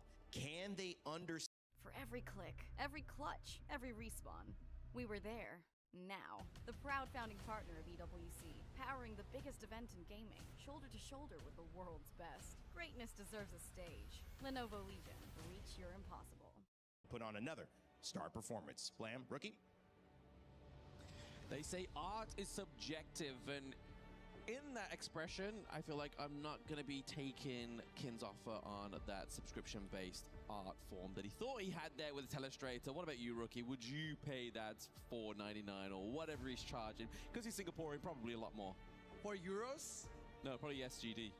Yeah, it has been very interesting, right? Like the picture he painted, he highlighted that ROC Esports, they need to do something other than react to AG.AL. And that's what we've been saying too, right? They need to do something, some movement that will startle AG. And that's what teams that are like KSG, they love to do that movement. Kuaishou Gaming, they love their fast rotation, their aggressive like initiation onto the enemy's jungles, invasion. That's what we have been seeing so much of on this tournament from KSG. But now, AG.AL, they have been dominating so much, playing the slow game, choking ROC Esports slowly from behind. And we need something from ROC Esports to diverse that movement. Yeah, to make that scene less violent. They're smothering them with love, right? They're just like, you know what? Just go to sleep. Yeah, that's what they're basically doing, aren't they? Right? Like in this game number 3, they're just trying to put them to sleep here. But they do definitely want to, like, if I have any kind of like words of just inspiration here for ROC Esports, just fight. Just fight. We want to see a fight, right? We just want to see a fight. We want to see just make sure you're able to kind of slow down AG. As impossible as it may seem, just invite yourself into their jungle. Just slow them down. But if we're saying about AG.AL and also ROC Esports, right, their gameplay is the same size of the same coin. Like they have the similarities of the gameplay. That's why we've been saying ROC Esports playing a bit safe when AG.AL is dominating in the first few minutes. And to face a team that is very big like AG, they need to do something. They need to counter invade Zoe, make Yino uncomfortable, or even pressure Ron before he reaches his power spike. And that's what we've been seeing on the Vara pick. The Vara pick was dominating the first few phases of the game because AG.AL gave France so much space. They pressured Muchi, they even invaded Kongling's personal space. That's what made them uncomfortable. And look at the first picks coming from ROC Esports, Annette, and also the Arlie pick. It's going to be very interesting here because no setup will be going to Arlie. Arlie will be left to fend for himself, and the Annette is going to be probably reaching for a big team fight momentum. And the higher pick means that ROC Esports, they are not able to pick like the more riskier solo flashy assassin jungles. Exactly that. But we have the Dolly here. Obviously, a second pick here for the side of AG.AL. What we're going to be looking for in terms of maybe some more Dolly synergy here. Does mean we do get to obviously Moonscape Mirages if we really want to. But onto the side of obviously ROC Esports, they go and obviously give over the Arlie here. We know that obviously Inu has played it already. It was a masterpiece. Nonetheless, he is FMVP on that hero. So I feel like there's some big shoes to be fit here for the side of ROC Esports. But then obviously we have the Agudo as well, right? Like, see, we want to see that reactive gameplay, that early game kind of aggression. Maybe the tempo setter here is going to be Agudo, right? Again, Agudo is just going to be baiting for that Dolia pick coming in from AG.AL, because if we're talking about heroes, Chang Sheng has been amazing with almost every hero that he played. Like Sheng, he knows how to play the Garuda very well, the Nua, and of course, if they're going to be picking a Hano pick, it's going to be very interesting, especially with the couple combo coming in with the Dolia and Hano. It's going to be very interesting. But the Agudo is very safe to counter those tanky jungles that Zoe likes to use. But maybe there's a possible shift of playing a bit more aggressive for RC. That's why they're going for the Agudo and a net. Yeah, but I mean, the Bennett, obviously the Yang and the Bennett, they don't have the access to the Kaiser as well, right? So is it really going to be looking to put that into a tanky version into the jungle, right? I mean, they could go for the Monkey. Monkey has been something that has been considered a lot. Every game that we've seen with Monkey's generally been more of a positive win rate than a negative one here. But onto the side of ROC Esports, we are still waiting to see who their mid lane is going to be. And obviously, one thing that has not been banned is the Guan Yu. So really, AG.AL, if like, before we break for game number 4, you can use your Guan Yu. Let's see what Xuan can do with this. It's going to be very interesting, right? Because like AG.AL, they mentioned that they've been scrimming with ROC Esports from time to time. And the Guan Yu from Xuan have been performing amazing in those scrims. And if we're talking about history, they've been facing off for such a long time. Xuan and Yinwo met on the international stage. And again, one of the most amazing performers coming in from the FMVP Yinwo. Now, for the last 2 picks, they don't have the jungle and they don't have the tanky clash laners. And they're going to go for the Xiangyu pick. It's going to be very interesting. Yeah, I mean, this is a pick all the way from a throwback of what we used to see in Chuck BR, right? Like, Chuck BR, like, way back in the day, used to love this pick. Always would go Clash Lane, always would put it into support, just because the potential it has to kind of just completely throw around the enemy team, just like a Guan Yu can, but it's obviously a little less kind of impactful because you're not building on that momentum, right?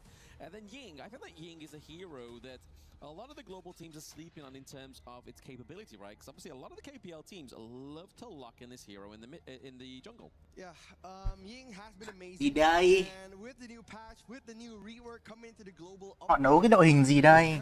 very strong, especially when he gained the passive skill stack 2, where he could like gain HP while she's walking. It's been very rewarding to trade off the damages coming from the Ying pick on the early game. That's why Zoe, he's going to be looking for control in the first 4 minutes. He will try to dominate Kongling, but if they're able to get the first control of the map, they're going to be rotating especially fast with the Haya and also the Dolia pick.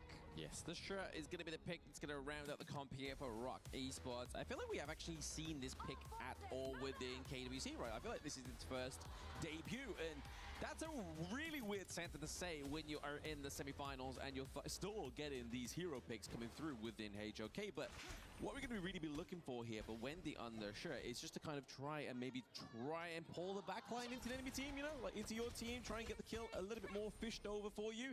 Goes back to that fishing expression that Evan was saying earlier, just like, does the fish become the fisherman? I don't think that still makes sense quite in my head. Then again, the lack of vision coming in. Kongling just opening up the map, getting the smite on point. Zoe on 1 HP. They're on 1 HP. Waypit is still into the thick of it, but it's actually going to be first blood going over to the side of ROC Esports. Maybe they've listened to me. Maybe they thought, you know what? Let's forget everything. Let's play so aggressive here, and exactly that is what ROC Esports are doing.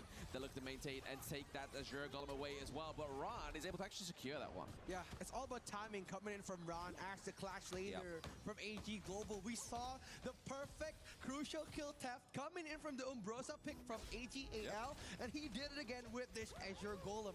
And it was very good and very refreshing to see ROC Esports denying the entry from the jungle for Zoe, making him uncomfortable. And the backup from Muchi was very, very amazing. Absolutely, and the votes are burning in the pit as well, right? Like, that's probably the most votes that the ROC Esports has had in the entire series. So we'll see if that's going to be the biggest motivator here for them as well this time in this game number 3, because Lord knows they need it, and they definitely have obviously tried a different identity so far within this game number 3. So let's see if they can maintain this one from ROC Esports. It is aggressive. It can be quite exhausting. Ui, nhìn con cổ đá nhìn cute đi. Cưỡi con này nhìn cute đi. Bắn liên tục ở trường so ai mà có dù đây, cũng như sự hỗ trợ của Anet, như là đánh qua Anet kìa. Thôi rồi. Anet còn lại chấm máu, nhưng mà có ác cổ đá cũng như là Tây Thi hỗ trợ. Su đã phải nằm xuống mạng cho ác cổ đá. Again, they are slowing down AG, which is what we know we wanted them to do in the early part of the game. But we see that Choi is actually taking the Purify here, so trying to stop any kind of real impact. Khởi đầu rất ổn áp đến từ ROC. Yeah, it's not only the Chữa, right? It's gonna be like Waypit, also Kongling, and also Xuan giving so much CC onto those long-term team fights. That's why the skill choice of the Purify Cái cổ đá cưỡi quả lính cute nhỉ. is going to be dragged into quite the late game. Now Ran just trying to open up the map, invading again what he likes best. Để trang phục gì của cổ đoá đấy. Để xem nào, search xem nào. AG.AL, they need a force to come back. They need those risky setups, pressuring Muchi and also eating up Kong Ling, because right now, ROC Esports, they have so much space. The pull comes through. They are looking to bring them in, but it's going to be Shang. He's bringing them into the Mirage. He has very little health, but can they come out top of that one? It's going to be Muchi into the pit as well. He claims the kill once again for ROC Esports. Đây là skin gốc à? In the kills, but in terms of the gold lead, it's still very Có skin ra cổ đoá cùng gấu trúc cũng đẹp. Funneling of Team AG, it's all going to Zoe. They need the Zoe gold spike. He does go back, but nothing's really going to happen here just yet, right? Obviously, they don't really have a minion wave to push down to the bot side here, but into the middle. Đây này, không một con Vũ cưới xe máy và con Vũ cưới ngựa hả rồi. Wendy đã bị bắt lại. Bạn dành cho hạng Vũ.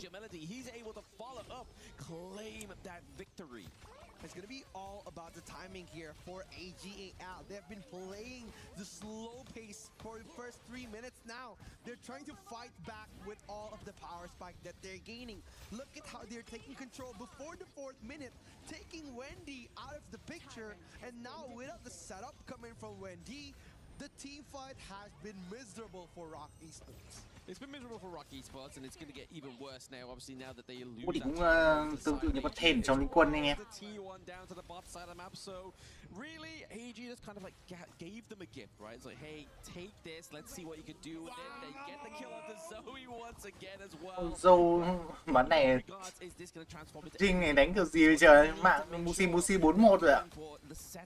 Đi nha mấy anh AG ơi, mấy anh đánh kiểu gì thế này xử lý cho không? Have been made to a 3-death streak now. Try just opening up the vision for AG.AL, waiting for the perfect 41.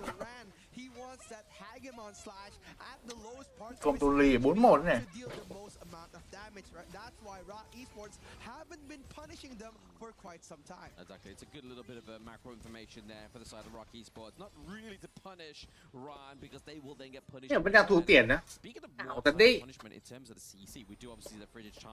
Mặc dù là dẫn 3 mạng nhưng mà họ vẫn đang thua tiền. Chịu mấy ông AG ấy. At that moment in time, if you look in, there's a lot of squishy heroes there. No real solid front line that could be able to tank that bridge charge initiation. Yeah, 100% right. Like now, they're just playing here, trying to get the tempo. Macro quá kinh khủng đến từ vị trí của AG.AL. Thua mạng nhưng mà vẫn hơn tiền phía Rock.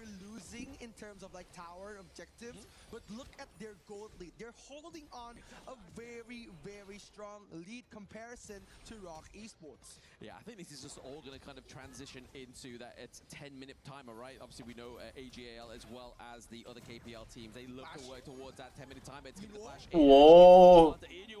He gets taken down as well. Double kill cho cổ đoá. Ui, Rock bắn này họ đánh bay vậy.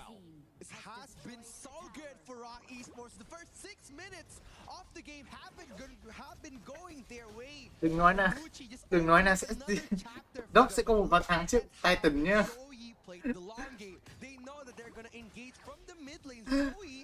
Đang 3-4-0 rồi. Trận thi đấu này là trận hy vọng cuối cùng để một đội tuyển có thể lấy được phần thưởng Timmy. Chỉ cần chiến thắng một ván thôi đã có tiền rồi, chiến thắng cả BO thì chắc là điều không thể thì không nói. Mà chỉ thắng 1 đến 2 ván là quá là thành công đến từ Rock rồi ấy. Họ làm được hay không đây? Ui rồi cái gì này? Rampage cho cổ đoá. Ảo ra đây. Ảo ra đây mình AG.AL cái PM của tôi. Cái PM tôi 40 á. Ui nhìn kìa.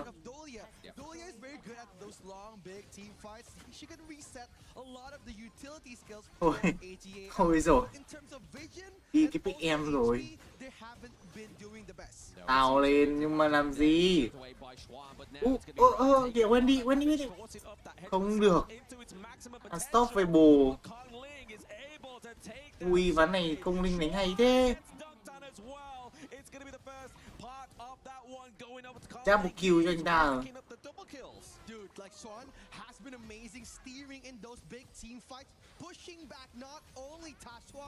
Hôm nay cùng xem lại pha replay mà họ có thể suýt được bắt được vào vị trí của Wendy. Vị trí của Tây Thi. Tuy nhiên thì hãy nhìn công linh ta bắn thì anh ta giữ vị trí, anh ta gọi là làm gọi các thành viên của AG.AL luôn. Liệu rằng có một phép nào màu nào cho AG.AL không? Nhìn kìa, anh ta đổ đạn. Ván này thì Zoe đánh dưới màu công linh quá. Công Trinh này vẫn chưa thể hiện được gì nhiều. 0-4-1 cho Zoe rồi.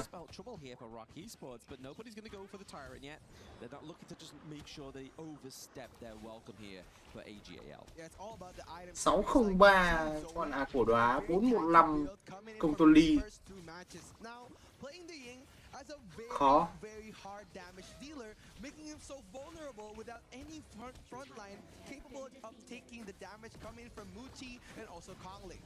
Ui, tiếp tục lao vào, nhìn kìa. Cái gì đấy? Ui, Ran có mạng công linh ạ. Ảo thế đây.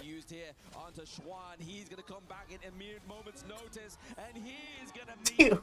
Lại lật đến từ hơi gì học kìa anh em ơi. Công linh sát đau hơn à? Ủa, anh kiểu gì đấy? Mình đốc rồi, mình không muốn tiền thưởng à? Bằng một cách thần kỳ nào đó, chúng ta cùng xem lại pha replay ở đây khi lao lên từ của đoán, mà tuy nhiên thì công linh kia như anh, ôi.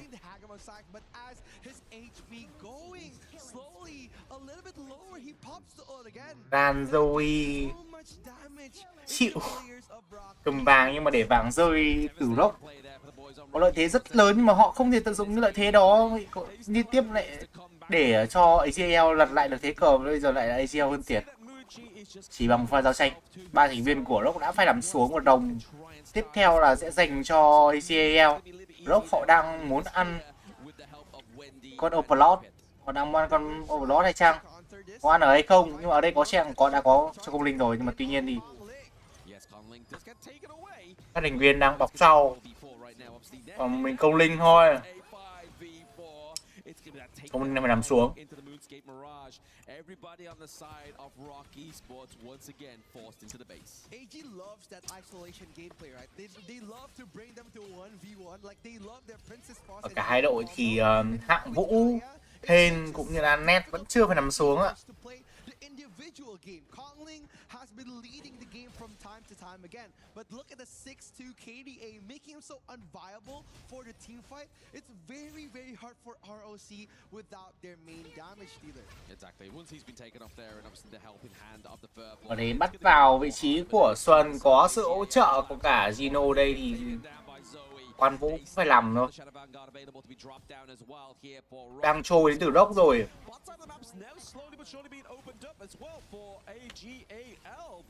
Can ROC actually make a amenable defense here into the mid lane? Dude, like we said before, like AG.AL, they don't have much vision on the big team fights. That's why that Guanyu pick has been troubling them since the first minute of the game. But look at how AG.AL answers that question. That they pressured Swan first without Swan on the picture, making Taswai so viable for those big team fights, resetting not only Tasham's ultimate, but also Rand's ultimate on those big risky team fights where AG needed a very strong front laner. Yeah, you're making a good point there. Obviously, the way that Shuai has actually been keeping alive within these team fights has meant that the complete difference of how the power dynamics have been between AG.AL and ROC Esports, because in those earlier team fights in the early part of the game, they were just going straight for Shuai, but he was then getting taken down. It then meant that ROC Esports was able to dismantle the side of AG.AL for a moment's notice. But now that they know what they're working with, AG.AL are definitely composing themselves a little bit better. Yeah, they need something here for ROC Esports. They need something to turn the game around. With the kill lead still going to them with 10-7, but look at the gold capabilities of chênh lệch AG.AL.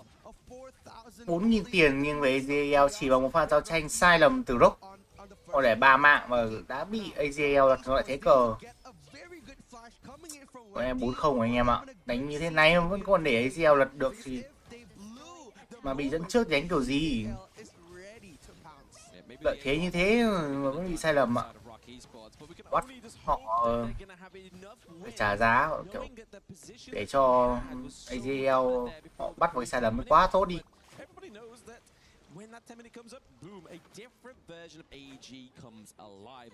Hơi vội rồi, đến từ đốc. Viễn cảnh trận chung kết nội chiến KPL là chắc chắn là có sẽ đến với chúng ta mà thôi. Y như dự đoán ban đầu của các giới chuyên môn thì mà KPL gần như là ao chỉnh toàn bộ thế giới rồi. Game của họ mà. Để Wendy lao ra bắt phải chịu Ryan ra sẽ là lùi về được mà thôi.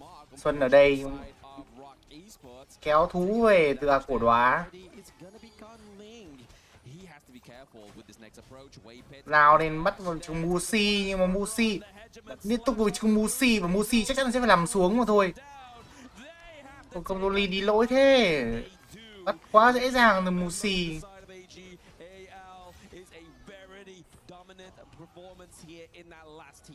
Like it's so scary, right? Look at Ryan just appearing and doing the ultimate in front of your face, even though Mushi dodged it with the tiếp tục lao lên rồi nhìn kiểu Wendy cũng đi luôn. Một pha làm tường quá tốt đến từ rồi. Dino bắn vào vị trí công linh, bắn vài phát công linh đi luôn ạ. 6-3-3 nhưng mà đàn ván này đúng MVP luôn chứ. Pha bắt chết được công linh xong làm tường cho đồng đội và lao vào đánh rồi. Không giết nổi anh ta luôn ấy, con thêm quá con Hạo Vũ thêm quá cứng đi. Đơn giản là để cho Shang, Joey cũng như Gino làm gói hết bên còn lại và chắc là 3-0 cho AG.AL. Đơn giản là áo chỉnh. Vết sạch. Mặc dù là đã có lợi thế rất tốt dẫn trước 3.000 tiền từ ROC mà chỉ bằng một pha sai lầm khi họ tấn công trụ. Và thành viên xanh nhất bên ROC là cổ đóa phải làm lại sớm, kéo theo hai thành viên khác cũng làm lại theo. Và từ đó thì dần dần là AG.AL đơn giản là họ lật ngược thế cờ mà thôi. Đấy, thế thì chịu.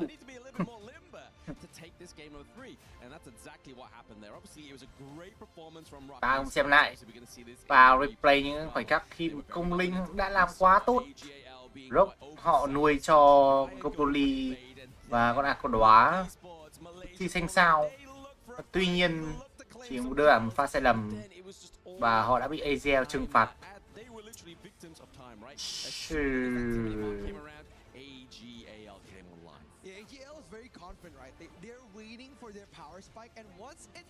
Đến 12 rồi mà bản lĩnh đây chúng ta cũng sẽ phải pha xanh gọi là bước ngoặt của ván đấu.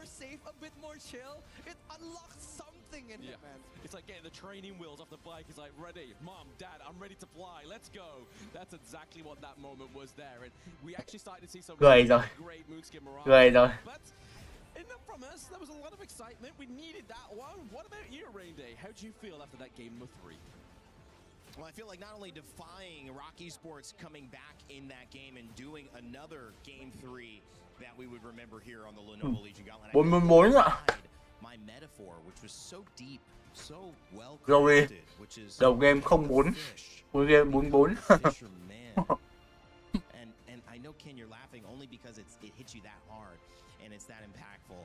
I think the only story where that's even somewhat relatable is maybe Moby Dick. So thinking of Hemingway and his time writing in the 20s, maybe that is something that could be comparable to the journey, the juggernaut that is trying to take down this final boss that seems elusive, yet it will not be ROC Esports giving up. They've got one more game, Chantel and Ken, to try to figure it out.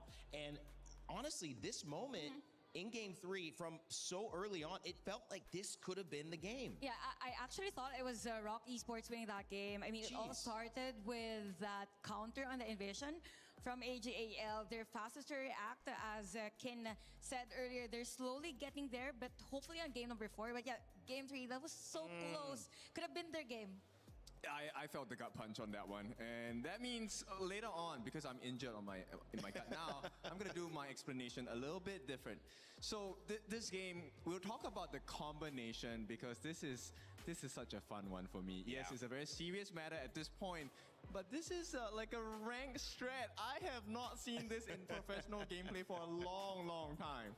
I think the only time we saw this was during the play-ins. Some of the teams actually used the Shangyu, and for AG.AL, I guess they knew that somebody has to stop on the players of ROC Esports, and I kind of feel like for ROC Esports, they kind of laxed in some of the team fights, that they almost forgot that we have the Hagmus Slash on the side of AG.AL, because at that 9-minute mark, that was a turning point. 4-0 nghỉ ngơi sớm anh em ạ. That didn't happen. Mai trong chung kết mới là gọi là tâm điểm. Game ao chỉnh quá. It's inevitable at this point. This is why the draft was built in this way. We'll jump into our tuition center for a little bit after these highlights, and I just want to highlight to you how important this draft was. Yeah, definitely. In terms of the drafting also, it was perfectly put by AG.AL because of how they played at the early game. Because if we notice, majority of the kills early game was on ROC Esports side. But at the same time, if we look at the entirety of the gold, AG.AL still has the control, specifically on Ino's lane, because there were a lot of trades. Yes, they give up kills against the other team, but at the same time, they were the ones to be able to push that tower down bottom lane. Exactly. It's so. I mean, it's exciting, but it's also painful at the same time. I don't know what I truly feel about this, but this is a great series. This is a great game so far. So let's jump into our BP first. Let's do it. Right, so first and foremost, there are two people you need to take a look at. This is the combination that I'm so scared of. The Xiangyu along with the Dolia. Hegemon Slash is Xiangyu's ultimate. The lower your health, the more damage it does. And during that activation frames, you cannot die. So Dolia's ultimate, she's known as the refresher, right? So she's able to choose what skills she wants to refresh. And I think the choices made by the support Shuai here has been great, phenomenal. It's not all about just the Xiangyu out. It's also a mirage of all the other skills available on the side of AG, but we'll go into that later. Sure. Now, secondly, I'm also very impressed with ROC Esports' draft. We asked for it, right? We need a response. We want you to be faster. The previous game, they lost because Menki wasn't able to rotate as fast, right? Agudo, she has the tumble and roll furball. She's able to traverse the map a lot quicker. And this was one of the big turning points for the side of ROC Esports. So let's jump into the next clip here. I'm going to show you what happened. Let me clear this first. Now, second one, this is exactly what we wanted to see. Yeah, the invade. We already expected AG to go in. I mean, we've seen this 3 times already. I think you reacted actually when this was happening. I was like, why? Why are you allowing this to happen? But hey, ROC was like, I got your back, right? So they got the vision from Wendy. Wendy was actually able to spot this out. And this is where the Agudo pick is so good, because you're actually able to make it in time. Now, this is where the true punish comes in. They get the secure onto the red buff, and they get the kills as well. First blood actually goes into the hands of Muji. This is a beautiful start for the side of ROC Esports. And the beauty of the composition comes later part. Yeah, this was a free kill whatsoever. And take note, the first blood was against the jungler. So it means that they need to wait for another circle or cycle to get those buffs, because they were able to somehow stop it, because it was Ran who took the blue buff. Yes. And after that, they made a couple of waves, but here's where the pain point starts. Right there. They couldn't end. I want you to focus on, look, I'm going to zoom in on this portion. Look at this. The tower is so low. Yo, down here, it is so low. That was the one chance they had to take the game, but they couldn't. So we have to deal with the new reality, which is the Xiangyu double out. I'm going to slow this down for you. So take a look at the Xiangyu out here. The first one is going to take place here, right? This is decent amount of damage, but he gets even lower on the side of Ran, gets a second ultimate, and this is where the whole game changed and turned on its head. Everyone was farming throughout the entire game. And bear in mind, we have our superstar of a player, which is our dear Ino here. This guy never stopped farming the entire game. He was all over the place, getting all the last hits as well. And when you play late game against AG, they have the perfect combo. They can stun you for days, get the finishing blow. And at the later parts of the fights, we also start to see Sheng stepping up. All the Moonscape Mirages were on point. They always got Muji at the last portions of the fight as well. So everything went downhill. Now, this is to say, there is a chance So you're saying there's a chance. There is a chance. There's a high chance. If you were the last man on earth, maybe I would. I'm going back to Dumb and Dumber here. I mean, there is a chance. You know, and this is a great breakdown. What does it look like now? It's game 4. It's your final thing. You're throwing paints against the wall. Are you coming back with something similar with that type of pace in your eyes? You know, you use the Guan Yu, you use the pick in the jungle to get a little bit faster tempo. So where do you go from here? I feel like you should be feeling euphoria right now. This is the potential last game. No pressure. I mean, the result is pretty clear at this point, right? So play with no stress. Yeah. This is a lesson. This is an experience. Yep. And everyone gets to see it in real time, 4K, 8K, whatever, whatever quality you want to watch this at. So enjoy it. This may be the last game. This may not be the last game as well. Who knows? I'm ready for any surprise. If you're paying for AK, then you definitely can afford Ken's subscription service for breathing. Okay, so we'll just put that on the table. Consider it. We're still offering that. On the end of this break, we'll be right back with some more and maybe the final game of this final series of the day before we get our second grand finalist. But up until then, enjoy this crossover with Dan to Dan that's now featured in Honor of Kings.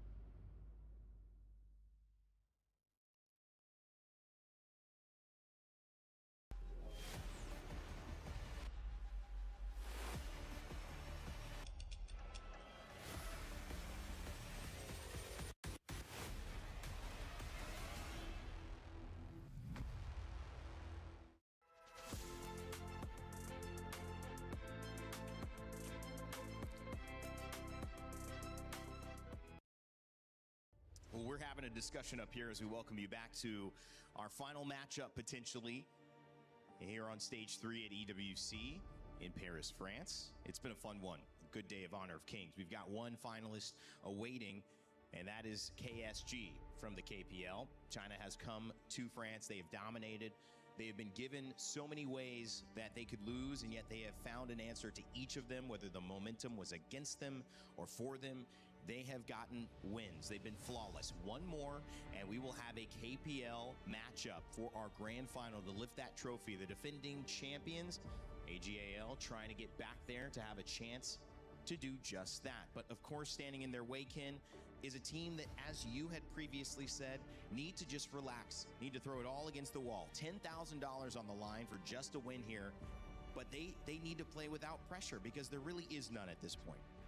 I'll tell you what my coach told me. Break the wall. Throw the ball at the wall and break the wall. That's the goal. Maybe it's about time to ban majority of the farm lane heroes at this point, just to stop that specific lane.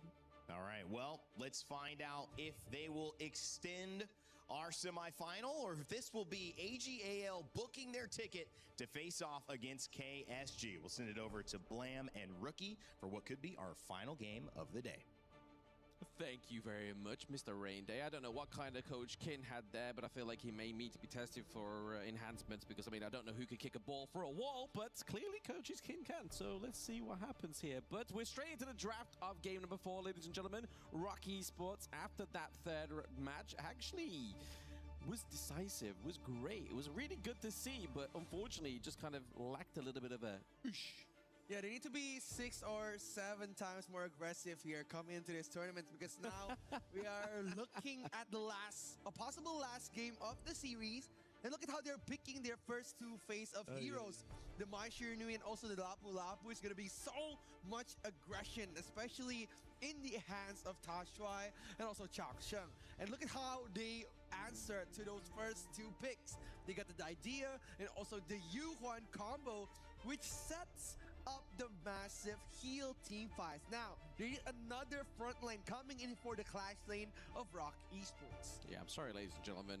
Rookie saw people in the audience younger than him and thought I had to try and recruit them into his following. But none of that. I'm in control now. I'm back in control. But we're looking at this one here. Obviously, the pay for ROC Esports kind of has that same impact as the Gudo, right? Obviously, very early to mid-game hero in terms of the pacing and the aggression that pay can give. It's going to be interesting to see if Kunling is going to be able to pilot this one the same way as that Gudo. But if you look over to the side of AG.AL, the kind of like always older than time counter is going to be the Yukio, right? Yes, has been picked 6 to 7 times. My bad. I had to do that. I had to do that. I want to check that stat. You baited me. You baited me. You lured me into that, man. But yeah, again, if you're talking about like a classic matchup, coming in for KWC, Ukyo and also Pei has been the apple. Like Ukyo, one of the strongest jungles coming into face-to-face up to Pei. So again, it's not all about speed, but also the amount of damage that Ukyo delivers that could match up to Pei. And look at how AG is drafting all of the collaboration heroes coming in. The Charlotte, the Mai Shiranui, and also the Ukyo Tachibana. Absolutely. They're going for all 3 of them, right? Like all they need is Nakamura, but they've already got a jungler, so that's not going to work. But on the side of ROC Esports, obviously you see why they've gone for the Huguan here to obviously try and counter out the Mai Shiranui in terms of the long-range poke. But when you've got somebody like Shang on this pick, it's going to be very difficult to try and catch this one. So you're going to need a little bit more help, and that's going to come from Xuan on the Byron. Yeah, Xuan has been amazing on the clash lane. The Guan Yu game that we had before has been making him so great. And as an addition to the clash lane there of ROC Esports, he's been doing so well against Ran.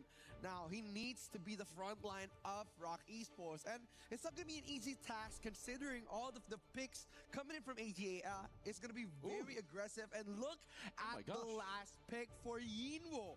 An Alessio pick. It's going to be very interesting coming up for this match. There's only one of the team that's picked this Alessio, and now it's come through here within this game number 4. So very interesting for AG.AL. Obviously does a lot of damage. He has that kind of a viability to be on his own as well, right? It's not quite the infinite vastness you get from Lung, but you're able to kind of smoke screen, take to the sky, and try and just leap out of any dive potential. I mean, if you're looking to try and escape Huan's clutches in terms of CC, I feel like this marksman's probably going to be the best one for it. Yeah, I think it's very good, especially against like heroes like Chano that spawns the wolves. It's very quick to clear all the wolves, all the traps. So maybe it's one of the reasons why Yimo picked this hero. He wants that fast clear. He wants that early game pressure coming from Alessio. But again, if we're speaking about the hero that has a limited range of escape, it's going to be Alessio. So they're going to be watching out, probably rotating more on Yino's strong side than Tehran.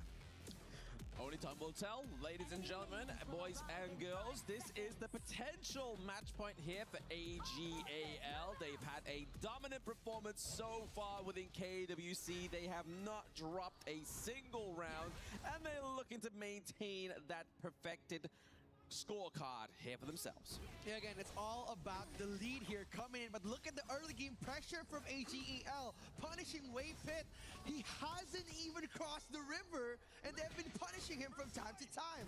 Yep, doesn't want to be crossing that river of Styx because that means he has died in game. Waypit taking a lot of damage there onto the Diet here, but he's going to be safe into his own jungle, right? Obviously, if we see the side of AG climb into the enemy's jungle, they're going to deal less damage because of that Guardian Sprite 3-4 minutes here. So he had the means to be safe within that one, but at the top side of the map here, we do see the dive for AG. Ron trying to steal away the fire Beak here, but he's going to V1 against Wendy Xuan. He's on the back end to his side of this T1 here. Sheng coming up with the rotations, trying to hit somebody with the Kachusans. Yeah, they're just trying to poke at him in the first stage of the game, just trying to apply as much as pressure as they can. And what I said before the draft was they're going to be playing with Yino, but now they're playing with Ran again. So they're just leaving Yino to fend for himself, trying to poke on the channel, and now it's working, right? Yino with the Alessio pick, with the massive amounts of like range, explosive basic attack, has been so good against Muchi spawnings. So again, it's Yino who's dominating your farm lane again. I mean, do you expect anything that different, right? Like, this is a guy that's literally known worldwide now within Honor of Kings and the esports ecosystem. So he definitely has the reason why his name's known, right? Like, he is the guy. He is him in that farm lane. Yeah. He would want to be one of the best performing players, especially in AG.AL, right? Like ROC Esports, they would need something to break the tempo of AG now. Look at Wendy, opening up the river, trying to match the pace of AG.AL, but Tashua is just waiting for them in the bush.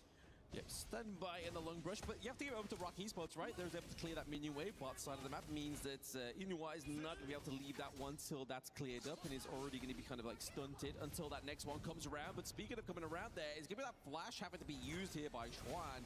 That was a huge dive here, but at the expense of ROC Esports. It's so scary, right? Like, if you're seeing like how they rotate, how they operate, like Tashua and Zongi and also Johnson has been performing as a one-man unit. Their triple mid-man rotation has been so dominating this whole tournament. Absolutely. I mean, if you're not scared by the sight of one of AG.AL players, 3 of them is definitely going to be nightmare fuel for you on the Gorge. But looking at this, they're just kind of trying to set up a game state that's going to be healthy enough for them to set up a Tyrant takedown here as well. I feel like we haven't yet to see ROC Esports actually claim a Tyrant within that first 4 minutes, right? Yeah, maybe on when they're a little bit more aggressive, but again, it's all about the setup coming from AG.AL. They love to pick those risky team fights before the 4th minute, triggering ROC Esports' resourceful skills, and when the time comes for those big objectives, they won't have any left. That's why ROC Esports haven't been able to do their setup, and they haven't been to counter up the setup that AG.AL has brought upon. Exactly. They're just trying to stem the bleeding, right? Once again, you see here that ROC Esports, they were kind of like, it's like the scales of justice are swinging to and from between these two teams in terms of that gold lead. And it's just showing that they are trying to keep up with that tempo that we saw in the first 2 games. A lot better of a response there for them in game number 3. But game number 4, they're just trying to keep it at the same pace and at that same performance of game number 3. The takedown of the Tyrant here is going to be huge for the side of AG.AL, knowing that that gold is not quite in their favor. It's so interesting, right? Like, looking at AG.AL, like how they set up their team fight, how they set up their Overlord and Tyrant contestant. It's so interesting. Like, they managed to get 100% of everything on every movement that they do. So it's no wonder that they've been so good on KPL and also in China. Absolutely, they're definitely trying here, right? Obviously, they were putting a lot of pressure onto Shuai there on the Lapu Lapu, using the bit of using the enhanced attack as well. Down here, we are looking just for maybe Waypit. He's just being, you know, ballsy, man. He's like, hey, we need to know where they're going to be, where they're at, and they're at the Azure Golem. That's very interesting, especially if we're looking at the items for the first pick. But look at here. Nothing gonna happen, right? They're just poking. They're just, you know what? They're just trying to rage bait like that you were being rage baited earlier. They're just trying to test the waters, right? Especially coming in with the Raging Sea, trying to see if ROC Esports, they wanted the fight. But now, if we're talking about items, talking about skills, it's very interesting to look at Seng's item. He's not making any anti-heal. We're not seeing any venomous staff coming in from the aggressive mid laner. They just want the damage. Oh, speaking of which, they do try and get the catch-up here. Obviously, it's going to be Xuan. It's going to be stopping that stampede onto the side of AG.AL. when the two great forces match together. They just clash and hope to collide and try and get something come out of it. But Xuan here, he's just literally looking at Hellfires. He is the punching bag. I have to give props over to Conling. Conling hasn't actually been seen in any of these team fights so far. Obviously, he's able to open up top side of the map there. He's playing kind of like a bit more of a macro pay. We are seeing a big dive there. Double knock up, and there it is. Oh my goodness. Here he gets 1 and 2. It's going to be Zoe there with a clean ultimate from the side of AG.AL. It's so painful, like looking at Zoe's Snowfall Slash coming in, just getting those double dashes and getting those eliminations in an instant. Playing like the usual best jungle, Zoe brings so much pressure here. It was the setup coming in from Tashuai, making them uncomfortable. Tasham's stun was so good, and also the follow-up from Zoe Slash. It was such a good initiation coming from AG.AL. ROC Esports just wanted to be hospital, right? They was just like, you know what, let's serve them up a nice little hot meal onto the side of AG.AL. Let's get into the same space and into that ultimate region. But that's the thing that's scary about AG.AL, right? Like, obviously, ROC Esports were just keeping toe-to-toe with them in the first, like, 4 to 5 minutes. But they have the ability just to turn it on whenever they want to, and that's scary. Yeah, look at this. Shuai just opening up the map, destroying the dagger, trying to see the entire field of vision of ROC Esports, but now they're trying to put them in the corner here. Oh, yep, the Radiance does get popped. It's going to keep it amped up the Raging Tides, but there it is. We get the deletion of Sheng, but it's going to be for Muchi, and now Wei Pit onto the side of ROC Esports. Their damage falls, their front line falls, and Kong Ling is nowhere to be seen. He has to use a Space Bright back to base as the T2 into the mid lane looks to be taken down. It's so scary, like looking at the Ukiyo Tachibana in the hands of like Zoe. Yep. It's so amazing but scary at the same time. He's there on almost every team fight, and I like how Tangsheng and also Tasai is just being such a good teammate, giving so much setup, coming in for the initiator, the finisher. So yeah. That beautiful ultimate there from Inua as well, right? That was just like, hey, I'm going to take this guy, land my homing missiles, and you're going to have to deal with the aftermath there, which was the deletion of Muchi as well as Xuan. And Xuan is now back onto the gorge here. He has to be the charging ram. He has to soak up a lot of that damage. But Sheng into the backline just to scare them away. Leading up the Rising Tide there just means that Wei Pit, Muchi are all low health bars. The flashes have been committed here by the side of AG.AL, but they're just looking to make sure they're giving the space over to the minion wave. Insane, absolutely insane play there. Coming in from Sheng, getting the flash knockup on all the players from ROC Esports and surviving. It's another level coming in from AG.AL. Absolutely. I mean, this is the thing. Like, this is a team that know the damage numbers. They look for timers. They look for pretty much every little kind of intricacy when it comes to Honor of Kings. And the fact is they knew they was going to do enough damage to basically to shift them away and be able to get that bot side T2. It just shows the different understandings of this game. Wow. And again, they're just trying to assert their dominance on these big team fights. The 8-minute mark coming in for ROC Esports, but AG.AL looking as dominant as ever, looking to end the game here with the triple wave coming for their high grounds. Looking for the opening of their high grounds there. A little bit of a Brucey bonus potentially for the side of ROC Esports as the T1 bot side, but it's going to be a fight for the mid lane here. It's all going down. Con Ling falls now. Xuan as well. Muchi on the run. Wendy even now joining the rest of his brothers into the afterlife. T3 top side of the map gets taken down, and then we have Ron just making sure Wei Pit runs back to base as the obviously Vanguards come through, and AG.AL, your title defenders, make it into the grand finals once again. It's going to be the dominance that they've seen before. Last year's champion, same result, same dominance, and same mentality coming from the champions of KWC 2025, asserting their dominance over ROC Esports. Yep, they came, they saw, they conquered every global team to get here. AG.AL on the golden road to defend their title once again at KWC. Will they perfect their start here and have a perfect end? We will see them in the grand finals. But what will see once again is just how exactly AG.AL turn on this flame of just pure performance. I mean, they're so dominant. Like, with the first 2 picks, I could already see that AG.AL, they wanted control of the game. And they answered with that in mind. The setup coming in from Changsheng, and also the amazing double-man knockout from Tashuai. Like, nobody from ROC Esports could answer that. Especially coming in from the pressure, coming in from the 2 side laners, Sino and Swan Run. But we're going to talk about it again with Rain Day and the panelists.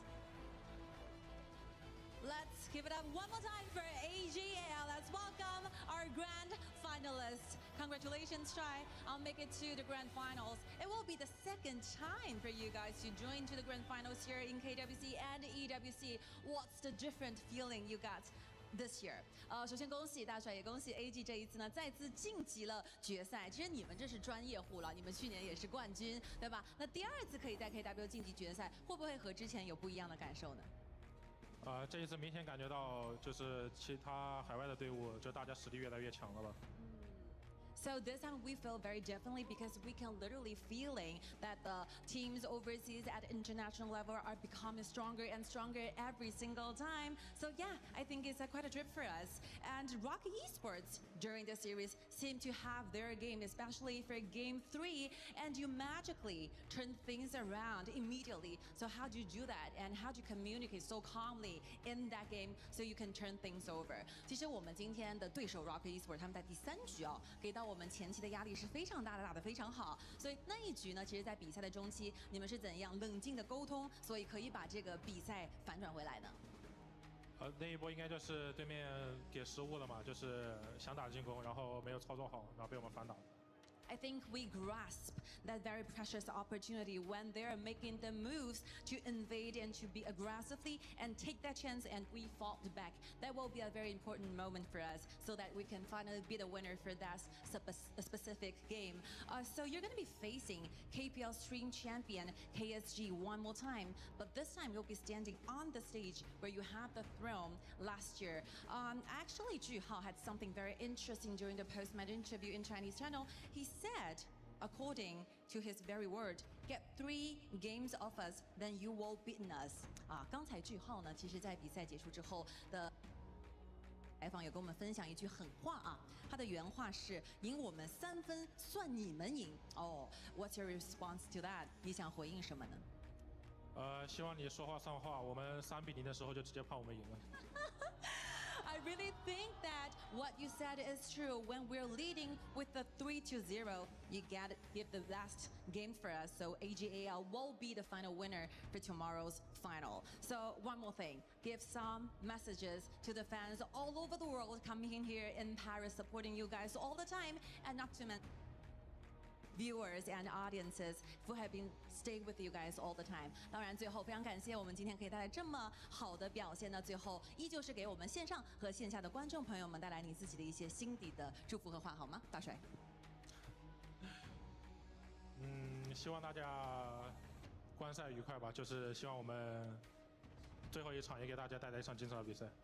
Hope you guys have a very wonderful and amazing watching experience watching our matchups, and hopefully we can give a best status and give the best performance to us. Thank you so much for supporting us. And here we go. That will be the end for the interview. And now it will be the time where we share the glory time together. Come on, boys. Come on, boys. All the players from AG.AL. It will be the moment you'll be cherishing for your entire life.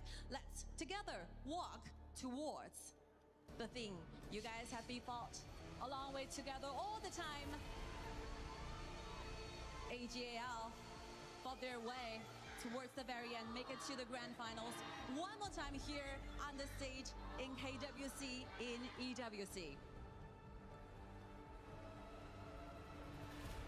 We're watching the key of ROC Esports being smashed and destroyed, and this will be the end of their journey here in Paris, while the world awaits for AG.AL to chase for their second global title.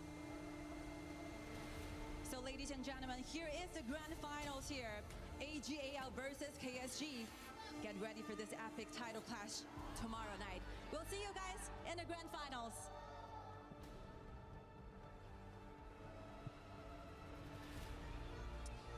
reminds me of remnants of the Colossus of Rhodes.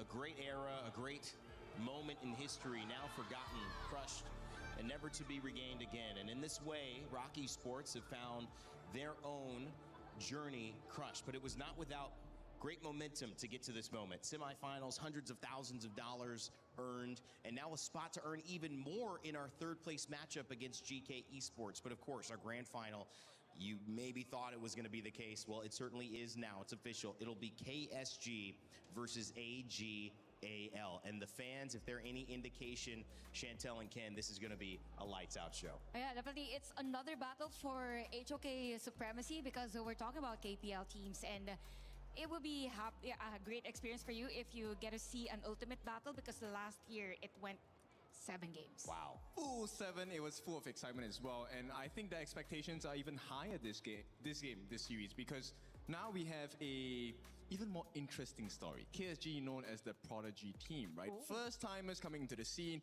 wins the whole spring for KPL. Yeah. Now they get to do it on the international stage against the previous winners of AG.AL. So tomorrow's going to be spicy, it's going to be hot, it's going to be exciting. Might have been one of the biggest statements that you could make coming into this. And for those who need the official viewpoint of what we've got coming up, here's a little bit of how it all went down in that final game. AG.AL dominant, they barely died, 1 death across all of their team, and ROC Esports, well, it just fell short. We've talked about this enough. I'm not sure we need to belabor this one too much after we crushed their key. We know they lost the game, but Chantel, moving forward, AG.AL and KSG, what's exciting you about that matchup? He mentioned Dream Team. What is AG.AL bringing in their title defense now moving forward? Definitely for AG.AL, they are cleaner as compared to last year's performance. I mean, there's already a variety on the heroes that they're using, and a great adaptation skills when it comes to games wherein the other one is on the lead. Now for KSG, it's about having that control early game. It's kind of crazy because if you take a look at what KSG offers, it's like, okay, we go with the stock standard. Nobody has been able to push our buttons. But for AG, they have come up with some really interesting picks like Bai Chi Farm. They've done Alicio in this last game. Yeah, the Xiangyu as well. Like, these are all off-meta picks, right? Things that are really new to a lot of our viewers. And it'll be the first time we get to see, on this stage at least in Paris, 2 KPL teams pushing each other to the limit. Yeah, and speaking of pushing it to the limit, now that you've mentioned about heroes that are not normally part of the drafting, it just means that it's going to be a tall order for the coaches on how they will prepare against each other, because maybe the other teams prepared a totally different draft. Maybe some orthodox heroes that we don't really see on international tournaments. So something like that. So the journey of these teams might be a little different from the previous year, because a lot changed in our game. You know, it's also interesting to look at Geekay Esports and ROC, which will be our 3rd and 4th place matchup. We mentioned there's like, I'm not sure if it's 80,000 on the line. It's something there.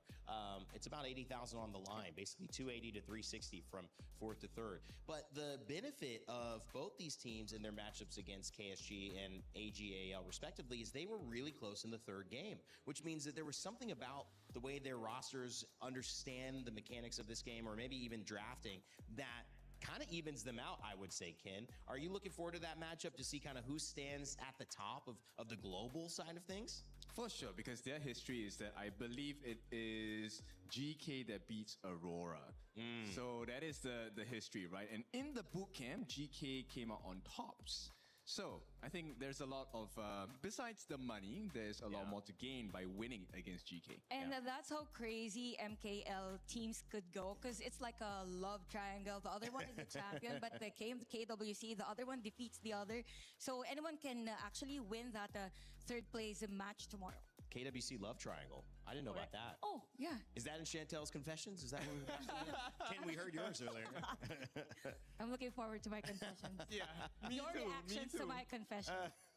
Everyone feels like they've got to go through it. I haven't had my confessions yet. Ooh. Just saying. Big shout out and shot of Yunawa's father, and I would assume his mother, his brother. I'm not exactly sure. We know the father spoke out and was there yesterday in the stands. His entire family representing, being here, Ken. I mean, that's just, we talked about, mom buffs and parent buffs and kid buffs. That's a big buff there, seeing them all the way from China come and represent. It is, and it's a once-in-a-lifetime thing to be able to achieve. If you can achieve success in front of your family, in front of your siblings, to show, not just inspire your family, you know, be proud of it, but to show the rest of the world that if you really truly are good at what you do, you will get all the attention, the satisfaction, the fulfillment. This is something that money can't buy. I tried to impress my daughter here today, but she just really wanted blueberries and Maybe and she'll like this. Maybe she'll like this. Maybe she will. I don't know. But at the end of the day, I mean, sometimes you like what you like, and I do love the idea though of this being bigger than them. What do you think the reaction is in China right now, Chantel? How excited do you think they are looking at this matchup, watching from home, saying this is going to be great? I think they're kind of crazy about it at this point because people are like just really looking forward for this matchup even before we started this year's AWC. Yes, it is. I mean, if you take a look at how high-tech their cams are, the ones that they brought in. Yeah, like just a huge fraction. lenses, this close. Yeah, it's a fraction of their power. So when you have the fans all the way in KPL, they have unlimited power-ups. Oh, I love and it, baby. unlimited funds. Because not everyone could fly to Paris just to support your favorite team. Yeah, right? I always say it. I mean, it has nothing. I mean, listen, there's more to talk about fans who travel to support their teams, where that money comes from. Sometimes I don't know, especially in American sports, which I watch normally. But we had a chance, unfortunately, on the side of Geekay Esports to have ROC Esports, excuse me, to have a conversation. Their exit interview here is ready with Mara, so let's hear what they had to say. We're here with Waypit from ROC Esports. Waypit, you went all the way to the semifinals against the defending champion. What did AG.AL show you that made it so difficult to break them? I think their teamwork is very good, and also they just play like different level compared to us, I think. They play different compared to what you're used to, but tomorrow is going to be a familiar opponent, ROC Esports versus Geekay. Now, facing a team that you're so familiar with, does that change the way you prepare? No, we just treat every opponent with the same way. Now, tomorrow, there's only one place, one spot for a third place finish. Both you and Geekay Esports came in here carrying the same flag, representing Malaysia. How much pride is on the line since there's only one more spot? I think we will win the game. You'll win the game. Any predictions? Maybe 3-2. 3-2. All right. Now, tomorrow, it's going to be our last chance to have a podium finish. Third place, how much would this mean for ROC Esports? It means that we can take the same place like last year, I think. And you'll be satisfied with the same place as last year? Yeah, I think because the third place, I think is mean like is the team is the best team without is the best team in except APL, I think. Best team in the global and the highest finish for MKL. Once again, thank you and we wish you luck for tomorrow. You heard it from Waypit. We sure did. Thank you, Mara. It was a great statement at the very end there saying, yes, we're happy because that means we're the best in the world if we just exclude the KPL, which is kind of what you got to do here for at least a little while longer. But even as AG.AL said, the scene is catching up. The world is catching up. And that is a great vote of confidence for what they've been able to do on the stage. They'll have another chance to prove how far they've come tomorrow. Yeah, definitely. We've seen a lot of games being stretched at 18 minutes. I would love to see a max game tomorrow at 5 games. That was the prediction for tomorrow's matchup. But yeah, for our MKL teams, definitely there's a huge progress, I must say, even applicable to majority of the global teams who participated in this year's KWC. I think all the teams, right, whether they have attended the bootcamp or not, I think that was a great improvement by all of the different teams that have attended this year's KWC. In fact, this actually makes me feel like next year is going to be even more tight-knit. And maybe, okay, so once again, we have to root. Maybe next year we'll get that one win. Grand finals tomorrow. And we'll go game after game after game, just waiting. One game at a time. Yes. All right, well, let's take a look at the bracket coming up on your screens. It's tomorrow, grand final day, but it's also a third place match as well. And there's something else. Of course, you know ROC Esports going to take on Geekay Esports. That will start our day at 11, so same time if you want to tune in. Team Valor's Team Kings, what is that? A show match, a best of two? Uh-oh, that is going to be fun. Look at these teams. You can see it yet again. Ken, these are some superstars, and they'll be playing twice, so double the trouble, double the fun. Okay, I'm voting for Team Valor's because Gemini was the MVP yesterday. Okay, I'm going for Team Kings because we have two representatives from the Show Philippines. mata. And Shabik's my friend. Okay. I'm going for a good matchup. That's fair. That's fair. They'll have to prove which one's the favorite. I'll be a fan of one of the teams afterwards. How about that? Let us know in the chat who you think is going to take it. By the way, we've got an update about the club championship. Chris gathered all of the CC crew to talk about it. Let's send it over to them. Another Club Championship update here with all four of us. They seem to actually be managing to wrangle us all quite well, once a week at least anyway. So another update coming in here. I mean, Trav, for your stage, you know, we've got some different competitors kind of coming through. AG.AL are a big one, of course, in Honor Kings, looking like they're going to go on to win their series today. This is pre-recorded, guys, that's how it works. But for you, I mean, kind of similar story, they are competing there as well. Yeah, absolutely. So Zubair started off really, really strong. He took down the winner of 24 and 25, Ulsan. So that was a big push for him. It started well really early on, then it kind of wavered a little bit from there. So we're questioning how well he's going to be able to do now. But Arslan Ash over on Twisted Minds looking like one of the favorites to take it all. He's pretty much won everything you can do in the game. So if he gets an Esports World Cup title, he's pretty much going to be in those GOAT conversations. So that's something that he really wants to get done. So a lot of pressure on his back as well, considering Twisted Minds kind of fell a little bit short last week. Vitality got Jean Ding in the competition as well. He's just managed to get through the first round of the group today as well. So he's in a good position to go far. But as always, it's Team Falcons. They've got 3 players through. They came in with 4, so only lost 1.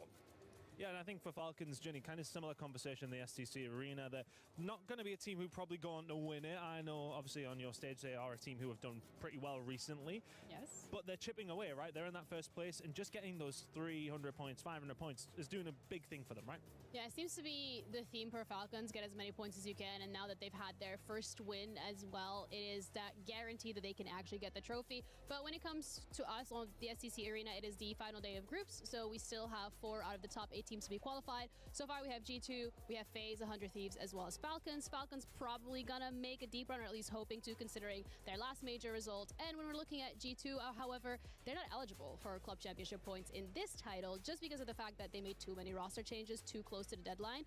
But then we're looking at Gentlemaids. They are competing later today. They're hoping to get that top 8 finish at least, because they have already gotten a total of 400 points across different titles. One on your stage last week, on week 1 as well for the STC arena. So they're sitting comfortably. They're hoping to make it a top 10, but we'll see whether or not they'll be able to repeat a win in the major this time. Yeah, I think the Thieves one's an interesting one, because obviously winning already, winning again. We've kind of always been talking about first place, but that prize pool runs all the way down to top 24. So it's going to be interesting to see how some of the other teams do kind of filtering. And Lauren, your stage, you've got 2 weeks of competition.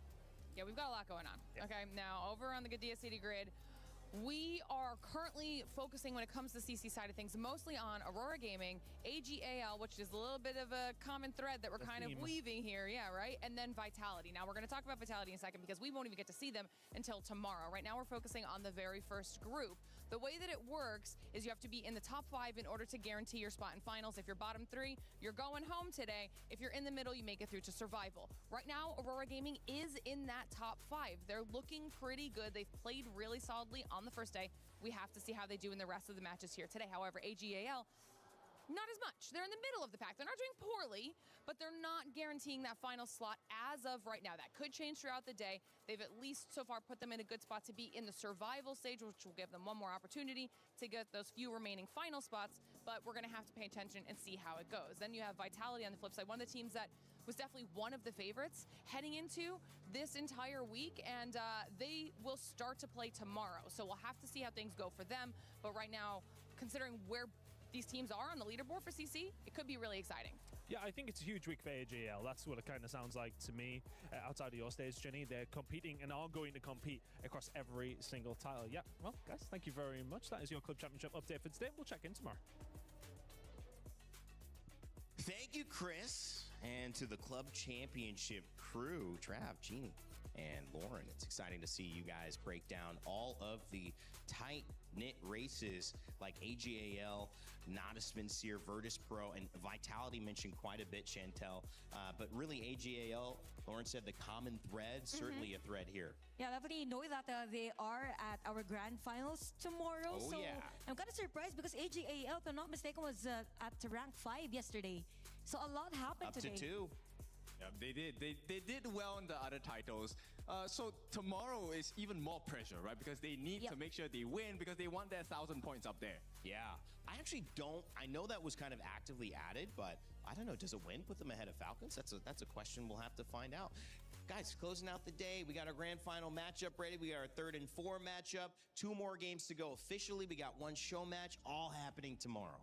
And possibly 13 games if all games will be maxed. Possible 13 games plus the show match, so make it 15. Yes, max it out. And of course, we will give you a line from Team Aurora in the interview. Have some sleep, eat some food, get some rest. We'll see you tomorrow. I love it. Hey, I don't really have to say anything. Ken just closed this out. From everyone here at Lenovo Legion Gauntlet, remind you to never give up, never stop gaming. We will see you all tomorrow.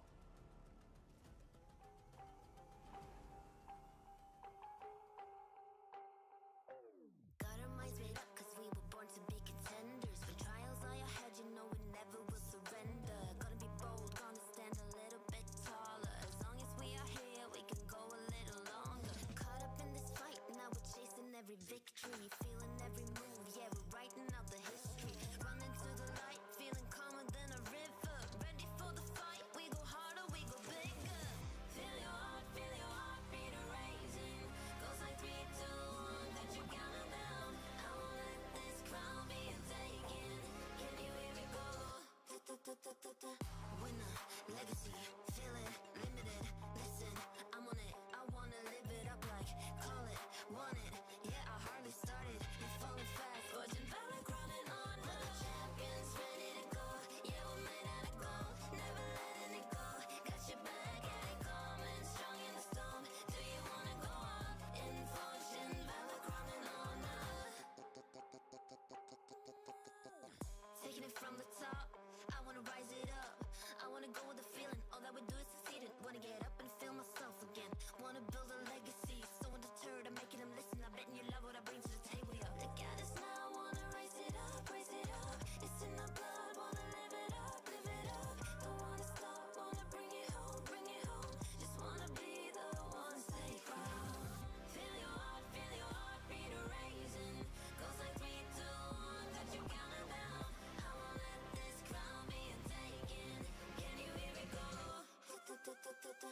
Winner, legacy, feel it, limited. Listen, I'm on it, I wanna live it up like, call it, want it. Yeah, I hardly started, you're falling fast, forging valor, crowning on the champions, ready to go. Yeah, we're made out of gold, never letting it go. Got your back, yeah, they coming, strong in the storm. Do you wanna go up in fortune, valor, crowning on us?